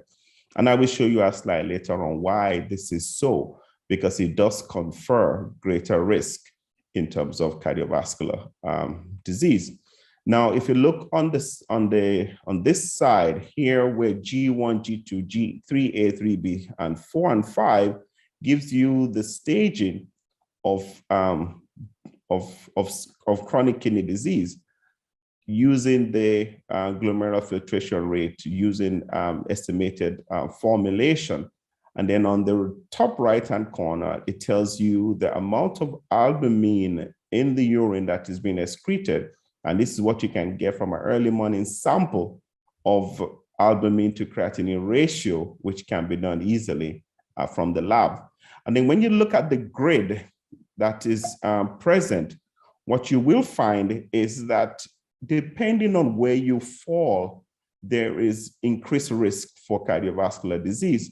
So the safest zone to have is somebody who has no albuminuria or mildly has albuminuria with a creatinine that is, or creatinine count that is greater than 60 mils per minute.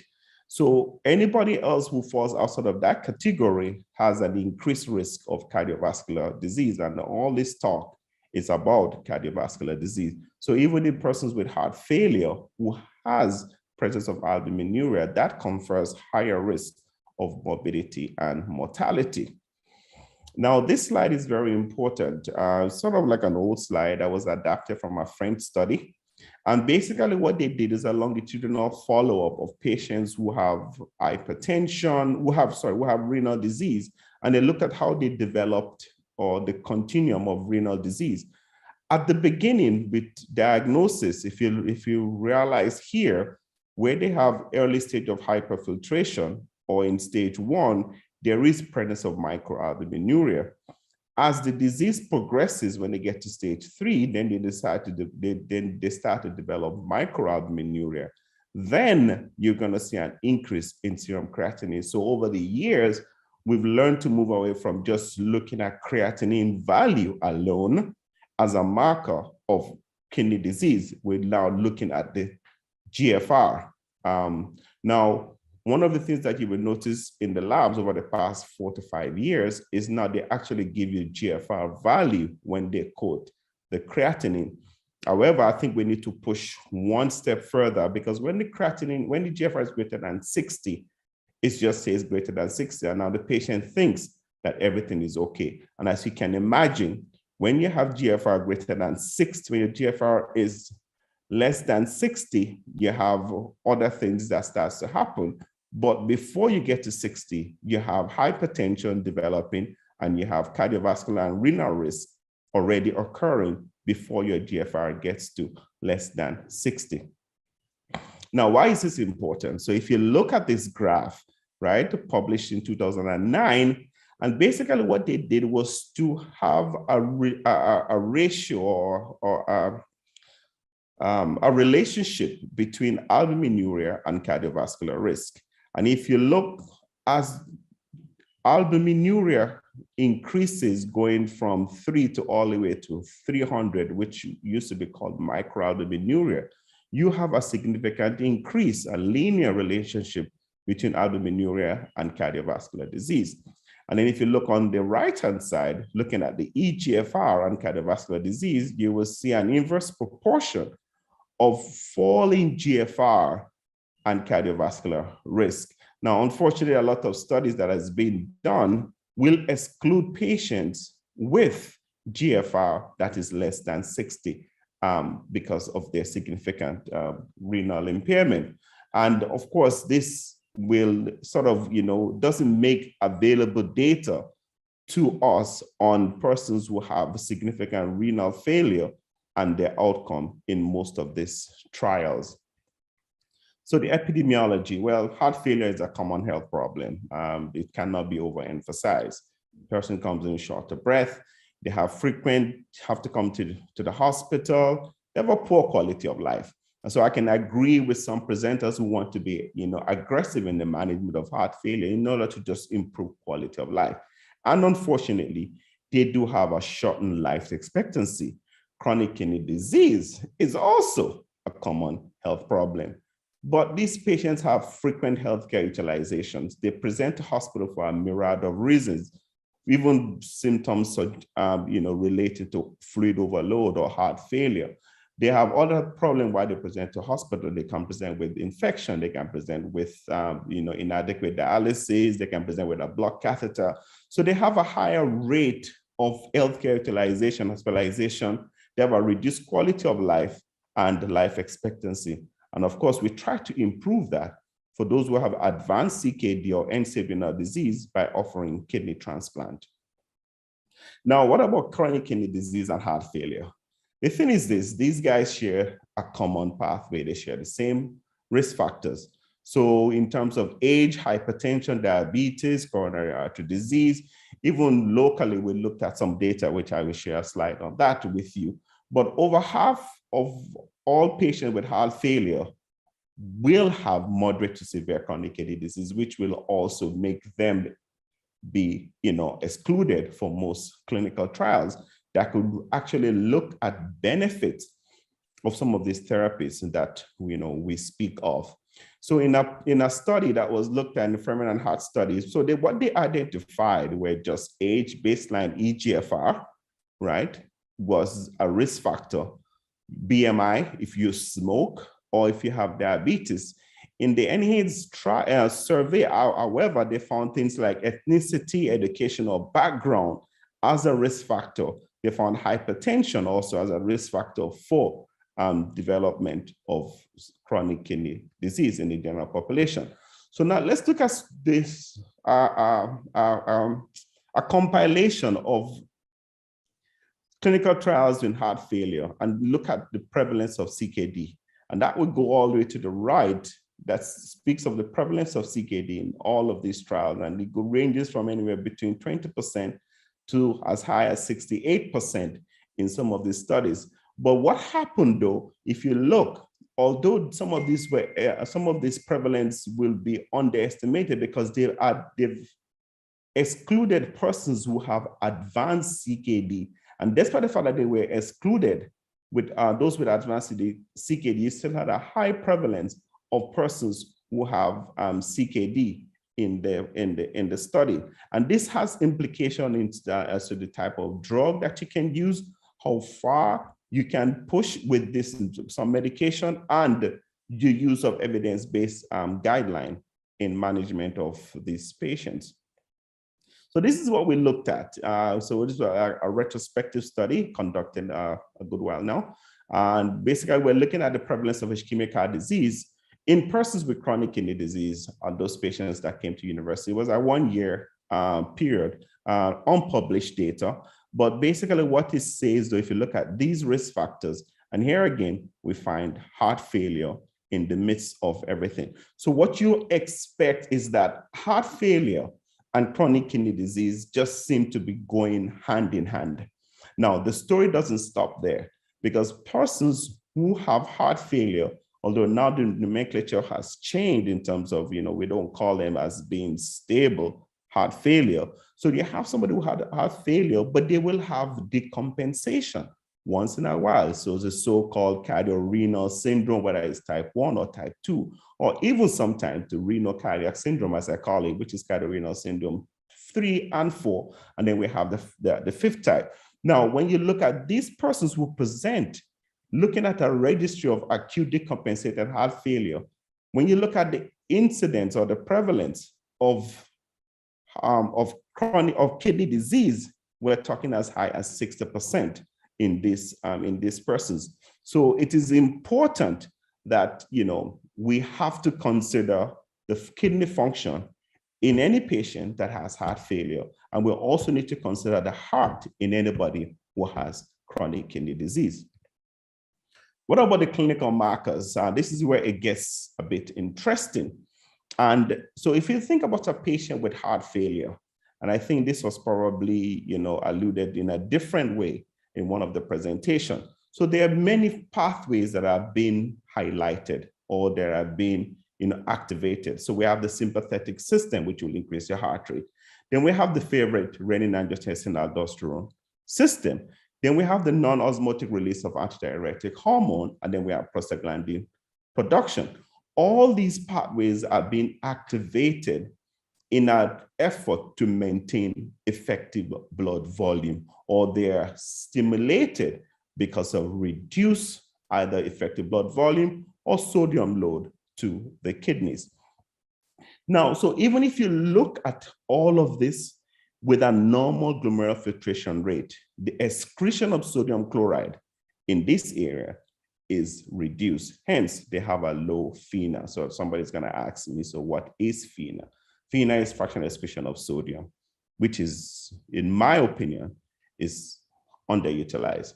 So it's the fractional excretion of filtered sodium load that is reabsorbed by the tubules. So sodium is filtered and then it is subsequently reabsorbed. And the reabsorption of sodium goes all the way from the proximal tubule as far down as the collecting system. Now, the uptake or the filtered sodium will depend on your sodium intake / your water volume intake. It will also be dependent on your effective intravascular volume, because if you're intravascularly depleted, then you're going to have a subsequent increase in sodium reabsorption.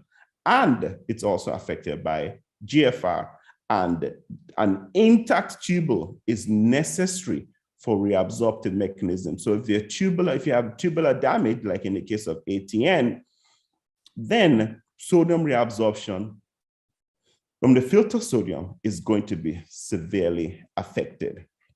Now, at baseline, most of our patients with heart failure, before you start them on diuretic, looking at these persons, they already have approximately less than 1% of FeNO. Now, if you know the theory behind the fractional excretion of sodium, it's divided into two. It's divided into less than 1%, those are persons who have perirenal azotemia.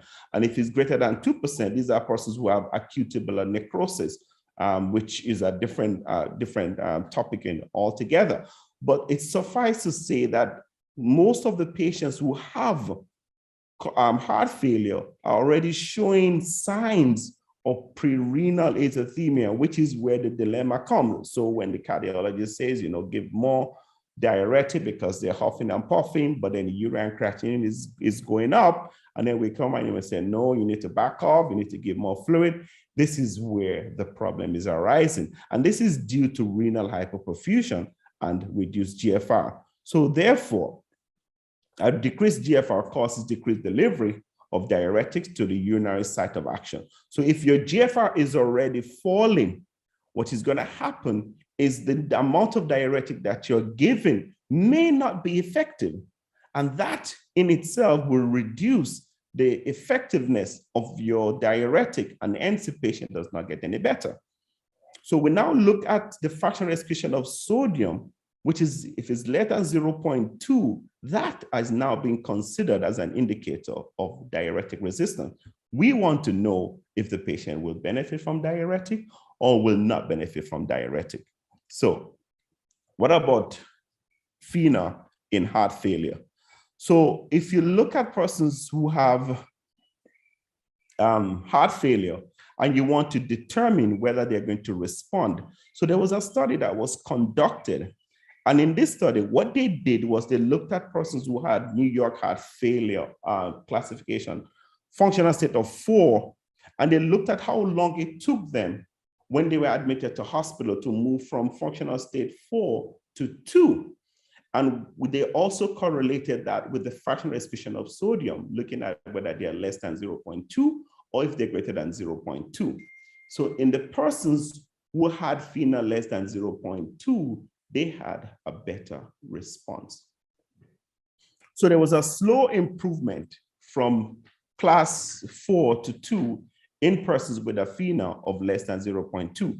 And this slow response, I think the average time was about 4 to 5 days before they could actually get to where they needed to, was attributed to, one, because of impaired kidney function. So the ones that had a reduced GFR, the more GFR was reduced, the less likely for you to respond. So which goes to another point. So when we see patients, as nephrologists, we also always want to quantify how much urine do they pass. You want to have an idea how much urine they pass in a 24-hour period, because that will determine whether you're going to respond to diuretic therapy or not. And even on an emergency basis, a patient that presents with acute left ventricular failure, if they do not pass urine, it's going to be very difficult for them to respond to diuretic therapy. You also want to look at the fact that sometimes when you give somebody a diuretic, let's say example for a loop diuretic, there are other segments below the loop of Henle that will have an increased sodium reabsorption, either because of increased expression of receptors, or because of blockade proximally, you have an increased load distally. So there's going to be increased uptake. And then also hyponatremia. There was a mention of a study that looked at patients with heart failure, and they decided they should give them some normal saline in order to improve. My hypothesis is probably, those patients were near being hyponatremic, because without sodium, the use of diuretic is probably not going to be very effective, because you need sodium to cause water diuresis. And of course, if you have left ventricular ejection fraction, then there's less perfusion to the kidney. So that doesn't help. And then, of course, in the realms of nephrology, which a lot of us should also pay attention to, is chronic or severe anemia in persons who have congestive cardiac failure. So these were some of the identified reasons why there could have been a slow improvement to diuretic in persons with congestive cardiac failure. Now, this is very difficult to use this tool, because most of the time when the patient presents, we're not thinking about taking a urine sample for anything. It's probably going to be getting an ECG, getting cardiac enzymes at the first go. So it becomes very difficult to use this clinically and to have it as a diagnostic tool in order to see which of your patient is going to respond to diuretic. However, if you know, at least for the nephrologist, will understand that when you use diuretic, you have an effect on sodium reabsorption. So we look for something that is a bit more osmotically active. So we look at the fractional excretion of urea. Now, this paper actually just came out in August, and it's kind of exciting. Maybe I will challenge PICJ guys, we can get together and look at this, because this study, basically what they did was to look at the fractional excretion of nitrogen. Well, we use urea, or some places use bond, as a long-term prognostic evaluation for patients with acute decompensated heart failure. So basically all they did was, when the patients were being discharged home, took a urine sample from them and measured their, so you're gonna need urine and serum sample, and you measure their fractional excretion of nitrogen, and then you follow them up over 6 months, regardless of what drug that they're taking. And what they found, so they divided it into two groups. So just like fractional excretion of sodium, less than 1 or greater than 2, fractional excretion of nitrogen, less than 35, means it signifies pre-renal. When they looked at those persons, they had a significantly higher rate of all-cause death compared to those who had high fractional excretion of nitrogen. And this was statistically significant. It was almost like 37%. Now, this is an observational study, not a randomized study. And this study will suggest that maybe we can use fractional excretion of nitrogen as a marker of volume status, because you want to keep the patient euvolemic. I know somebody mentioned earlier on that keeping the patient dry, that has its own drawback in the management of persons with CKD and heart failure. And of course, certainly in developing contrast-induced nephropathy. What about the eGFR? So, I just spoke to you about the urinary indices. What about the GFR? So we have a lot of equations out there, and it's based solely on serum creatinine. Now, there are other markers that you can use, like cystatin C, but these are not readily available, 1. And 2, in terms of persons with heart failure, with hypothyroidism and other disease, they're confounders, or with chronic inflammation, that can affect cystatin C level. So unfortunately, we will continue to use serum creatinine as a surrogate to calculate eGFR, but knowing fully well that it can underestimate GFR, especially when it's greater than 60. Now, there are other formulas out there, MDRD, CKD, EPI, Cockcroft. I don't think we use that much anymore. But suffice to know that there may be other factors that may lead to less accurate serum creatinine. So if somebody is severely malnourished, or persons who have sickle cell disease, muscle wasting, limb amputation, or if they have cirrhosis, These can affect serum creatinine and give you an overestimate of GFR. So what about the prognostic implications of chronic kidney disease in heart disease? So in this study, I'm sure people will be familiar with the CHARM trial, just looking at the risk of death in heart failure was strongly more associated with that decline in GFR than the decline in left ventricular ejection fraction. And those persons with CKD, as defined by GFR less than 60, they had an increased risk of cardiovascular death or heart failure hospitalization when you compare it to left ventricular ejection fraction. And the risk increases progressively with falling GFR. So moving from stage 3 to stage 4 to stage 5, that increases steadily. So we have to bear this in mind in persons who have CKD, who already have established heart failure, and you're watching their progression of falling their GFR. And this is from the same study looking at the difference between systolic and diastolic heart failure and comparing those persons who have CKD and those without CKD. And if you look at the all-cause mortality, when there's no CKD, it's reduced compared to those persons who have CKD. And this is true for both systolic and the diastolic heart failure. Additionally, when you tease out the mortality for patients based on the ejection fraction, you also see that's the association. If you look at those persons who have an EF of less than 35, those who have a normal range, mid-range EF, and those who have a normal EF, there was statistical significant difference in terms of mortality and CKD progression with this patient. So we have to put this in mind that when we're managing heart failure patient, we always have to consider what is also happening with the kidney. And this looked at, from the same heart failure study. So what they looked at is they looked at the risk of death and ICU admission based on the stage of CKD, moving from stage 1 to stage 5. And as you can see, death increases moving from stage 1 to stage 5. ICU admission also increased moving from stage 1 to 5. So therefore, CKD was a risk factor, or is a risk factor in this in this study for worsening kidney function. So those persons who already have CKD with heart failure who presents with acute decompensation, the fact that they already have CKD gives them a higher risk factor for developing further decline in CKD, and also increases their total mortality and rate of heart failure hospitalization. So we need to consider all of this. So now, how do we treat this patient?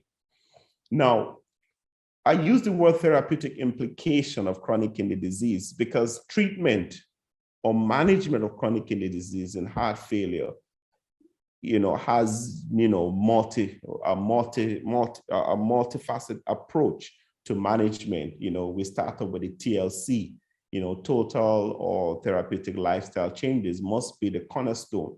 Salt restriction, that is very, very important. Exercise is very, very important based on recommendation or based on tolerability of the patient based on their heart failure symptoms.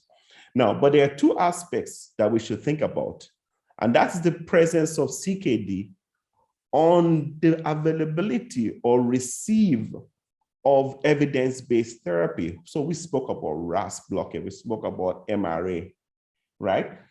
We know that there are positive outcomes with persons who have been placed on these drugs, but the problem is CKD now twists the hand and makes that a little bit more difficult to be able to freely use these drugs.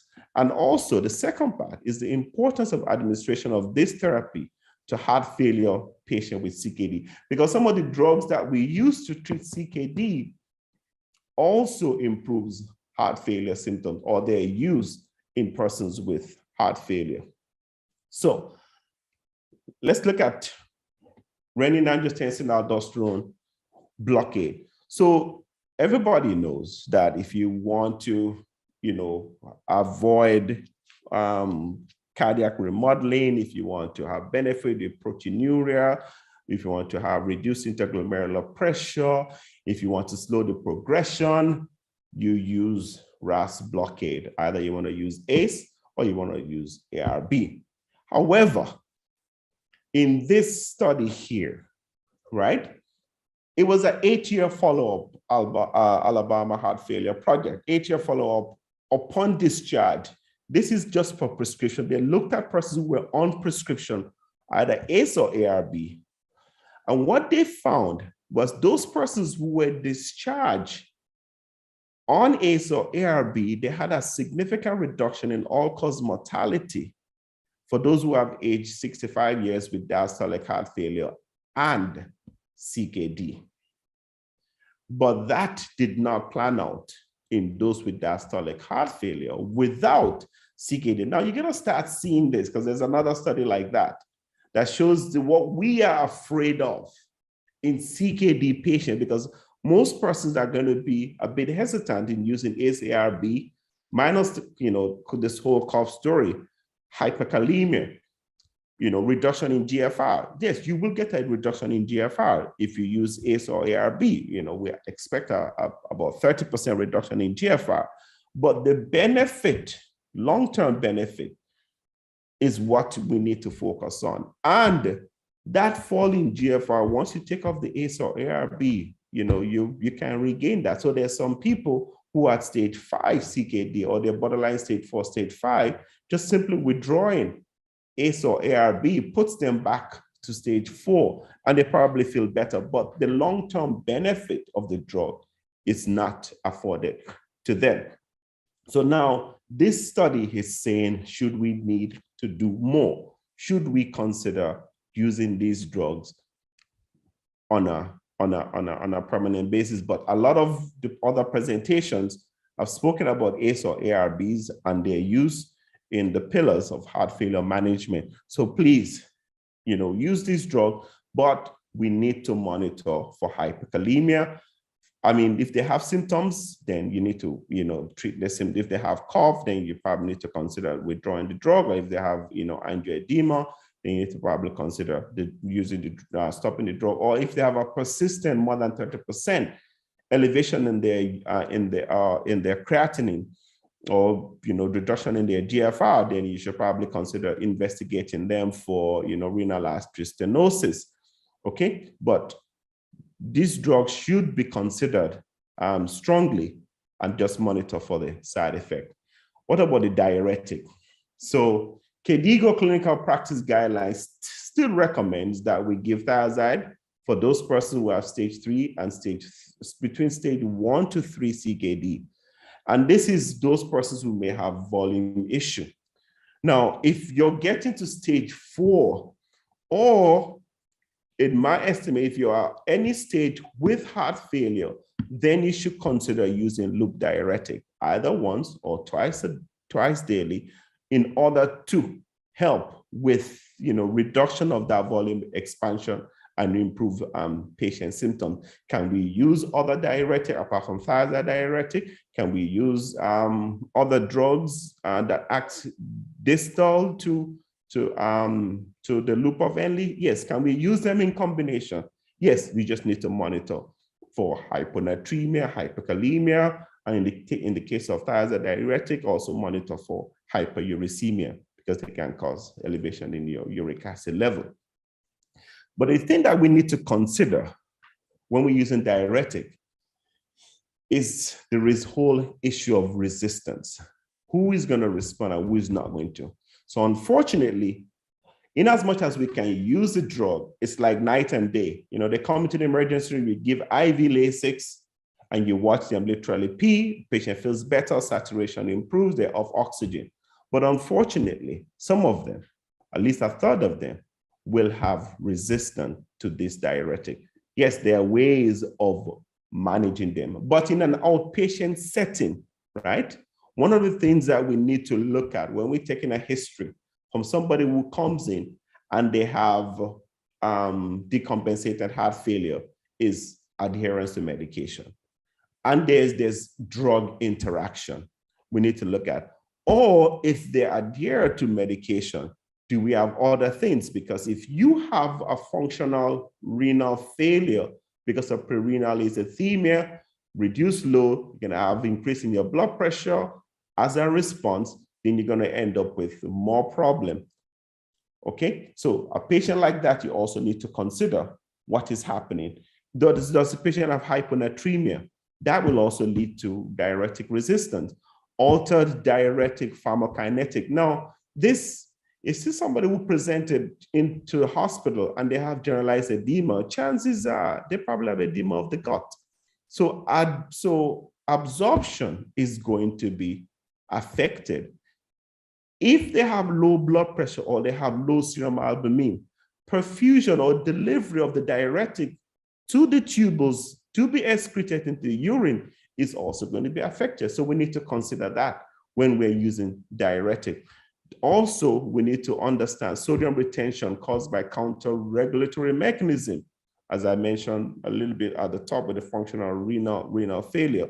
These are going to be counter-regulatory mechanism to reestablish an effective blood volume. So these will also lead to some amount of diuretic resistance. Okay, and of course, you need to consider, do we have an inadequate diuretic dose that is being given? So this is the slide that I just put in because MRA in management of persons with diabetes is, in diabetic kidney disease is a big thing. It's exciting.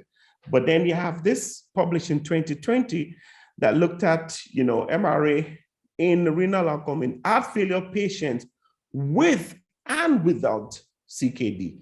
And what they looked at is, so they wanted to describe the effect of MRAs on CKD progression. Again, CKD progression in patients with heart failure, those who have pre-existing CKD, right, or not. So this was a retrospective cohort study, and they looked at those who received ACE or ARB. And on top of that, they looked at exposure of MRAs, and then they assessed them after they've been registered for about 6 months, right? So the control were those persons who were never put on MRA. Now they could debate that this is not the best study, whatever the case may be, but these give information as to what to expect in planning a better clinical trial. So now you looked at 314 patients that had MRA, right? About a third of them had CKD, compared to those who never received MRA, which is what will happen typically in the population. Over 1,000 patients now would never received MRA. Now 400, that's about, close to a third also has CKD. Now, some of the reasons for discontinuation will be in the body, but MRA were discontinued in 36 out of the 121 persons with CKD, which is about 29%, and about 34% in those without CKD. Hyperkalemia and some other reasons was discontinued. But what they found was MRA treatment was associated with a higher risk of persistent creatinine doubling among patients without CKD, not with CKD. This is kind of interesting, kind of, not what to expect. But if you look at the subgroup, right? So the primary safety outcome, a composite of any doubling of serum creatinine, 1, or episode of serious hyperkalemia occurred more commonly in those persons who were taking MRA without CKD. Now, I will tell you, this is not what I would have expected, because now you have CKD, which can cause hyperkalemia, you have ACRB, which can cause hyperkalemia, you have MRA, which can cause hyperkalemia. This is not what is expected, but this is what is found. So the conclusion from that was that addition of MRA to ACE or ARB could safely be prescribed in heart failure patients with CKD and is not associated with persistent renal function decline, acute kidney injury, or any serious hyperkalemia as defined by potassium of greater than 6, although most of us will get a little bit more uncomfortable when potassium starts to get above 5. And this was compared to those who were just taking ACE or ARB alone. Now, having said that, you might think, okay, this is crazy. We should probably, how are we going to use this? But then when you look at a recent presentation, November 10, on MRA as the future of diabetic kidney disease management, and you can go and read it. And this was also presented by the European Society of Cardiology Congress in 2021, that suggests that we need to consider using MRAs in the management of diabetic kidney disease. Now you're looking at management of MRAs in persons with heart failure, with or without kidney disease, but more so with kidney disease. But of course, we need to always monitor the fact that dietary restriction of potassium is something that should be, incorporated in the management of these patients early. I know you live in the tropics. This is Jamaica and coconut water and ripe banana, but you have to consider, restriction in those things as part of the TLC management. Plus, we have potassium residency. We have novel treatment for hyperkalemia that are in the pipeline that can allow for safe management or treatment or safe utilizations of MRA, ACE/ARB in patients with CKD, because the most fear is hyperkalemia, which it's not a joke. Hyperkalemia will cause all sorts of things, arrhythmias, it can even cause cardiac death in systole. So you have to be careful of hyperkalemia, but there's a safe way of introducing these drugs that have been proven to be evidence-based benefit to our patients with CKD and heart failure. Now, let's switch gear a little bit away from cardiology. So, which I don't think I've told you guys anything that you don't know, but let's look at some of the things with CKD associated or CKD-related complication.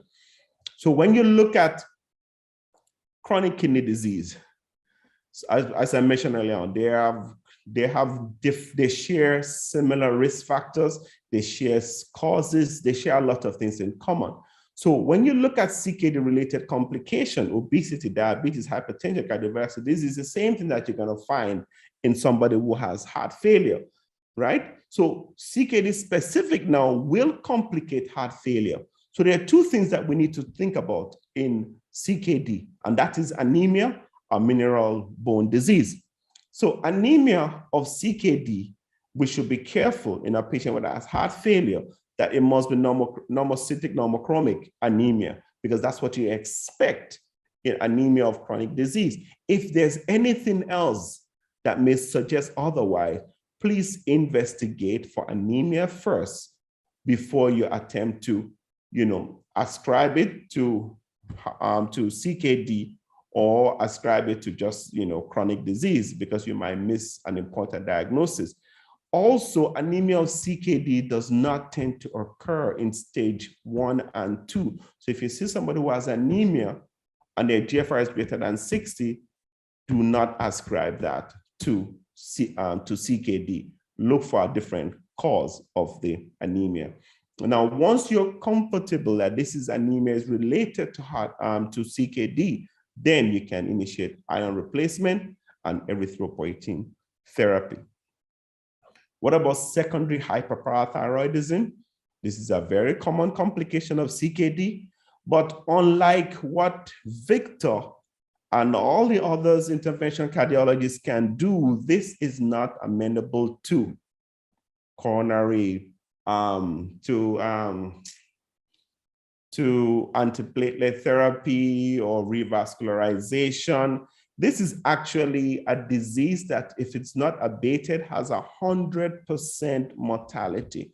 So you need to be careful. Secondary hyperparathyroidism, looking at abnormalities in calcium and phosphorus. So low calcium is what you're gonna find. High potassium, high phosphate is the beginning of mineral bone disease, and you need to look at it because this will lead to abnormal vascular calcification, and that will happen in the heart and everywhere else. Lead to arrhythmia, lead to heart failure, and it cannot be amended by revascularization. So treatment by early screening, so in your heart failure patient, for secondary hyperparathyroidism is important, looking at the calcium, phosphate, vitamin D levels, D3 levels can be done in some instances of vitamin D level and parathyroid hormone. And you need to initiate a phosphate binder, preferably the non-calcium containing phosphate binder, but cost has always been an issue. But I do believe there's a generic that is probably, I don't know if I should call it generic, but there's a new formulation that is, maybe a quarter of the price for the non-calcium containing phosphate binders.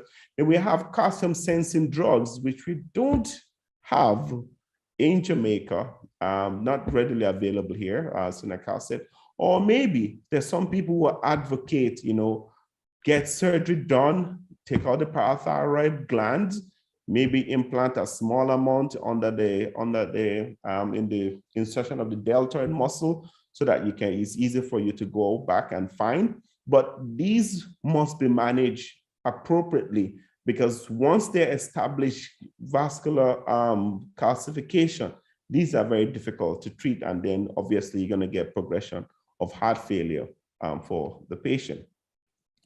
Now, if all else fails and we cannot diurese the patient, then we can offer ultrafiltration. Ultrafiltration in the form of CRRT, which is continuous renal replacement therapy, or we can use a modified version, SLEDGE, or we can use the regular intermittent hemodialysis. But suffice to say though, when you use ultrafiltration to treat heart failure, there's a risk of progression of the kidney disease also by itself. So the patient started about stage 3 or stage 4, then likelihood of needing dialysis or persistently needing dialysis, it's a real factor. And that should be explained to the patient before the initiation. Now, if they have an acute decompensated heart failure, then that's a different story. You just need to get them out of that acute event, correct the inciting agent, and then they can come off renal replacement therapy. So, in summary, as we like to do in internal medicine, the treatment strategy for management of renal impairment in heart failure, you need to focus on 2 things. That is, the presence of CKD in heart failure should not negate the use of evidence-based therapy for heart failure. Yes, we have to be mindful of the complications that arise from the drug. And these are potential life-threatening complications. We need to monitor them, but should not negate the use of this therapy. And secondly, we need to manage complications of CKD complication appropriately in heart failure patients so that there's reduced progression of the CKD. So I think with that, I thank you very much for listening, and I'm open to any questions. Thank you, Dr. Soyibo. So by superhero, you mean you turn into a cardiologist at nighttime, right? No. Thank you for your talk. It was great. I think you addressed really most of the questions you would have had about management. I do see in the chat 2 questions. Are oral diuretics better than IV or IM? I think that could go to anyone on the panel, really. But if you like, you can tackle that, Dr. Soyibo. Well, oral versus IV, it depends on if the person is hypovolemic, they have evidence of heart failure, or they have low albumin, you're probably better off going IV route. But if they're euvolemic, then there's really no difference between oral or IV. What's going to be affected is the pharmacodynamics or pharmacokinetics of the drug. Right, and see the other question is, what is a safe way of combining the treatment for CKD and heart failure? I believe you addressed that during your talk. I don't know if anyone on the panel has any questions for Dr. Soyibo. fractional sodium and the nitrogen, do most labs do that? Yeah. So it's just like doing your sodium. You just send it in a rectal tube, get a urine sample, send it in a rectal tube, and the section that says urine, you take sodium, you take bond for UA. I think is urea for urea and bond for somebody for the other labs outside, and you'll get back the sample. But you need a serum sample so you can calculate it. And they have, you know, what do you call it? Calculators to, you know, just plug in the numbers and you get your result. Very simple. Okay, thank you, Doctor.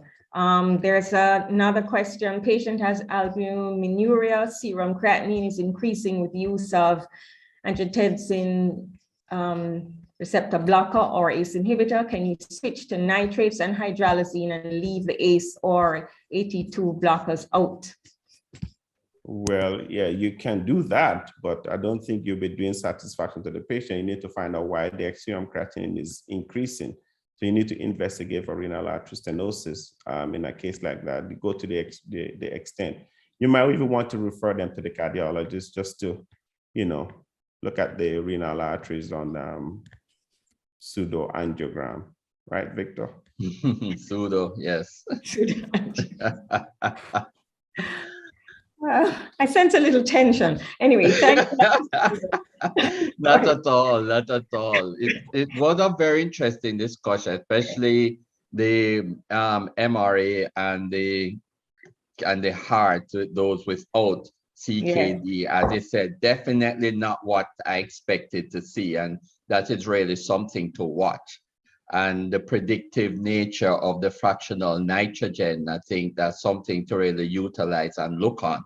And maybe we can do something with that. But very interesting presentation, which I anticipated that it would have been. Sorry, never mentioned anything about the SGLT2s, but very good presentation. The last question from Nurse Obi. In the use of metolazone for patients who are non-responsive to loop diuretics, are there any precautionary measures or treatment advice you may want to give? Okay, that's a very good question, Obi, because the use of metolazone is not something that you're going to use by itself, because you need to block proximally. So it's usually in combination with a loop diuretic. So they don't respond to loop diuretic, or there's minimal response, then you add metolazone. Of course, you need to be worried, be careful of intravascular volume depletion.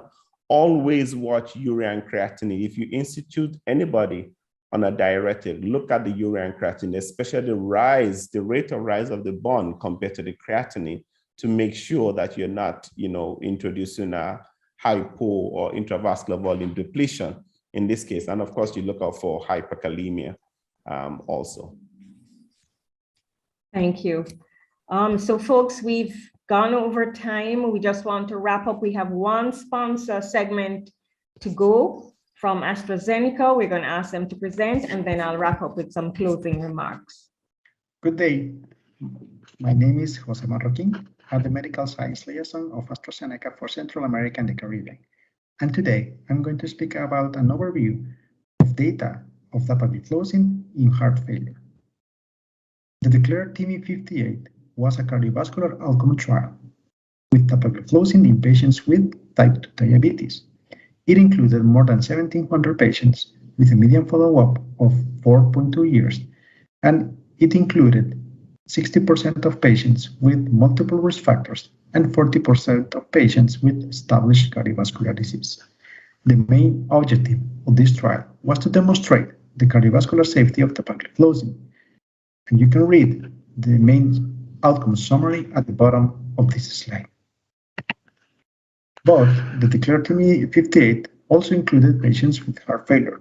So in this sub-analysis published by Cato et al., you can see that we included around 671 patients with heart failure with reduced ejection fraction and around 1,300 patients with heart failure with preserved ejection fraction.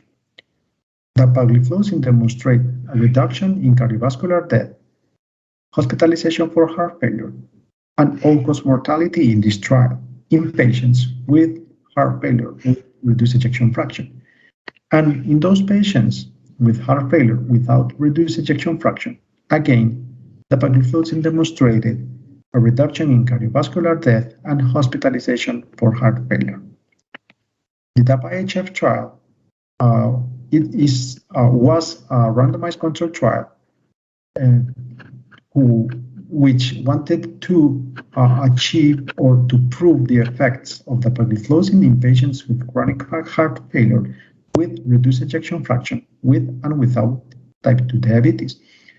And actually, this was the first randomized control trial with any Sglt2 inhibitors to try to prove the effects in those patients without diabetes. DAPA-HF included more than 4,000 patients with a mean follow-up of 18 months, and we included 55% of patients without diabetes and 45% of patients with diabetes. The primary outcome was the time to first occurrence of cardiovascular death, hospitalization for heart failure, or an urgent heart failure visit. We also measured some secondary objectives, as you can read in this slide. The main inclusion criteria were patients with New York Heart Association class between 2 and 4 with a left ventricular ejection fraction of 40% or less and levels of NT-proBNP of 600 picograms per ml or more. You can read the summary of basic characteristics and treatments at the bottom of this slide, but you can note that the patients included in this trial were very well treated, with 94% of patients treated with RAS blocker, 96% of patients included in this trial were treated with beta blockers, 71% with MRAs, and 11% with ARNIs. Dapagliflozin demonstrated a relative risk reduction of 26% compared to placebo in our primary outcome, with the number needed to treat of only 21 patients. Dapagliflozin also demonstrated that the effect was consistent between the population, including patients with diabetes and patients without diabetes. Speaking about quality of life, we want to assess the change from baseline in total symptom scores with the Kansas City Cardiomyopathy Questionnaire at 8 months.